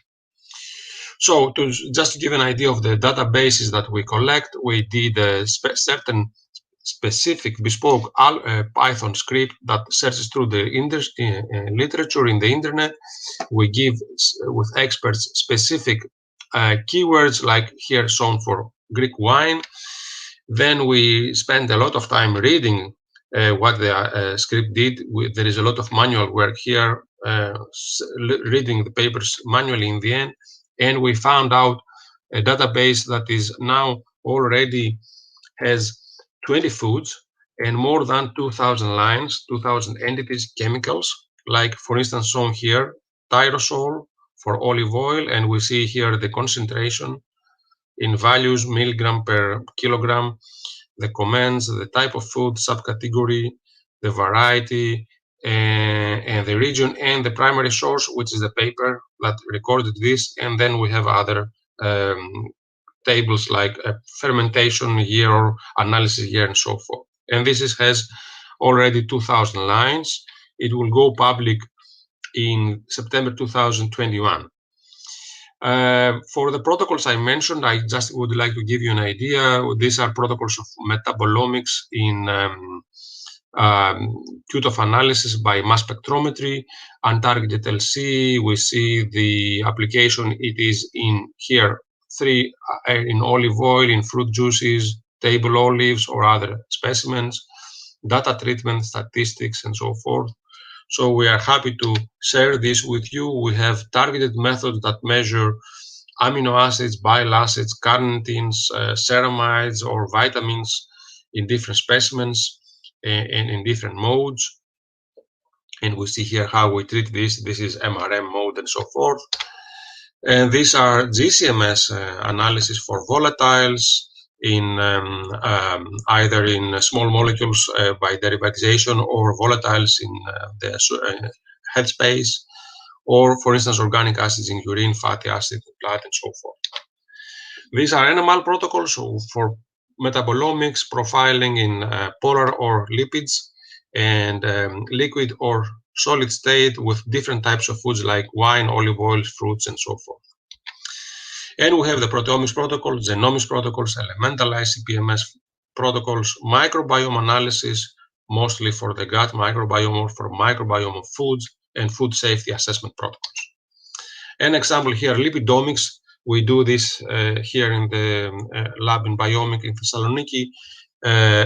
We see we can do analysis in foods or tissue, or from humans or animals, mostly animal models, or also blood. And so we see the different lipid species, acyl carnitines, lyso-PC, lyso-PE, PC, PE, sphingomyelins, triglycerides here, diglycerides. These are all in positive ionization, and in negative ionization, complementary free fatty acids, and again, a number of glycerophospholipids, carotenoids, bile acids, and so forth. Now, this complex data is then generating different modes of, we see revisualization of tissue biomarkers, and we see the different markers as they correspond between the groups. And for instance, here we identify a marker of ethanol toxicity in mouse brain. An example from the olive oil area, we did with the collaborators at the American Farm School, we did a DOI, and I will not go into detail. We combined the data from the GCMS with data from NMR and FTIR spectroscopy from the University of Crete and the Aristotle University Food Technology Laboratory. The samples came from the island of Crete, from different regions, and we did classifications. We saw a number of around 80 molecules in a single GCMS, so it was not any very expensive instruments. And we see the geographical differentiation from the different areas of Crete. Overall, our background is more than 30 years in research and development in the area. We have all the partners together of the Foodomics Society, of the Foodomics Consortium, have realized more than 290 projects. We collaborated with more than 180 partners, fulfilled more than 90 PhDs, and did several presentations and publications. Some publications are shown here relevant to the area of olive oil. And I would like to remind you, especially for the waste reuse of the waste of the olive oil industry that is performed by the University of the Aegean in our consortium. Our consortium has state-of-the-art facilities with new laboratories and cutting-edge instrumentation as shown here. It is open to the research and the entrepreneur, the private laboratories, the private companies. We are open to discussion. I have shown here some of the exemplary studies that we have given back to the research community in collaboration. So, for instance, lipids profiling in egg yolk or amino acids in cow blood for the animal health. Metabolomics in blood, where we see differences according to the diet, including or excluding olive oil. And overall, we have applications in more than 60 food products and different types of nutritional interventions. If you want to work with us, it's only one A4 page. It's now in Greek, as we see here. You fill what is your sample type and what is your question, and you send it to us, and we discuss how this can be implemented with our project. And with this, I would like to thank our collaborators and thank you for your attention. Dr. Theodoridis, thank you very much for keeping the time, not only keeping the time, but using the list of all of us. So that will give more time to the audience. So probably your nickname will be Mr. Big Data. Big Data. So, okay. All right. So we have some my presentation. Yes, it was great. Now we have some questions. We have one question for you. So let's start from you. If you see the question, then we have one question for Dimitri and one question for myself. We will have time to answer to all of them. So, gentlemen, Dimitris, you want to start with yes, you? Dimitri, I see the question for Dimitri. Yes, there is one partner is really doing authenticity in olive oil. We have also done authenticity in other elements where we mix, for instance, one type of milk with other types of milks. So there is a partner that is doing authenticity, mixing lower quality with higher quality olive oil. Yes. Okay, great. Dimitris, can you see your question? You want me to repeat it? Please repeat. All right. The question says, the question for you is the Envio solution used only as a cure, or can it be applied as a preventive measure as well? And they congratulate for your presentation as well. Good. Thanks for the kind words. And the answer is yes. We are developing a protocol, let's say, treatment regime, preventative and curative. So that might be different rates of the bioactive we're using, might be different amount of injections per year. And ultimately, in the coming years, it might also be different bioactives for a preventative versus a curative. So the answer in short is yes. Which is very important. Which is very important, if I can just add that, because in Italy, you see the border of the Xylella infection is coming north. And so there are a lot of farmers that are afraid of that and have contacted us whether we can deploy the solution preventative. So this is an important point. We really wish this will not expand any further, hopefully. But if it does, we need some weapons to fight this enemy. And you are one of the few who offers something, a weapon. I call it a weapon, a tool to fight it. So thank you very much, Dimitri. So there is a question for myself is how can someone make sense of all the data provided by these applications? Would you recommend asking the help of some specialized agronomist or something? That's the type of questions I would like to answer. Yes, as I said, all these applications provide something, but we need to know how valid these are. So who is going to decide about that? It's a combination of an agronomist and a farmer. These are the people who will give the final evaluation of each of these applications. And that I will take the opportunity, I have the time, to tell you something that I mentioned in yesterday's presentation. Unfortunately, we are not using the benefits of the Common Agricultural Policy. Very recently in Greece, the agricultural advising system has started but not yet implemented. Let me talk as a farmer now. The farmers have the right to spend 4,500 euros. They have 3 vouchers. Each one is worth 1,500 euros. So they can select a certified agronomist, agricultural consultant, certified. I am a certified. I have gone through a examination through the state system. And they can ask him to provide a business plan for a 2 years period. After the 2 years period, if the farmer is satisfied with that particular consultant, he can give him the second voucher, another 1,500 euros, and so on. If he's not satisfied, he can select someone else. I believe that that will be a good solution, probably the best solution, to evaluate indirectly and directly all these applications. The farmer alone does not have primarily the time, and I would add the knowledge. So it's a combination of consulting with someone and also or the farmer gets some additional training. I'm optimistic that most of these applications through the time will become better. That means will be validated. I hope I answered this question. Again, all this will be recorded, and in case you forget the answer, they will be put in the book of presentation. Thank you very much. I don't see any other question, so we'll take a little break here. We were excellent in our time. Let me tell you something. This is the only conference in my life that we are all on time. And we are in Greece, remember that. So in Greece, we can do a lot of things, Dimitri. So you have to come and see this. Thank you very much, all the speakers.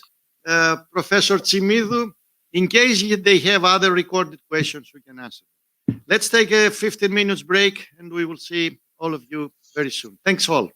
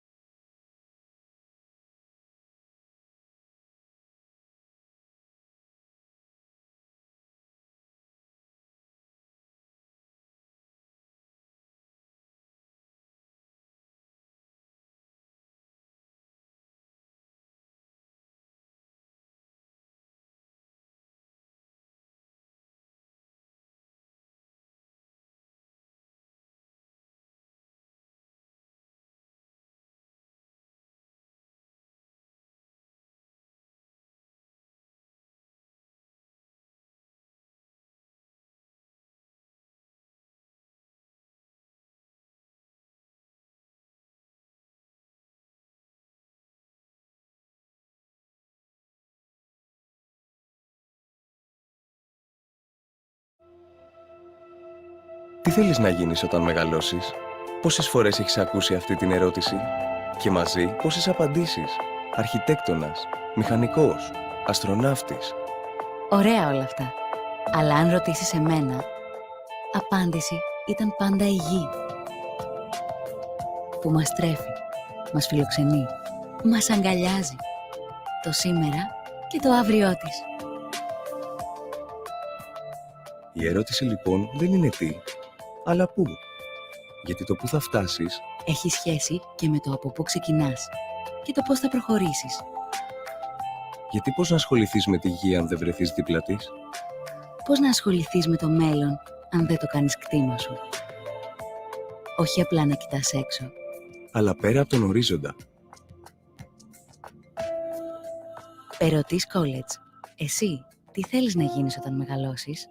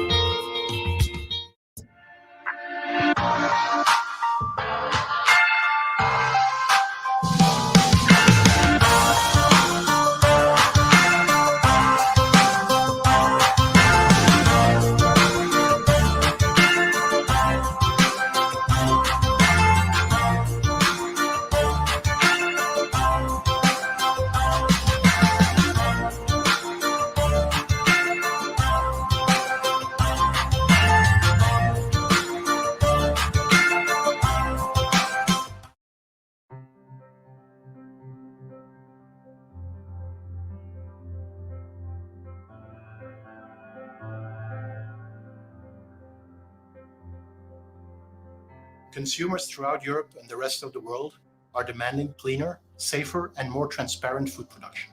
Envio is an innovator, developing crop production solutions which will be key in answering those trends. Olive trees are suffering because of Xylella. Millions of trees have already died and many more are infected and dying.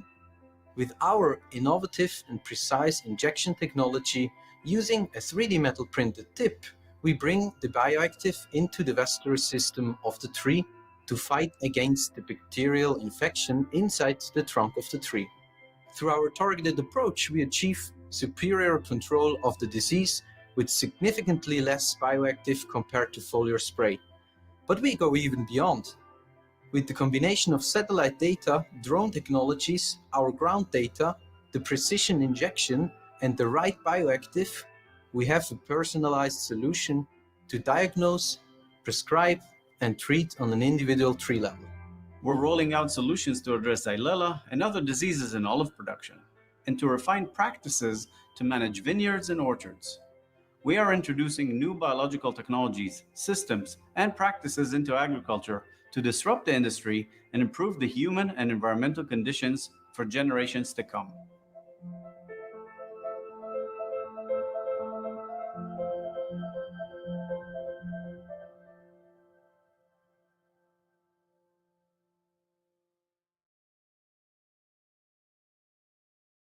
Η αρχή πάντα είναι πολύ δύσκολη.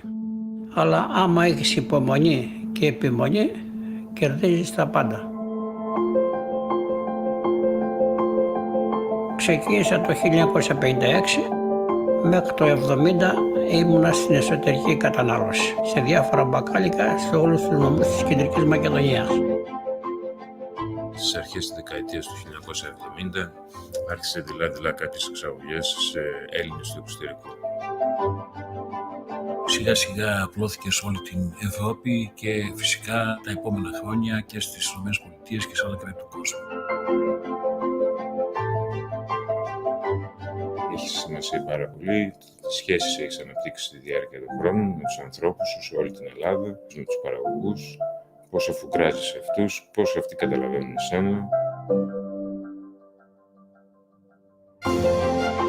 Οι σχέσεις αυτές των παραγωγών ξεκινάνε το πατέρα μου από τις προηγούμενες γενιές παραγωγών, συνεχίζουν στα παιδιά τους και στα εγγόνια τους.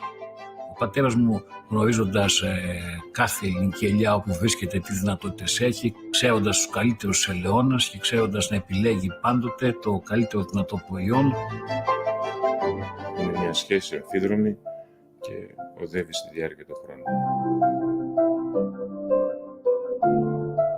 Όταν πρώτο ξεκίνησα με τους παλιούς πρωτότυπους τρόπους επεξεργασίας της ελιάς. Το χαράκι ήταν με το χέρι.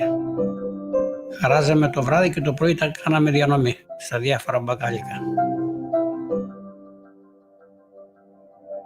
Η επέμβασή μας είναι λιγότερη δυνατή, με σεβασμό σε αυτήν την ελιά. Είναι το άρωμά της, η γεύση της που την ξεχωρίζουν από τις υπόλοιπες ελιές στον κόσμο. Πραγματικά έχουμε καταλάβει όλα αυτά τα χρόνια κάνοντας αμέτρητα ταξίδια ότι η ελληνική ελιά υπερέχει σε σχέση με πολλές άλλες ποικιλίες του εξωτερικού. Λειτουργούμε σε μια οικογενειακή ομάδα, μια δυνατή ομάδα που συνυπάρχουν αυτή τη στιγμή 3 γενιές στην ίδια εταιρεία. Υπάρχει τουλάχιστον μια ζωντανή παράδοση 3-4 γενναιών. Σε όλα αυτά τα παιδιά που ασχολούνται με τον πρωτογενή τομέα ή με εμάς που ασχολούμαστε με το μεταποιητικό τομέα, υπάρχει μια παράδοση που δεν πρέπει να χαθεί. Η εταιρεία έχει στα χέρια της μια ισχυρή παράδοση, δίνει μεγάλη βαρύτητα στην ποιότητα και πιστεύει ότι αυτά τα δύο πράγματα, η ποιότητα και η παράδοση, έχουν μέλλον. Πρέπει βέβαια να μην μείνουμε στην παράδοση, με καινούργια προγράμματα να επιβάλλουμε στα καινούργια βήματα της ζωής. Η πίστη και η εμπιστοσύνη που έχουν τόσο οι παραγωγοί που δίνουν τα προϊόντα της, όσο και οι πελάτες οι οποίοι αγοράζουν τα τελικά προϊόντα. Αυτή τη σχέση εμπιστοσύνης θέλουμε να κτίσουμε και να τη μεγαλώσουμε και τα επόμενα χρόνια και είναι η μεγάλη περιουσία της εταιρείας. Προσδοκούμε στην τρίτη γενναία να έρθει μαζί μας, να αγαπήσει και αυτό το προϊόν, να έχει και αυτή πάθος όσο είχαμε κι εμείς. Πάντα λέω και στα παιδιά μου και στα εγγόνια μου, η δουλειά δεν θέλει μόνο ζήλο. Θέλει έρωτα.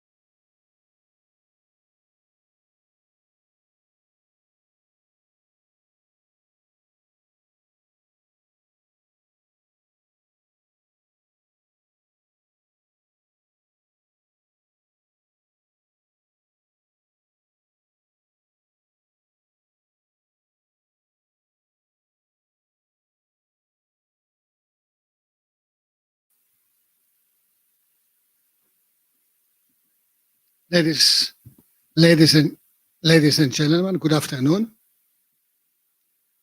We now proceed to the last but not least important session of our conference. The topic of this session will be on marketing of olive products, exports, branding, and e-commerce. So now I invite Dr. Yifat Reuveni from the academic Tel Aviv Java College Business School and Artolio Project Business Manager from Israel to discuss your topic on olive oil in the future global food industry, potential regional economies, pan-Mediterranean platform, and local domain qualities. Dr. Reuveni. Yeah, thank you, Kostas. Hello. Hello. Hello. Hi. And it's nice to be here. Just a minute, I will share my presentation.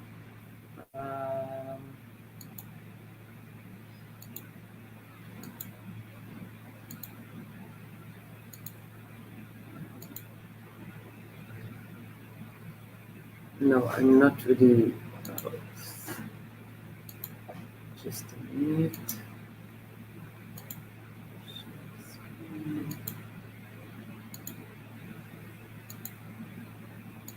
Yep. Can you see the presentation now? No, not yet.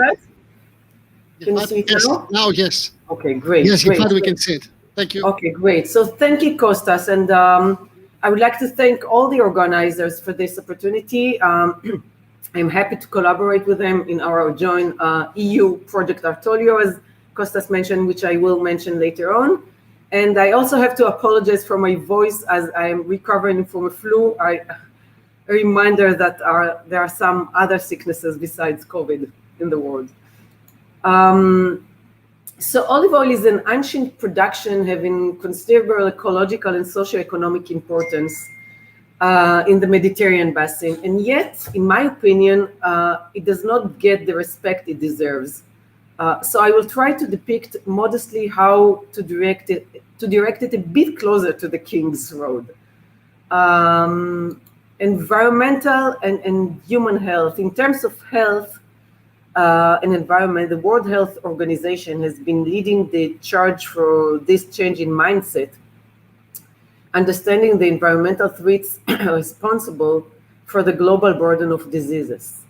The environment and human can go together, can thrive together. We can help this process by helping farmers optimize their production and supply chains, enhance food security, and mainly safeguard farmers' income and livelihood. As Saki said, sustainability and profitability. The olive oil sector is in a big dislocation. It has a higher demand, it has lower supply, not in terms of production, but in terms of counterfeit oil, traditional industry, fragmented production chain, lack of transparency, lack of technology, etc. We can see that the EVO consumption is growing worldwide, driven by all those reasons: health benefits, Mediterranean diet, culinary multiplicity, organic cosmetic, etc., etc., etc. There are many, many reasons to raise the consumption, and yet the production is quite low. The production quality. The production has tripled in the last 60 years, as we can see, and it will increase in the coming 10 and even more years. And we can see that it is raising, especially in non-producing EU countries. Surprisingly, we know that the olive oil market in China is driven by health-oriented consumers, ramping up both EVO imports and production. And yet, this industry is in disruption. As you can see it, and this is from Gartner, the amount of confirmed fake olive oil, but the red section, which is almost confirmed or probably fake olive oil, is quite threatening, and it's not a good sign for the industry. So the industry is definitely in a disruption. The linkage, how can we linkage the different systems in this disruption that are not speaking to each other? The environment, excuse me. So what I would like to offer is like three domains of innovation. Three domains of innovation, which is technology, community, and locality. It is clear that in order to make those systems talk to each other, we have specific needs in general lack of innovation in production chain, we need the remedy in general lack of management savviness, and this is one of the focus of our Tolio project. Knowledge transfer from governments to producers, transparency of supply chain from farmers to clients, solutions to climate change danger, to Mediterranean olive crops, and I heard that many mentioned that, etc. Now, when we speak about innovation, technologies are definitely transforming our food, our health, and our planet. And it is clear when we speak about innovation, we relate mostly to technology. And indeed, it will be the main focus also here. But I would like to discuss the power of community and locality and look for innovation, either digital or physical, in these domains as well. So we do have a moment in the sun. Look at the numbers. And I think it's time to seize the opportunity. Clearly, agri-food tech has moment now just from seeing the numbers flowed into the sector in 2020, which represent an increase of 35% from 2019. Technological innovation in the olive oil production is needed due to supply disruption, dislocations in production, and dislocation in distributions. Now, this hype curve graph is actually not to show how much technology is into this agri-food sector, but is a proof. Actually, I wrote it to show you as a proof that not all technological innovations are actually necessary or making an impact. Just look at the slope enlightenment and the plateau of productivity. It also clearly showing us what is missing: management technology, packaging technologies, and of course, supply chain and processing transparency. The need in digital business management was very clear to us when we based Artolio, and it is one of our Artolio project main focus to address this lack in business savviness among smallholder farmers and provide a technological answer to this vacuum. Just an example, this is the system advantage to olive oil industry that we are applying and launching in the coming few weeks. But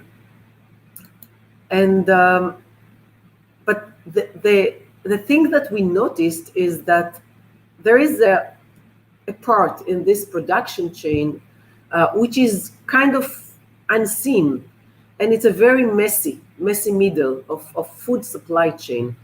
Right now, the supply chain tech category is highly fragmented. We see like a lot of innovation in one chapter and in another, but there are no connections. And it's funny because before COVID, most people didn't even consider the food supply chain. They seldom thought of it because food always showed up. COVID-19 certainly has put some consumer focus on it, and this is a blessing. So just to make things clear, when we mean supply side, when we say supply side, we mean production, manufacturing, distribution, logistics, efficiency management, transparency, collaboration. And when we say demand side, we mean healthy, culinary, buy local trend, GI, DOP, ecological tourism, etc. Now, the supply chain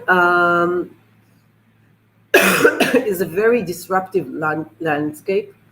And what is also clear during the last years is that market, meaning clients and investors, demand for increased traceability and sustainability. And yet the bulk of value creation and investment to date have been consolidated less in food supply chains and more into the two point ends of the production chain, which means production and customers. So it is clear we need to move the needle towards new tech-driven market value within the food supply chain and look for innovation in direct-to-consumer practices, traceability and transparency of production and processing, tech management and business automation, such as the Artolio back office function, and better forecasting and adoption of automation and robotics.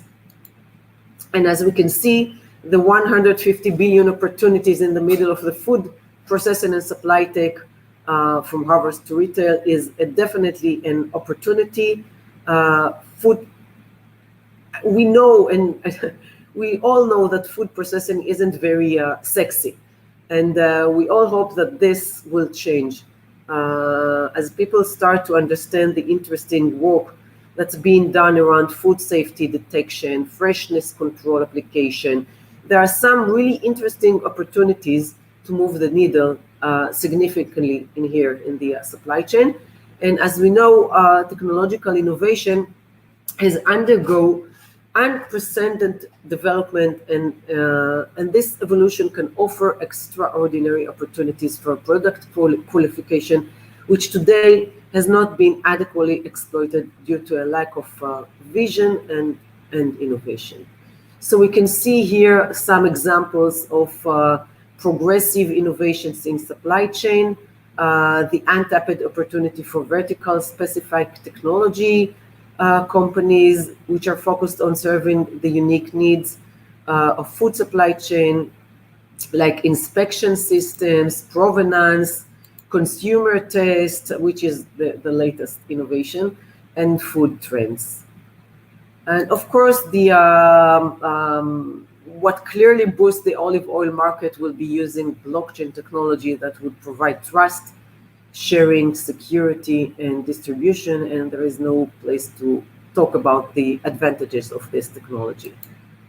So the holy grail will be a tighter and better connection between supply and demand, and we have to remember that the pillars might also be strategy work versus just blocking and tackling execution. So all of these technologies should be supporting a better connection between supply and demand in terms of visibility and strategic work. And under the, I must say that under the marketing point of view, an innovation should be able to develop products that accurately and timely respond to customer needs, offering a valuable experience to the customer, exceeding his expectations. So communal innovation supposed to enhance business collaboration, economy of scale, and regional sustainability, and also the experience economy. The Artolio is focusing on building a pan-Euro-Med network, believing that communities work together can bring for a positive change. So this is one example. Advantage of size, I think, are clear to all of you participants, capabilities of large organizations in terms of marketing abilities, payments and clearance, transporting, branding, etc., global visibility, data for research, standard stamp, farmer mindset, by providing learning and experience, and size of land and operation. Just an example for the financial management that is really in a big need. Those are examples of failures of small-scale producers. Increasing adoption for tech management, business automation, and finance management techniques will help them know if the local business, if their own local business is really profiting, or how profitable a new business can be. And we see those mistakes over and over again. Turning a commodity into an experience, we can see that the experience economy is boosting, and definitely there is a chance and opportunity also here. And when we say from commodity to experience, we meaning that we want to move from manufacturing to infofacturing, from tradition to agrotech, from import to export, from sole producers to collaborating business communities, from unemployment to employment, and from economic survival to healthy well-being. And the third and last innovation is within locality. As we know, the EU invests locally through its regional policy, containing measures to boost economic growth and jobs and improve quality of life through strategic innovation. So I think we all know why buy local trend is important. There is no need to explain that to all of us regarding all food and local products, of course. Culinary and health are one of the main boosting points for locality. And this is a very interesting research on olive oil consumption and human health. But I think the most important is the geography of food, how local food and tourism combine together. And we know that ethnic, regional, and local dishes are powerful markets and markers for territories and places. In pioneer work on the geography of food, Bell and Valentin point out that the definitional question of what makes a region has long vexed spatial scientists, and looking at regions through food can add fruitfully to these debates. So the potential of olive oil ingredients as a tourist attraction is also very clear. The tourism industry highlights food as a tourist attraction and as a marker of given locations and places. Guidebooks, travel magazines, websites, and brochures, as well as local stakeholders, emphasize regional dishes and local specialities and count them not only among the reasons for visiting a local, but also as icons which represent and encapsulate its essence. And we all know it from the Mediterranean basin area. And also relates to local, which is local pride, enhancing trust, because we want to keep our name safe and clean. Creativity, I just wanted to show you this last winning from, I hope you see it, the Midnight Olive Oil. He won the NYIOOC World Olive Oil Competition medal gold, working on producing during the night without any light, and also preserving the local variants, which is very, very important when we speak about locality and working with smallholder farmers. There is, and this is the last point, there is also innovation through measuring impact. I don't know if you're familiar with this project of accounting innovation or counting impact. It was established in the Harvard by Professor George Seferim, actually a Greek origin professor, very promising star. And in recent years, most major international airlines, the example, for instance, that he gave, have reported healthy profitability. But in the case of Lufthansa and American Airlines, for example, I think we can see it here, accounting for the environmental cost of 2.3 and 4.8 billion respectively would make both companies unprofitable. And success for society should not be measured by the amount of wealth it produces. For instance, drugs that cure cancer are better than the cigarettes that cause it. Yet both are treated equally and calculating GDP. So the question is if we will be able to account healthy food products in the right price that deserve them, comparing other food products. And this is very interesting research that is continuing the focus on companies into products and into the food world products. I don't know if I have the time to show you the legend of the Thunderbird. This is actually from, I did my PhD in Canada, and I was working in a Mohawk First Nations tribe for many years on business development. And it's funny because before we heard all this language of climate change and preservation, they spoke about it very naturally. And there is this famous sentence that the white human being will understand that we cannot eat money after we will destroy all the last river and the last tree, etc.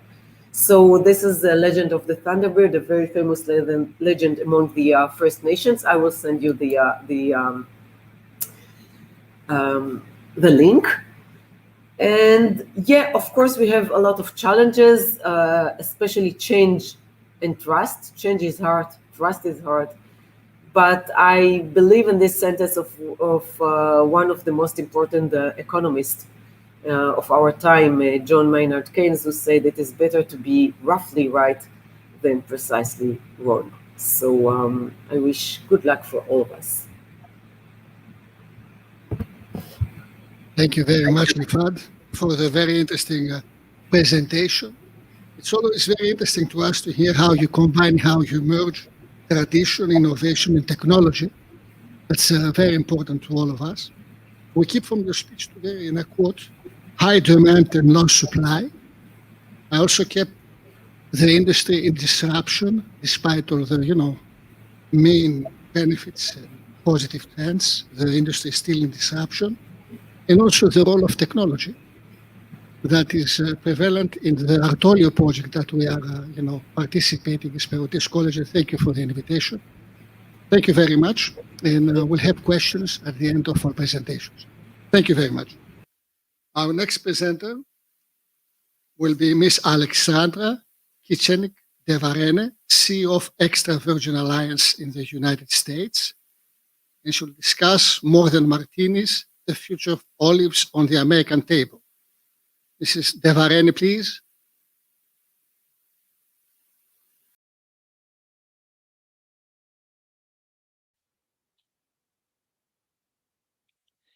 I'm going to talk today about table olives. Normally I talk about olive oil, but this is a look at some potential for table olives in the American market.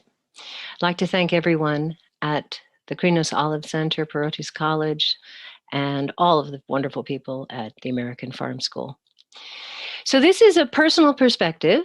It's the view of someone from California, California native, which is the center of olive production in the United States, not of Mediterranean background, but I come from a family that ate well. My mother's a wonderful cook.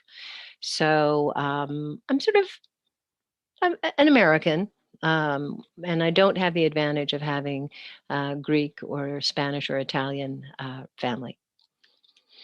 So I want to start by showing just where we are beginning here. You can see this is an enlargement of a label of a product from Whole Foods Market. It's an olive oil.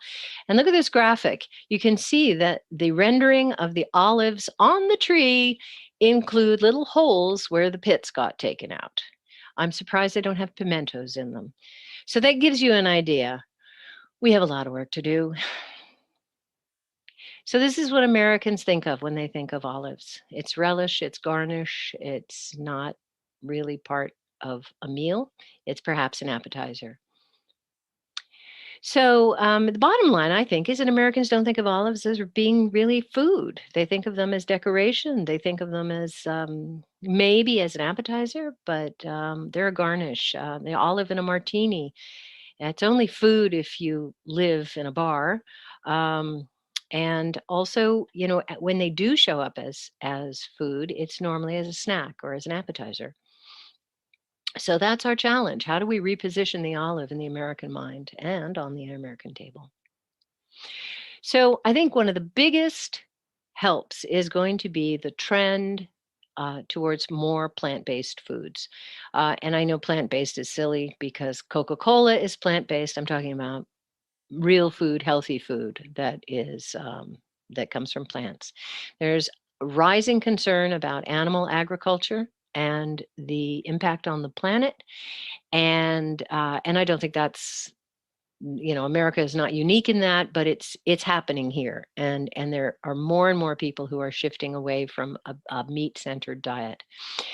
There's also a lot of awareness of the health impacts of dietary choices. So this is something that we want to also, you know, work with, because olives are a very healthy food. So there's a report from 2018 that shows that American consumption, North Americans eat 90 plus kilos of meat per person per year, meat and poultry. So it's an extraordinarily large amount of meat. So even a small change in the average American's diet is going to have a big impact. And that's, I think, important. We don't want to say everyone needs to become a vegan, but let's start by cutting down on meat.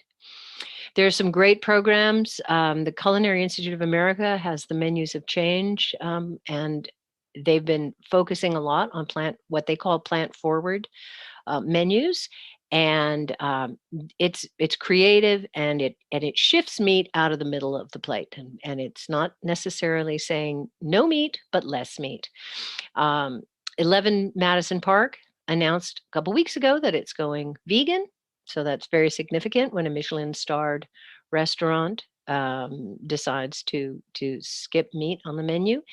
And then the Rancho Gordo is down there. That's a brand of heirloom beans. And I went online to try to join their bean club, and they have a waiting list. So they have completely sold out on their subscriptions. And also, if you try to buy beans, those are all sold out as well. That's what those blue dots are. So there's interest out there in plant proteins. So this is a great opportunity for olives and olive oil. It's not a fad. It's not, we're here. This is going to stick around. We have to change. So we don't have a choice on this one. Most Americans don't know how to cook without meat and without butter and without cheese. So I think our challenge is going to be to help them out and show them how olives and olive oil can add so much flavor and appeal to dishes that are using little or no animal products, and will be better for the planet and also very healthy. So I think it's a question really of inspiration. And these pictures, I think, are inspiring. Beautiful salad with legumes and olives up there, pasta with olives, then this grain salad using green olives, and then the navy bean and escarole casserole that has olives in it. So I think this is the kind of stuff that's going to capture the imagination of people who are cooking and will help them to shift olives into the middle of the meal. So as a snack, they are a great healthy snack, but there is a problem with this, and it has to do with the American psychology. Americans regard snacks as extra calories. They don't think of a snack as replacing other calories in the diet. They tend to be thought of as something that's added on. So I think that emphasizing olives as a snack is a little tricky, and this is where I think we might do better to try to reposition them as part of the meal, because then they're no longer regarded as an extra, an add-on. That said, snack packs of olives, I think, can be a great addition to a work lunch as something to add to a salad, for example. So because they're so convenient, and that's something that we also, serving suggestion, make it part of your meal. Most Americans don't think of olives as healthy either. They don't realize that they have polyphenols, and we're talking now about naturally cured olives, of course. Polyphenols are a very hot topic in olive oil, but nobody talks about or at least most consumers don't understand that there are polyphenols in naturally cured table olives as well. So that's something that I think that will work in our favor. Also, the interest in fermented foods and probiotics. That's a very big trend. There's an entire section of kombucha drinks in an average supermarket in California, mind you. But I'm talking about Safeway. I'm not talking about a Whole Foods or a health foods market. So live cultures in kimchi, sauerkraut, pickles, all that sort of stuff are it's popular and they're valued and they're sold in a cold case. So they're essentially a pretty new product to the American way of thinking. So this slide suffered something in electronic translation. I don't know why. And that is, the point is, salt is the elephant in the room. And we have to take into account that consumers, particularly older consumers, are going to be aware of the sodium content in olives. And this is something that we need to address. This again, if we talk about olives as an ingredient in a dish, then you can reduce the added salt and let the olives compensate for that and end up without a great deal of added sodium. You let it be a substitute instead. And then also as a research issue, I think lower salt possibilities are something we need to look at. So polyphenols in table olives, I think that's a story we need to tell. Also, this perception of olives as being a snack or an appetizer, they are real food. They are a nutritious and natural plant product. Their planetary footprint is very light for olives, which is an important thing. And I would say to the research and development side of things that we should be thinking about getting a lower sodium, if possible, olive with good probiotic content and phenol levels to the American consumer in grocery stores, because that's where most people are shopping. So when I thought about that, I thought, well, that might mean a product that needs to travel in a cold chain. So, and I know that does add cost, of course, and complication. So I zipped over to the Safeway and took a look at pickles, because those are sold both on the shelf. They're the ones on the left, are on the regular shelf, unrefrigerated, for 17 cents an ounce. And then kosher dill spears in a cold case, in a cold deli section, are sold for 25 cents an ounce. So it's something that we want to look at, we want to think about, and maybe there's a spot there for a product that gets olives out of the conventional, hot sterilized brine into a different medium that will permit more of the probiotics and so forth. Thank you. The part there that seems to have died in translation was showing you that I'm posting a lot of writing these days on a website called oliveoil.com. Easy to remember, and then email correspondence. You can see the address there.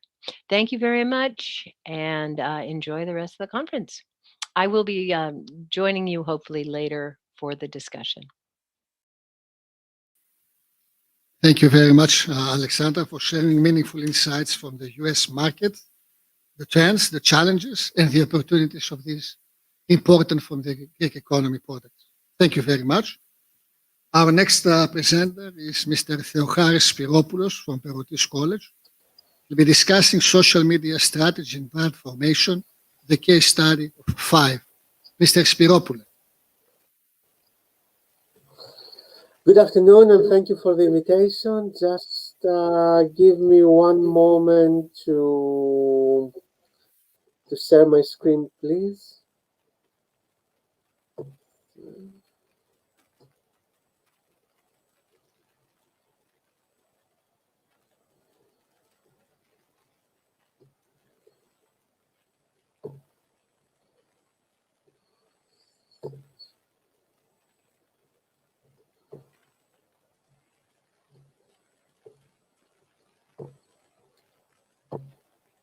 sir.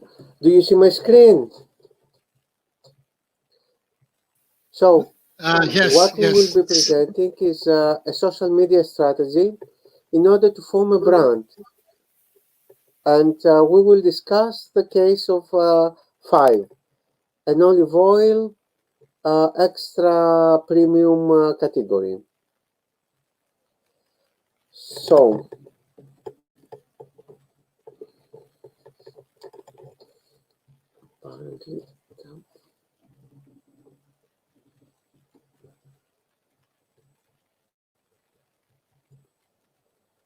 okay, and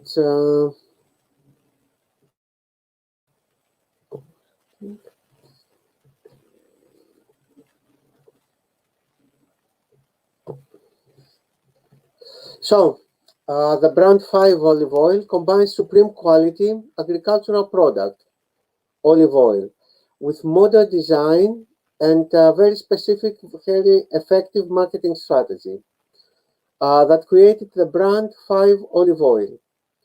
First of all, the attributes of the product, that this is a 100% Greek product, has been awarded the status of premium quality olive oil, and has an innovative approach in marketing. It was awarded for packaging as part of the product, and it addressed to people with a passion for gastronomy. This means, for example, that when we tried to market the product, we defined in various social media, and we searched specifically for people that have health issues or gastronomy issues. So everything in designing the product was planned with the end customer in mind. So the first thing that we needed to clarify were the key benefits of social media. First of all, they offer great communication capabilities: text, image, video, sound, music. Second, they offered us unique targeting opportunities.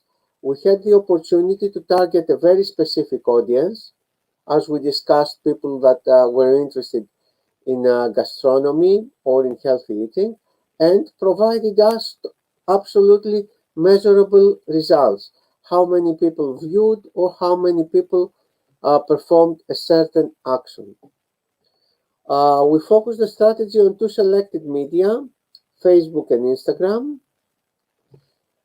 And the content creating was, we used both 2 elements: packaging of the product, and of course the characteristics, the features of the base product, which was premium olive oil. The key decisions that we had to make before launching this olive oil had to do with brand awareness and recognition to our selected audience.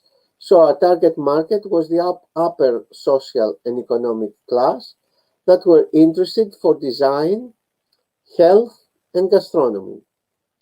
The second is where these customers were based. So we wanted to have expensive areas of New York and London. And of course, we decided to have a strategy that will secure us interaction with the audience, to have a lot of likes, a lot of sharing, and a lot of comments in our community. And one way to do this was creating a number of contests that gave people the opportunity to participate in this contest. And we used hashtags for audience participation in content creation. For example, we were inviting our customers to take photos with our products and use the hashtag 5oliveoil. And the final stage, of course, of any marketing strategy is the analysis of the results and the integration with the plan, with the marketing plan. We had a special edition in order to understand very luxurious packaging. We had a very luxurious package with Swarovski version, Swarovski crystals on on the bottle. In this picture, you see how the product was placed in London Harrods store. So it's a supreme product, very luxurious and top designers.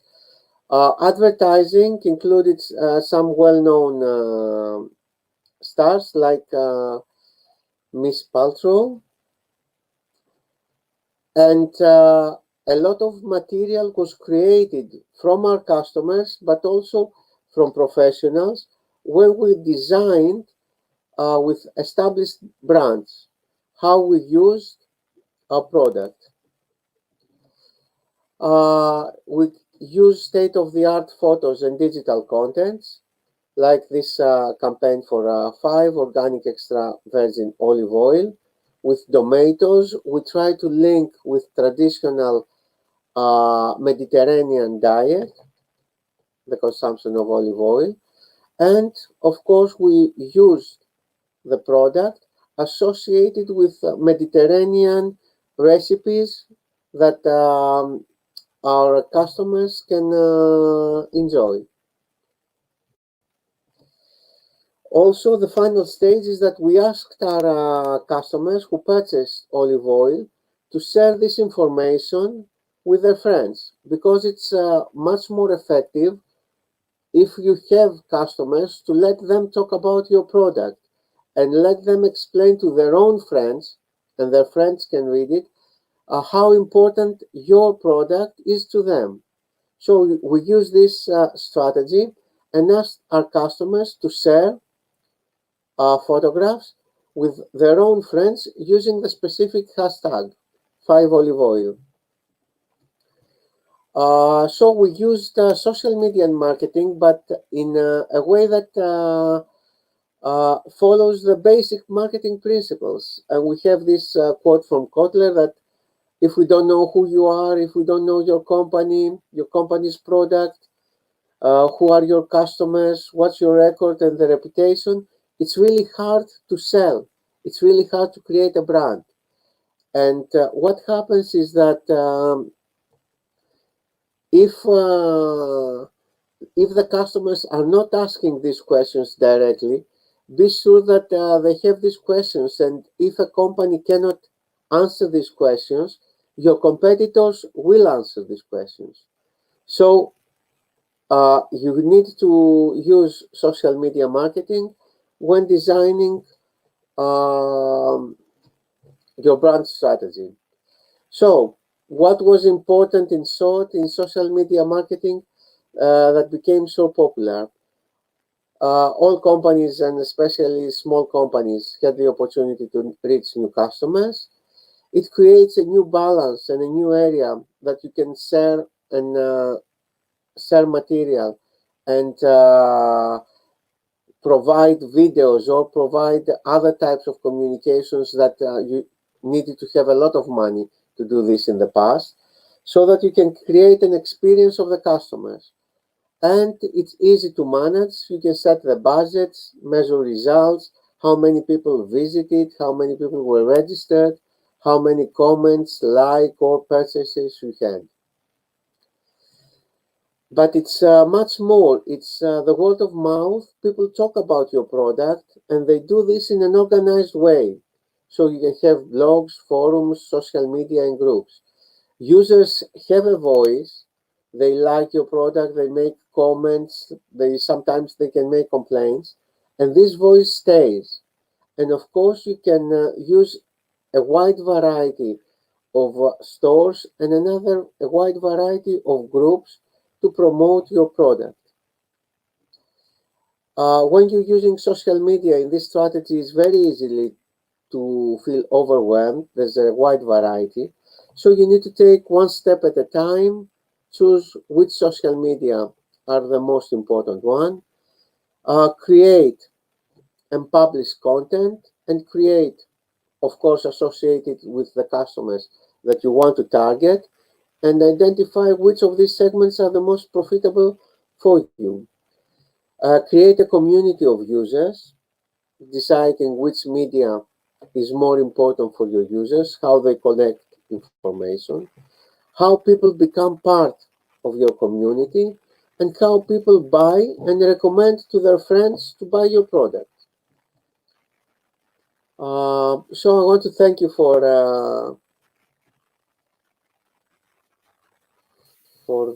that. And thank you very much, Mr. Spiropoulos. Thank you, Mr. Spiropoulos, for sharing your experience with Five. And now we proceed with Professor Arturo Garcia Angulo. He's a professor at the University of Cadiz.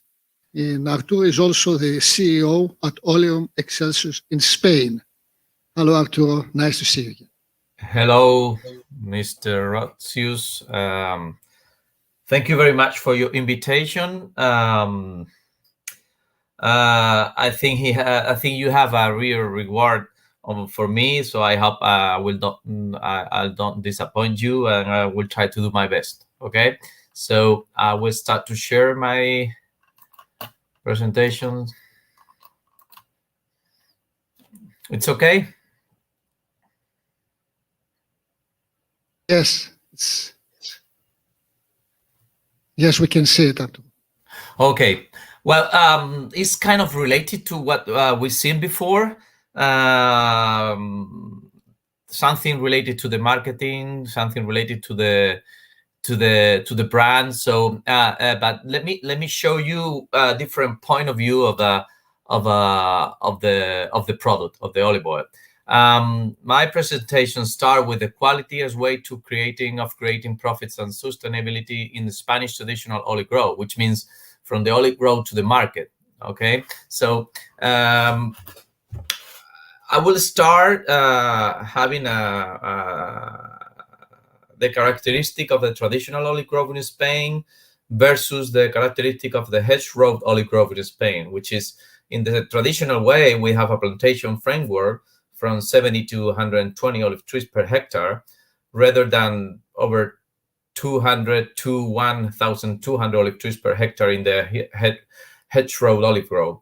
Let me have a real quick here break point, trying to explain the difference between traditional, intensive, and super intensive olive grove in Spain. I guess all over, but I'm talking about Spain, the Spanish way of name it. The traditional goes, as I said before, between 70 to 120.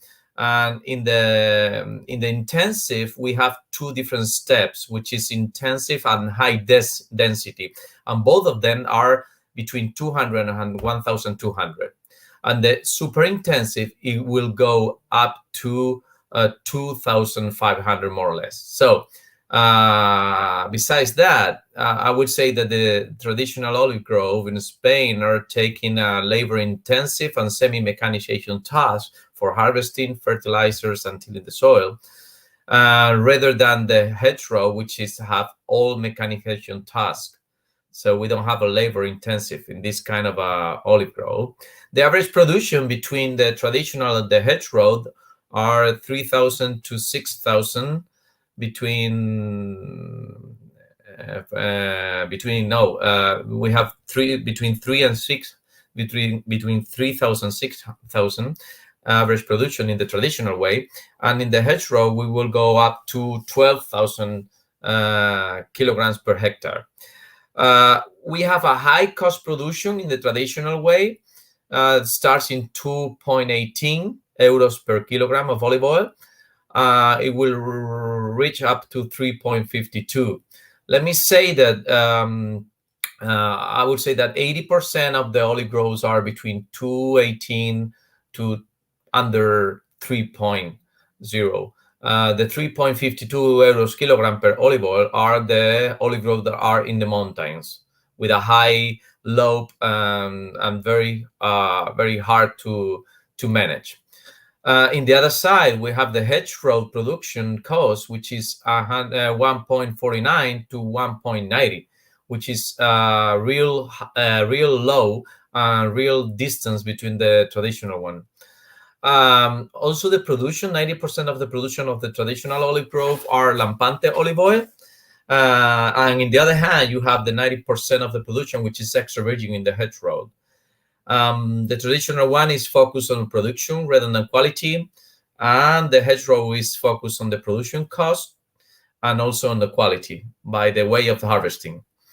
There's one more difference between them, which is the common agricultural policy that the traditional olive grove has and the hedgerow doesn't. So, but in the way of the traditional grove, it will go lower every year. So we have to have that in mind.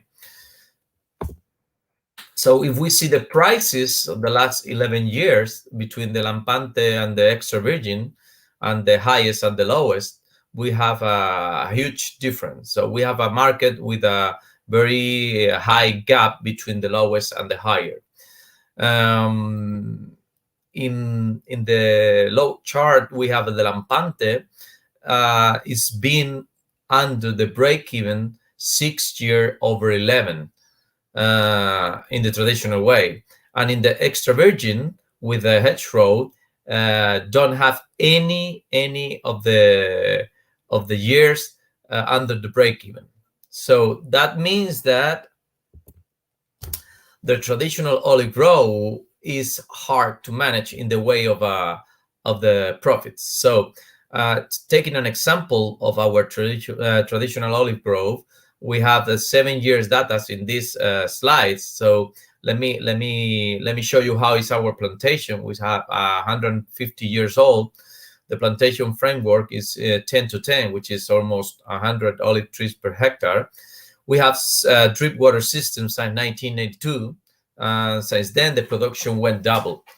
The average production is 5,837 kilograms of olive oil of olives per hectare, and we have an average olive yield 22.83. The Lampante olive oil sale price that we had the last 7 years, the average one was 2.43, and the production cost, the average production cost was 2.49. So obviously we are under the break even. So but why we don't leave the olive grove? Because we have the CAP grants that make us the profits of 0.77 euros per kilogram of olive oil. So that's why the traditional olive grove versus the hedgerow olive grove, that's the dilemma that we have in Spain. So that's why the traditional olive grove is not profitable, as we saw before. And the European community has established the CAP, so farmers don't leave the olive groves. But some of them are looking forward to the hedgerow, mostly in a larger states, which is more profitable. And only a few of them are changing the model based on the quality and branding vertical integration, which is what I'm gonna talk right now. A model based on a quality and branding vertical integration. So the question is, make an olive grove conversion to a hedgerow or keep the traditional way? Maintaining the traditional olive grove means sustainability of the way of the way of life of small village, which is very important. We're talking about village that have 1,000 or less population, but it must be profitable. So how can we do that? We only have two ways, which is decreasing the production cost, and I believe there's no way because the cost structure is probably 99% fixed, or increasing the prices, which is no way also because we have a free trade market. It's not a free trade market itself, but because we have many sellers, only a few buyers, but it works like a free trade market. But if we don't have the ability to decrease the production costs or increase the prices, what can we do? Well, we can have a difference. We can work on a differentiation of the product based on the quality and based on the brand. On the quality, based on the early harvest model with a cold extraction and filtering and storage in a protected atmosphere that will keep the best of the olive oil. Also adding a brand with an integral with a vertical integration, which means that the farmers will also own the mills, the bottling plant, and the final product. So everything is under control of the farmer. Why can we do that? Because quality itself does not make the traditional olive groves profitable, because the difference between Lampante and extra virgin late harvest, of course, is only 0.34 euros kilogram of olive oil the last 11 years. So that means that if we only work on the quality, talking about the late harvest, we won't be profitable at all. So we have to change their mind, and we need to go to work through the value chain of the vertical integration in order to generate greater profits. So the steps are, the first one is to have a early harvest concept. I don't know if everybody knows what early harvest concept, which is extra virgin with a huge different product between the late harvest. We need a brand, we need a story to tell related to the brand, and we need to work along the entire value chain with the same goal in mind. And also the last one, which is, I believe is the hardest one, is sell by educating. In Spain, olive oil is treated as a commodity product. So that means that the consumer don't know about the brand, don't care about the brand, don't care about the quality. They just buy olive oil or extra virgin or virgin olive oil, and they just feel comfortable with that. And we have to tell them that we have another product related with the olive oil, which is a gourmet product at an early harvest, that if you taste it, is quite different from what you are used to. So also you have to tell the consumers that you have to pay 4, 5, 6 times what you are paying for the extra virgin or the virgin late harvest. So we have to manage how the consumer is going to think about the new product. So to try to reach the maximum price range of the market with 16 euros per half-liter bottle, which means selling the extra virgin olive oil at 12 euros per liter. But this is not easy because the market is not used, as I said before, to highest quality or higher price. So that's the crux of the matter. My concern is that when people taste the early harvest, and you explain to them what early harvest means, and you explain to them how high cost is the early harvest, they pay for the difference between the late and the early, because the consumer appreciate what the early harvest means. But it's a hard, tough to do, and it's a quite important thing to work on it. So in these pictures, we can see how the traditional olive groves are in Spain. We can see how the color of the early harvest product is, the green color because of the early harvest, how we're taking care of the olives in the soil with the blanket. And as I said before, quality is the only way of creating profits and sustainability in the Spanish traditional olive grove. Many thanks. Thank you very much. Thank you, Arturo, for sharing your experiences with us. We keep that olive oil is still sold as a commodity, and the need to educate consumers. Now, I have some questions here, a general question that comes, and I want to ask all presenters. Okay, we see them all. Hello. Is if you could identify one major challenge, only one, in the marketing of the products, which one should this one be? Gifad? Wow. I think it's the traditional production, but it's also the education of public. I mean, public are very fine-tuning regarding wine, but totally less uneducated regarding olive oil. And this gap should be solved somehow. Okay, thank you. Haris Spiropoulos?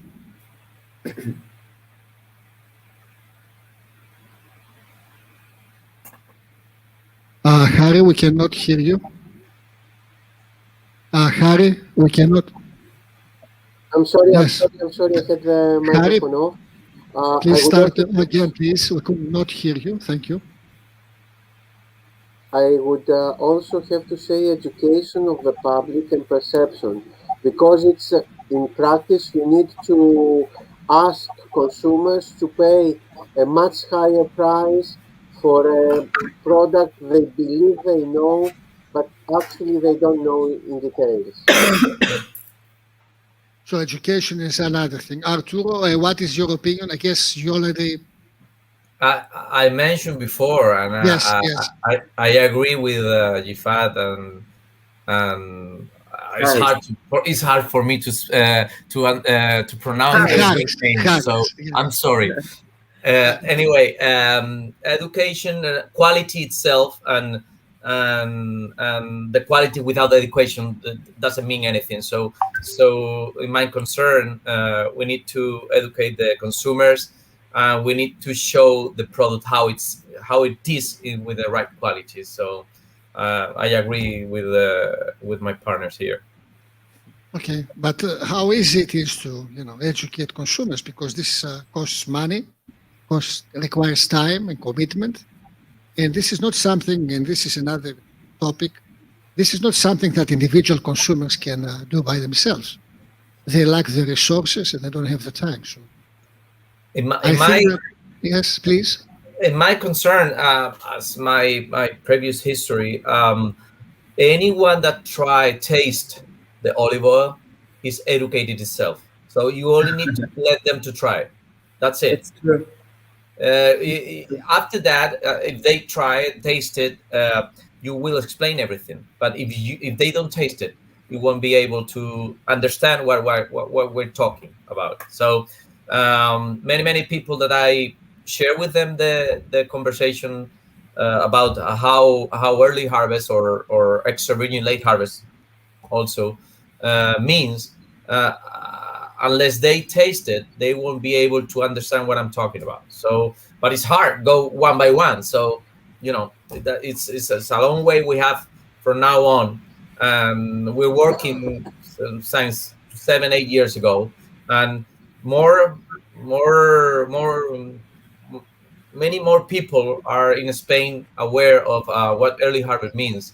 Now we have stores with many shelves with many brands. You have to realize that 15 years ago in Spain, we had only probably 10, 12, 15 producers related to the early harvest. Now we have over 80, 90, probably 100 producers with their own brands working on the same range of the gourmet product. So we're working. It's hard. It's slow to go through, but that's the way.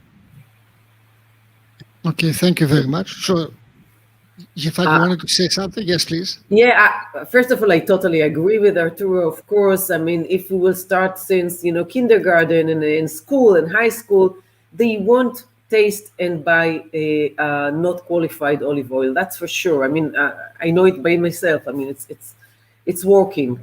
But there are a few stages. I mean, usually we are like kind of targeting the foodies, the 20%, and we can say, okay, it's okay. The 20%, like in the Pareto rule, the 20% will cause the other 80% to follow them. But it's not true to target only 20%. We want to target the middle class. We want to target mothers. And so I do believe that we have to educate, first of all, according to the health advantages of this product. I think they are not well known and well discussed. And also, I'm looking for the last few years for a good research that will explain me the damage, the disadvantages of bad olive oil, of fake olive oil, and I don't find it. So for people, it's like, okay, it's not the premium qualified or premium extra virgin, but it's okay. I think we need to show them that it's not okay. There is a damage with an olive oil that has facts and all the other damages. And the last thing is tourism. I mean, we are going back to local tourism, to foodie tourism, the POD, the GI, geographical indication. We have to work with the European Union and other global international bodies to sign those areas and to provide them resources and knowledge and visibility. So people will reach this place and will know exactly what is qualified olive oil and the history and the health advantages, etc. Okay, thank you. Harry, you need to add something, or should I move to the next question? Let's move to the next question. Okay, thank you. So what I keep is that I keep the two experts that responded to this question are optimistic about the future of the product, and they see an increasing demand and see some positive prospects. This is very, very positive. So another question, and I read it. In terms of marketing a premium, more expensive product, are international competition prices necessary in order to reach a higher willingness to pay for the consumers? So what I understand from the question is if prices are important for high premium products in international markets. In other words, do consumers of higher priced products are concerned about prices or not? What do you think? They definitely do, but I really look. I take example from the wine industry. I think it's our cousin, and we can learn a lot from them. And prices are wide. The scale is unbelievable. So if it's possible there, it probably will be possible also with olive oil, and the use of olive oil is even higher than using wine. So I don't think, I think price is important, but I think branding is even more important. So if we will succeed in branding it as qualified, as healthy, as beautiful, as important, as good, as prestige, so people will be willing to pay more. This is on the one side. On the other side, if we will succeed in making the high profile branding, maybe we will be able to recruit governments, international bodies to subsidize this sector. And then it will be possible for each one of the public to buy it in an average price, but the production and the producers will receive subsidies for the expensive production. For expensive. Yeah. Kostas, let me ask a question that I just wrote here, related to what why someone says, why is the quality of production of traditional olive grove low? I mean, it's not low itself because from the traditional, it's the way that we harvest, it's the way that we keep the olives at the time that we harvest, that it makes it lampante, the lowest quality. Yes. We do have a traditional olive grove, and we are making lampante, and also we are making early harvest. So it's just the way that you do it. And I have a point of view about the traditional olive trees, which is the old olive trees, the over 100 years old. I don't have the data for that, but I do believe that the olives of the traditional olive trees, which is 100, 150, 200 years old, they have inside of them, the tree is very balanced itself. I will say like the people, when you're younger, you have many different and different ranges of behavior. But once you get older, you just balance your behavior. So I don't have the data as a scientific, but I do believe that the olive oil from the centenary old olive trees are more balanced and more easy to have a better taste in the early harvest.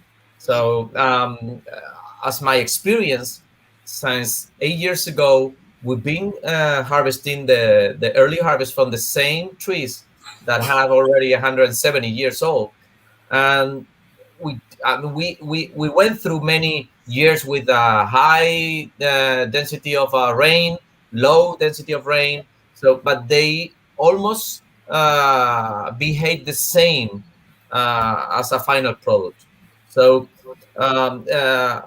as I said before, the traditional olive groves don't have itself lampante olive oil. It's just the way that you want to extract the olive oil from the olives. That's it. Okay. I just want to, make sure that everyone's understand what I said. It's human activity that makes the difference. Yeah. Thank you for the clarification and for responding to this question. We have another question related to what you said earlier, Yifad, and it is, if we identify the dangers of the fake olive oils, is there a chance that we might scare consumers away? This is the question. So if we focus too much on the fake and the problems and issues you mentioned. So let's continue fake olive oil. That's a good answer. I think, you know what? I understand this question. I understand the fear, but I want to add another threat from the other side, which is technology. I already find myself watching gel capsule olive oil, powder olive oil. Technology is there. They will translate the olive oil, the liquid, into something else. So if we want to keep it, we have to do it qualified. Otherwise, the technology will say the human being is not able to do it, so we will do it in a very mechanistic way. So I think this is the other danger. And I prefer to, let's say, to go down for a period of time with numbers of people who are buying olive oil, but I do believe that we will go up when olive oil will be qualified and not like the red, the red part with the graph that I showed. It's awful, I think. Let me add just one thing. The fake is not also the olive oil. It's just the price that you pay for something that is not worth it. So exactly, I would say that. Exactly. Yes. It's worth to buy canola oil. It's even cheaper than fake olive oil. That's right. So exactly. Yeah. Thank you very much. So there is a comment from the audience, and the person states that regarding education, and I agree, and will add that we need to have more high-quality articles about olive oil. I've tried to provide them to the Anglophones worldwide on the only wide-ranging English language website focused on Greek olive oil. So there is a site, let me mention the site, it's www.greekliquidgold.com. I'll repeat that, www.greekliquidgold.com. And apparently this site has many English-speaking articles on the benefits of olive oil. And thank you for the participant for sharing this site with us. Okay. I don't see any other questions here on the chat room. No, there are no other questions. Is something else you want to add before we close the session? Did anyone answer the question says about the international prices and stuff like that or not? Yes, I think if I'd answered that. Okay. But if you want to say something, please, we have time. Tell us, share with us your experience about the prices in international markets, please. Well, my concern, we need someone to tell the audience that our olive oil is good enough to buy. If you don't taste the olive oil and you have to choose between which one of them, the prices will let you know which one would be the best at the beginning. Okay, so it is necessary only for the marketing plan, and it will help you to introduce the olive oil in that country that you are presenting the olive oil to the price. So it helps. It helps. And you have to remember that agronomic quality check is only in olive oil, not in wine, for instance. So the tasting is very important for the quality of oil. But Yes. yeah. Okay. Please go ahead. I'm sorry. What, please? No. What I wanted to say, that just to continue what Arturo said, is that I do believe in tasting, but we cannot make all public taste. But only in olive oil you have the organoleptic tasting quality taste, and this is one of the problems regarding pricing. It's the quality. The prestige of this product is very low. I think it's #1 fake product in the world, food product in the world, second to honey maybe. So there is a lot of work to do before making people, convince people to understand and appreciate. Yes. So we'll come back to the first point, that we need to educate consumers, something that requires time. It's not very easy. And education and sharing trends and experiences was the main objective of this conference, the second international conference. And if you don't have any other comment, I will take this time to thank you, Paul, for your participation and for your meaningful insights. It was a very interesting and very meaningful session on marketing. And again, being in marketing, in our opinion, this is the most important activity, more important than producing or processing. Marketing is what at the end matters and what brings our products to the final consumer. So thank you all very much. And in like half an hour, we'll have the closing ceremony. We hope to see you there. Thanks for taking the time, and I hope to see you all live here at Perrotis College in Thessaloniki, Greece. Thank you all, and thank you the audience for staying with us on a Friday afternoon. And we'll see you in about half an hour for the closing ceremony. Thank you. Thank you very much, Kostas. Thank you. Thank you. Harry, yes.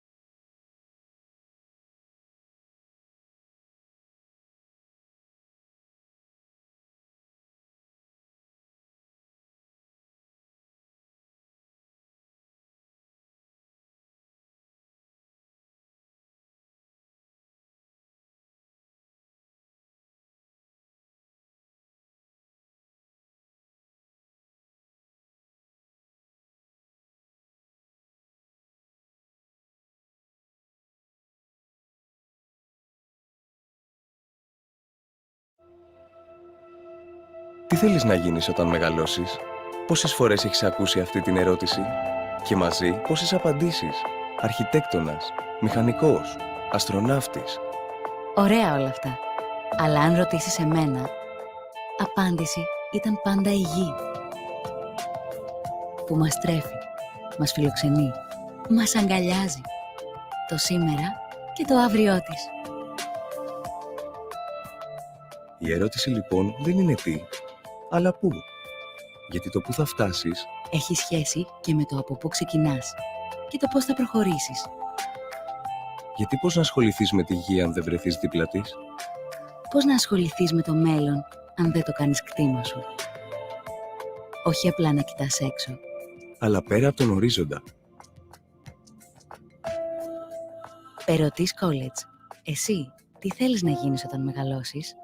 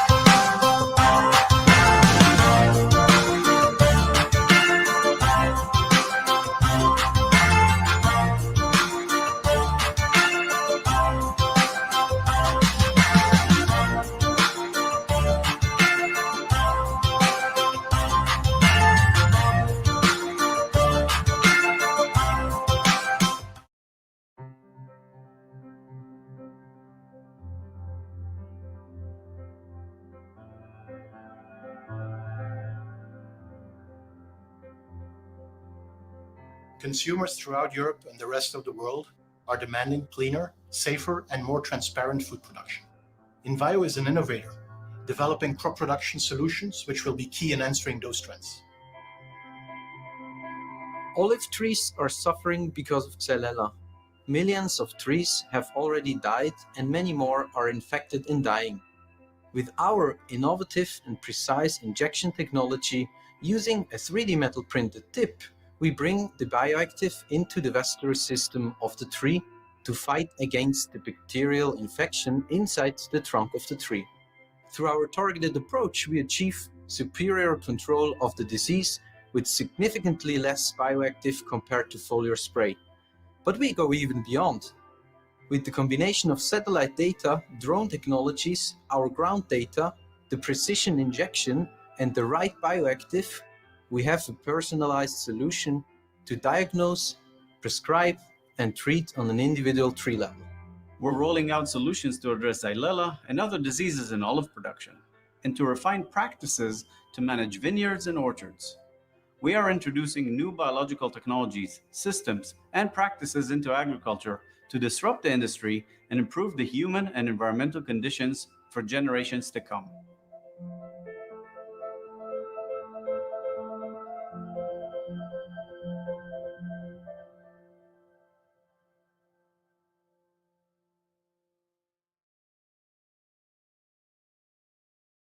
Η αρχή πάντα είναι πολύ δύσκολη. Αλλά άμα έχεις υπομονή και επιμονή, κερδίζεις τα πάντα. Ξεκίνησα το 1956, μέχρι το 1970 ήμουνα στην εσωτερική κατανάλωση, σε διάφορα μπακάλικα σε όλους τους νομούς της Κεντρικής Μακεδονίας. Στις αρχές της δεκαετίας του 1970 άρχισε δειλά κάποιες εξαγωγές σε Έλληνες του εξωτερικού. Σιγά σιγά απλώθηκε σε όλη την Ευρώπη και φυσικά τα επόμενα χρόνια και στις ΗΠΑ και σε άλλα κράτη του κόσμου. Έχει σημασία πάρα πολύ τις σχέσεις έχεις αναπτύξει στη διάρκεια των χρόνων με τους ανθρώπους σου σε όλη την Ελλάδα, με τους παραγωγούς, πώς αφουγκράζεις αυτούς, πώς αυτοί καταλαβαίνουν εσένα. Οι σχέσεις αυτές των παραγωγών ξεκινάνε το πατέρα μου από τις προηγούμενες γενιές παραγωγών, συνεχίζουν στα παιδιά τους και στα εγγόνια τους. Ο πατέρας μου, γνωρίζοντας κάθε ελληνική ελιά όπου βρίσκεται, τι δυνατότητες έχει, ξέροντας τους καλύτερους ελαιώνας και ξέροντας να επιλέγει πάντοτε το καλύτερο δυνατό προϊόν. Είναι μια σχέση αμφίδρομη και οδεύει στη διάρκεια του χρόνου.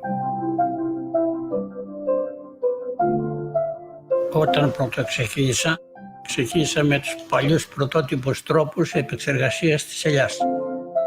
Το χαράκι ήταν με το χέρι. Χαράζαμε το βράδυ και το πρωί τα κάναμε διανομή στα διάφορα μπακάλικα. Η επέμβασή μας είναι λιγότερο δυνατή με σεβασμό σε αυτήν την ελιά. Είναι το άρωμά της, η γεύση της που την ξεχωρίζουν από τις υπόλοιπες ελιές στον κόσμο. Πραγματικά έχουμε καταλάβει όλα αυτά τα χρόνια κάνοντας μέτρητα ταξίδια ότι η ελληνική ελιά υπερέχει σε σχέση με πολλές άλλες ποικιλίες στο εξωτερικό. Λειτουργούμε σε μια οικογενειακή ομάδα, μια δυνατή ομάδα που συνυπάρχουν αυτή τη στιγμή 3 γενιές στην ίδια εταιρεία. Υπάρχει τουλάχιστον μια ζωντανή παράδοση 3-4 γενναιών. Σε όλα αυτά τα παιδιά που ασχολούνται με τον πρωτογενή τομέα, με εμάς που ασχολούμαστε με το μεταποιητικό τομέα, υπάρχει μια παράδοση που δεν πρέπει να χαθεί. Η εταιρεία έχει στα χέρια της μια ισχυρή παράδοση, δίνει μεγάλη βαρύτητα στην ποιότητα και πιστεύει ότι αυτά τα δύο πράγματα, η ποιότητα και η παράδοση, έχουν μέλλον. Πρέπει βέβαια να μην μείνουμε στην παράδοση, με καινούργια προγράμματα, να επιβάλλουμε στα καινούργια βήματα της ζωής. Η πίστη και η εμπιστοσύνη που έχουν τόσο οι παραγωγοί που δίνουν τα προϊόντα της, όσο και οι πελάτες οι οποίοι αγοράζουν τα τελικά προϊόντα. Αυτή τη σχέση εμπιστοσύνης θέλουμε να χτίσουμε και να τη μεγαλώσουμε και τα επόμενα χρόνια και είναι η μεγάλη περιουσία της εταιρείας. Προσδοκούμε στην τρίτη γενναία να έρθει μαζί μας, να αγαπήσει και αυτό το προϊόν, να έχει και αυτή πάθος, όσο είχαμε κι εμείς. Πάντα λέω και στα παιδιά μου και στα εγγόνια μου, η δουλειά δεν θέλει μόνο ζήλο.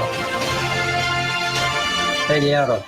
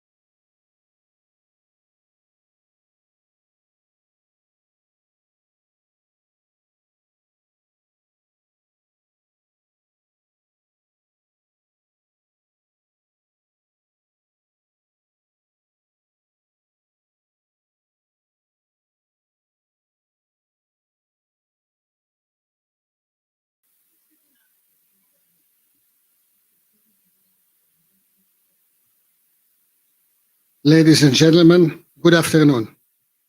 As we reach the end of the second international conference organized by the Perrotis College Krinos Olive Center, I have the honor to invite Dr. Antonia Trichopoulou, President of the Hellenic Health Foundation, Professor Emeritus at the University of Athens Medical School, for a closing speech. Her scientific work has focused on public health nutrition and nutrition epidemiology, with emphasis on the health effects of the Mediterranean diet and traditional food. For that reason, she has been characterized by many as the mother of the Mediterranean diet. Without a doubt, when it comes to Mediterranean diet, no one has been more passionate about olive oil and its importance in a healthy nutrition than Dr. Trichopoulou. Dr. Trichopoulou, please.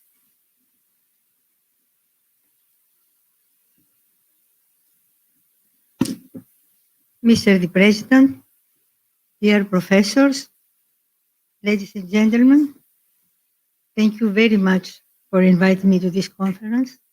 And this is one of the most important moments in my professional life. And really, I am grateful to all of you for sharing it with me. Well, in my presentation today, I will talk about Mediterranean diet and the role of olive oil in establishing the Mediterranean diet all over the world. Thus, I will examine how nutrition, how tradition, how culture, how sustainability collaborate in a unified way to promote the Mediterranean diet paradigm. But first of all, as an ancient Greek philosopher told, the beginning of a right education is the examination of words. Thus, we have to define what is meant by the words Mediterranean diet. And I think that this is very important because either intentionally or unintentionally, more than often, Mediterranean diet as a term is misused. So, for several of us in the scientific world, Mediterranean diet is the dietary pattern found in the olive-grown areas of the Mediterranean region in the late 50s and early 60s. When, dear colleagues and friends, we are talking about Mediterranean diet, we do not talk about the Mediterranean diet as it exists in several countries, in several parts of the world. We are talking for the dietary pattern found in the olive-grown areas in the late 50s and early 60s. And why that? Why in the late 50s and early 60s? Because you know that after the 60s, there happened a lot of socioeconomic changes all over the world. Many, many things they have changed. And why in the Mediterranean area where olive trees grows? Because without olive oil, Mediterranean diet does not exist. So, having said that very briefly, I will present in a pictorial way what is meant by Mediterranean diet. I think that all of you know, but just to tell you that Mediterranean diet is a way of living. It's not only a pattern. That's why in this pictorial representation, there is a person who is walking. It means physical activity. And on the right, there is a glass of wine. Wine is a part of the Mediterranean diet, but how it is used, because of course, overconsumption of wine might be detrimental, even for a society, might be detrimental on a personal base. But in the Mediterranean pattern, wine is a cultural issue. It's consumed during meals by adults, not to forget the life, not binge drinking, but to enjoy the life and to share the life in small amount, no more than 1 or 2 glasses of wine per day. So, as you can see, olive oil is the main added lipid in the Mediterranean. And Mediterranean, and we will talk about that later on, is actually a plant-based diet without saying no to animal food. It's a question of how much and how often. Mediterranean diet is a diet which allows everything, but just in moderation some food. Again, I will repeat what you know, that Mediterranean diet is promoting good health. Mediterranean diet is associated with longevity. Mediterranean diet reduces mortality. And there are a lot of epidemiological papers which they provide us indication or they prove the Mediterranean diet could prove a lot of chronic diseases, could prevent a lot of chronic diseases. And on the other hand, there are several papers, rigorous papers, referring specifically to olive oil. And from these papers, we learn that adherence to olive oil consumption is associated with better lipid profile, is associated with lower blood pressure, and then even quite recently, a randomized clinical trial, and I am mentioning that specifically because this is methodologically the best way to assess to assess a hypothesis. So, in a clinical randomized clinical trial, it was found that the extra virgin olive oil could prevent coronary heart disease, could prevent diabetes, atrial fibrillation, and breast cancer. So I will not continue on that, but because I think that now everywhere in the world is Mediterranean diet is considered as a healthy diet, as a prototype of the dietary pattern which is healthy. That's why in the American Food and Drug Administration, as early as 2004, allowed the labeling on a bottle of olive oil to claim that eating about 2 tablespoons, that means around 23 grams of olive oil daily, and if you do that, you may reduce the risk of coronary heart disease. I think that we do not take a lot of profit from this claim. I do not see in many bottles in the United States to bear this claim. In addition to that, I wish to bring to your attention also that several years ago, the European Food Safety Authority allows for a health claim for the olives which they have high content in polyphenols to bear a health claim. And not only that, in the American guidelines of 2015-2020, Mediterranean diet is recognized. And they say that they take into account studies examining the association between Mediterranean diet eating pattern and health. That's very, very, very important. But the Mediterranean diet, as I mentioned before, is not only food. It's something even beyond pattern. It represents a culture. It's a way of living.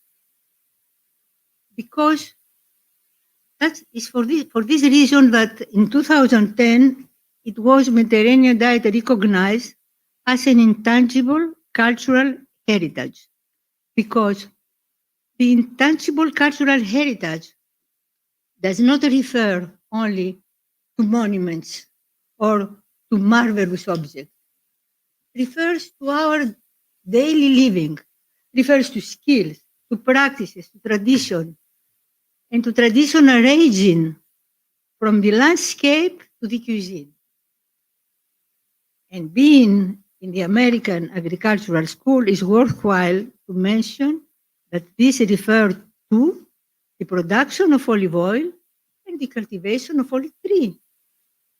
There are traditional ways of producing olive oil or of preparing the olives or cultivating the olive trees.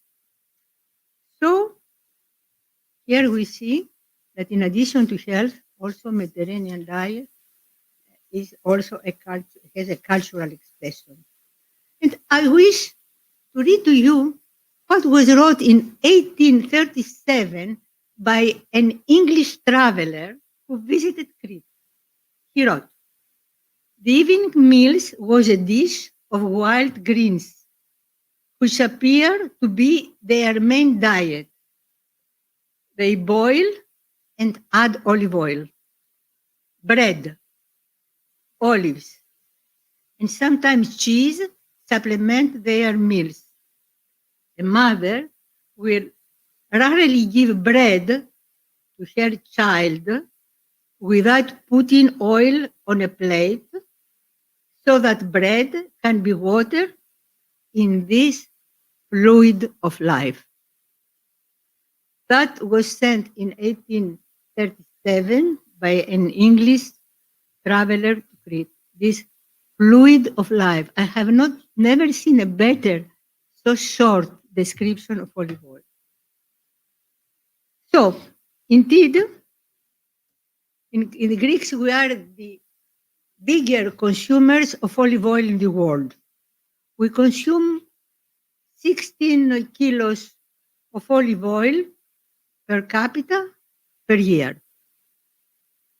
And then from the IDRIA project, which is our national nutrition and health survey, we found out very recently that 80% of the added lipid, the lipids which we use in every day, 80% of that is olive oil. It used to be higher. But as you know, there are solid fat, which now they enter our diet. And I want to make a distinction because you heard the term lipid. Olive oil is not fat, it's oil. And you should, I propose, use the term lipid because it's other fat and it's other thing, olive oil. And really we have a lot of problems with the people in the public health, not now, but 20 years, 25 years ago, because the general recommendation coming correctly from the North Europe and Central Europe for Central and Northern Europeans, reduce fat. Also in the United States, reduce fat. What is meant fat? In Greece was translated, reduce olive oil. Because they didn't know olive oil. So it was our lot for years to say that, look, we are consuming olive oil. It's not the same with lard, it's not the same with butter. So, when we're talking about nutrition and health, we have to consider that nutrition should be evaluated as a whole pattern, not to focus on the specific food items. And this is very important because from all the statistical analysis, which they try to evaluate the Mediterranean diet, we found much higher statistical association for the whole pattern than for the individual foods. And I am saying that because currently there is a big debate about the front of package labeling, in which we have a negative approach for olive oil because it's high content in calories. Yes, but how we consume olive oil, which is the pattern under which we consume olive oil. We consume olive oil because we eat a lot of vegetables. I remember sometimes in the United States I was asked, how you consume so much vegetables? I say, of course, I cannot eat eggplants raw or zucchini raw, 2 or 3 or 400 grams per day, but I can easily eat them cooked in olive oil in our famous ladera. Ladera is a secret of the Mediterranean diet because ladera, in order to be prepared before we sizzle onion, garlic, a lot of aromatic herbs, and then we put the vegetables or the legumes. But this is another story, which also is part of our culture. It's a part of our tradition. So we can easily say that the traditional Mediterranean diet is associated with longer survival. And this could partly attributed to Mediterranean traditional food on which this diet largely relies. Keep in mind, we have to register the traditional foods. They are disappearing. The way we were preparing in the past, of course, we are proceeding and we develop new ones. And but for several traditional foods, like our pitas, for example, they are unique in concept and in the use of olive oil and of plant food. And then slowly I move to the sustainability, because talking about local foods, traditional foods, we are talking automatically and going back to the 60s for local foods. Traditional foods, they are local, because at that time it was local production, local consumption.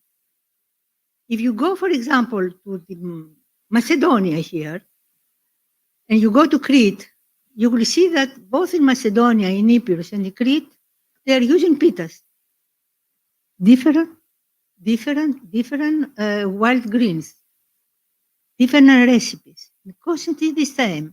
And to that, I want to add that because I have studied the pitas, the various pitas, and then the old ladies, sometimes there are pitas with 40 different herbs, 40. And then I ask them, why you use this one and that one? Why you put so much of this one and so little of that one? I said, because this is bitter and this is sweet and I have to mix because the taste is different. So there is a lot of gastronomy behind it. It's not by chance. It is not only that. Keep in mind that we have more than 150 pitas registered. And that shows something. The fantasy, the ingenuity of the Greek mind with 3 main things: olive oil, flour, and wild greens. We produce more than 100 pitas. This says something. So, when I started my presentation, I talk about culture, Mediterranean diet culture, the role of health, and sustainability. Because by definition, Mediterranean diet is a sustainable diet. It's a sustainable diet because it's a plant-based diet. They have in their smaller water footprint, lower greenhouse gas emission, because we do not consume a lot of meat in the Mediterranean diet. Consumption of meat is very low. So, and the way we were producing the Mediterranean food in the 60s was totally sustainable. But very recent year, it was a very interesting paper which appeared, which refers to the olive trees. Because the olive trees are not only a barrier to desertification and erosion. Olive tree is a sink for carbon dioxide. They absorb more carbon dioxide than they release in the atmosphere.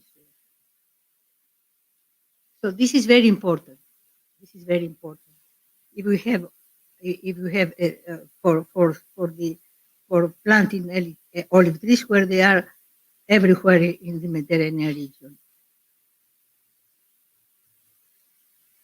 But the last 10, 20 years, the various scientists who were working separately, the ecologists, they were saying that it's coming climate, we're going to have problems with the climate and the environment.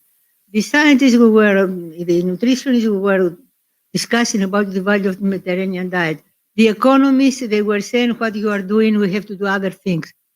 And we never came together to share our experience and to say, hey, come on, let's find a solution. Let's plan the future. But this now is requested because now we do not have a climate change. We have a climate crisis. And in 2019, it was published in the Lancet. The Lancet is an eminent scientific journal. The report of a committee who was created mainly by the Lancet, but it was initiated in a way by the Scandinavian countries. They were collaborating for 1-2 years, a lot of scientists all over the world. And I will read what is written as a summary at the end of this report. Mediterranean diet has emerged as a pattern that promotes good health. We know that. Indeed, in epidemiology, it is rare to have so consistent evidence of the beneficial effects of an exposure as it has been shown for the Mediterranean diet. We discuss about that.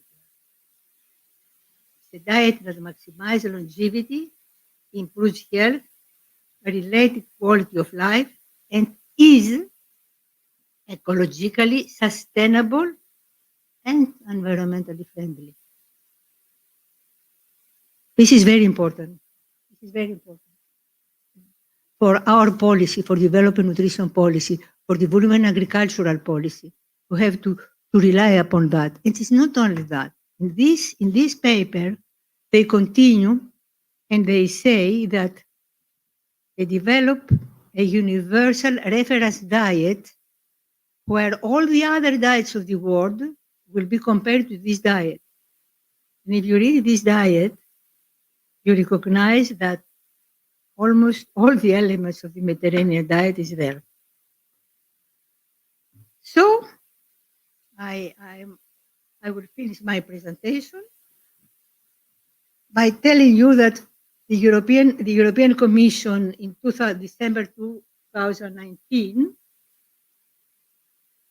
announced the creation of a European Green Deal, in which they strive to do something about the climate change.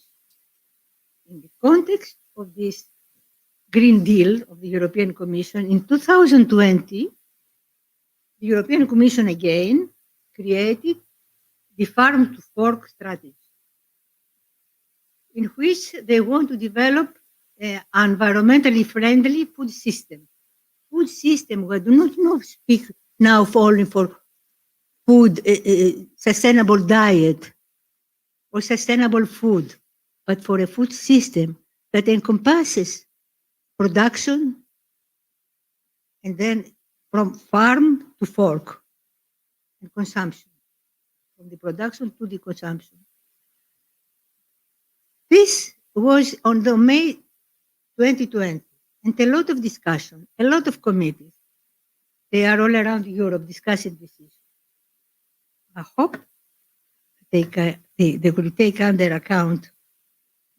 They will take under account all the recommendations of the experts and all the publications, and they include in Farm to Fork the value of the Mediterranean diet, because if we try to save the Mediterranean diet, because Mediterranean diet, we like it or not, is disappearing now.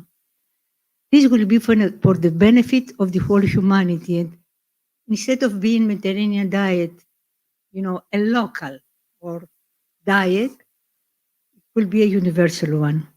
Thank you. Thank you.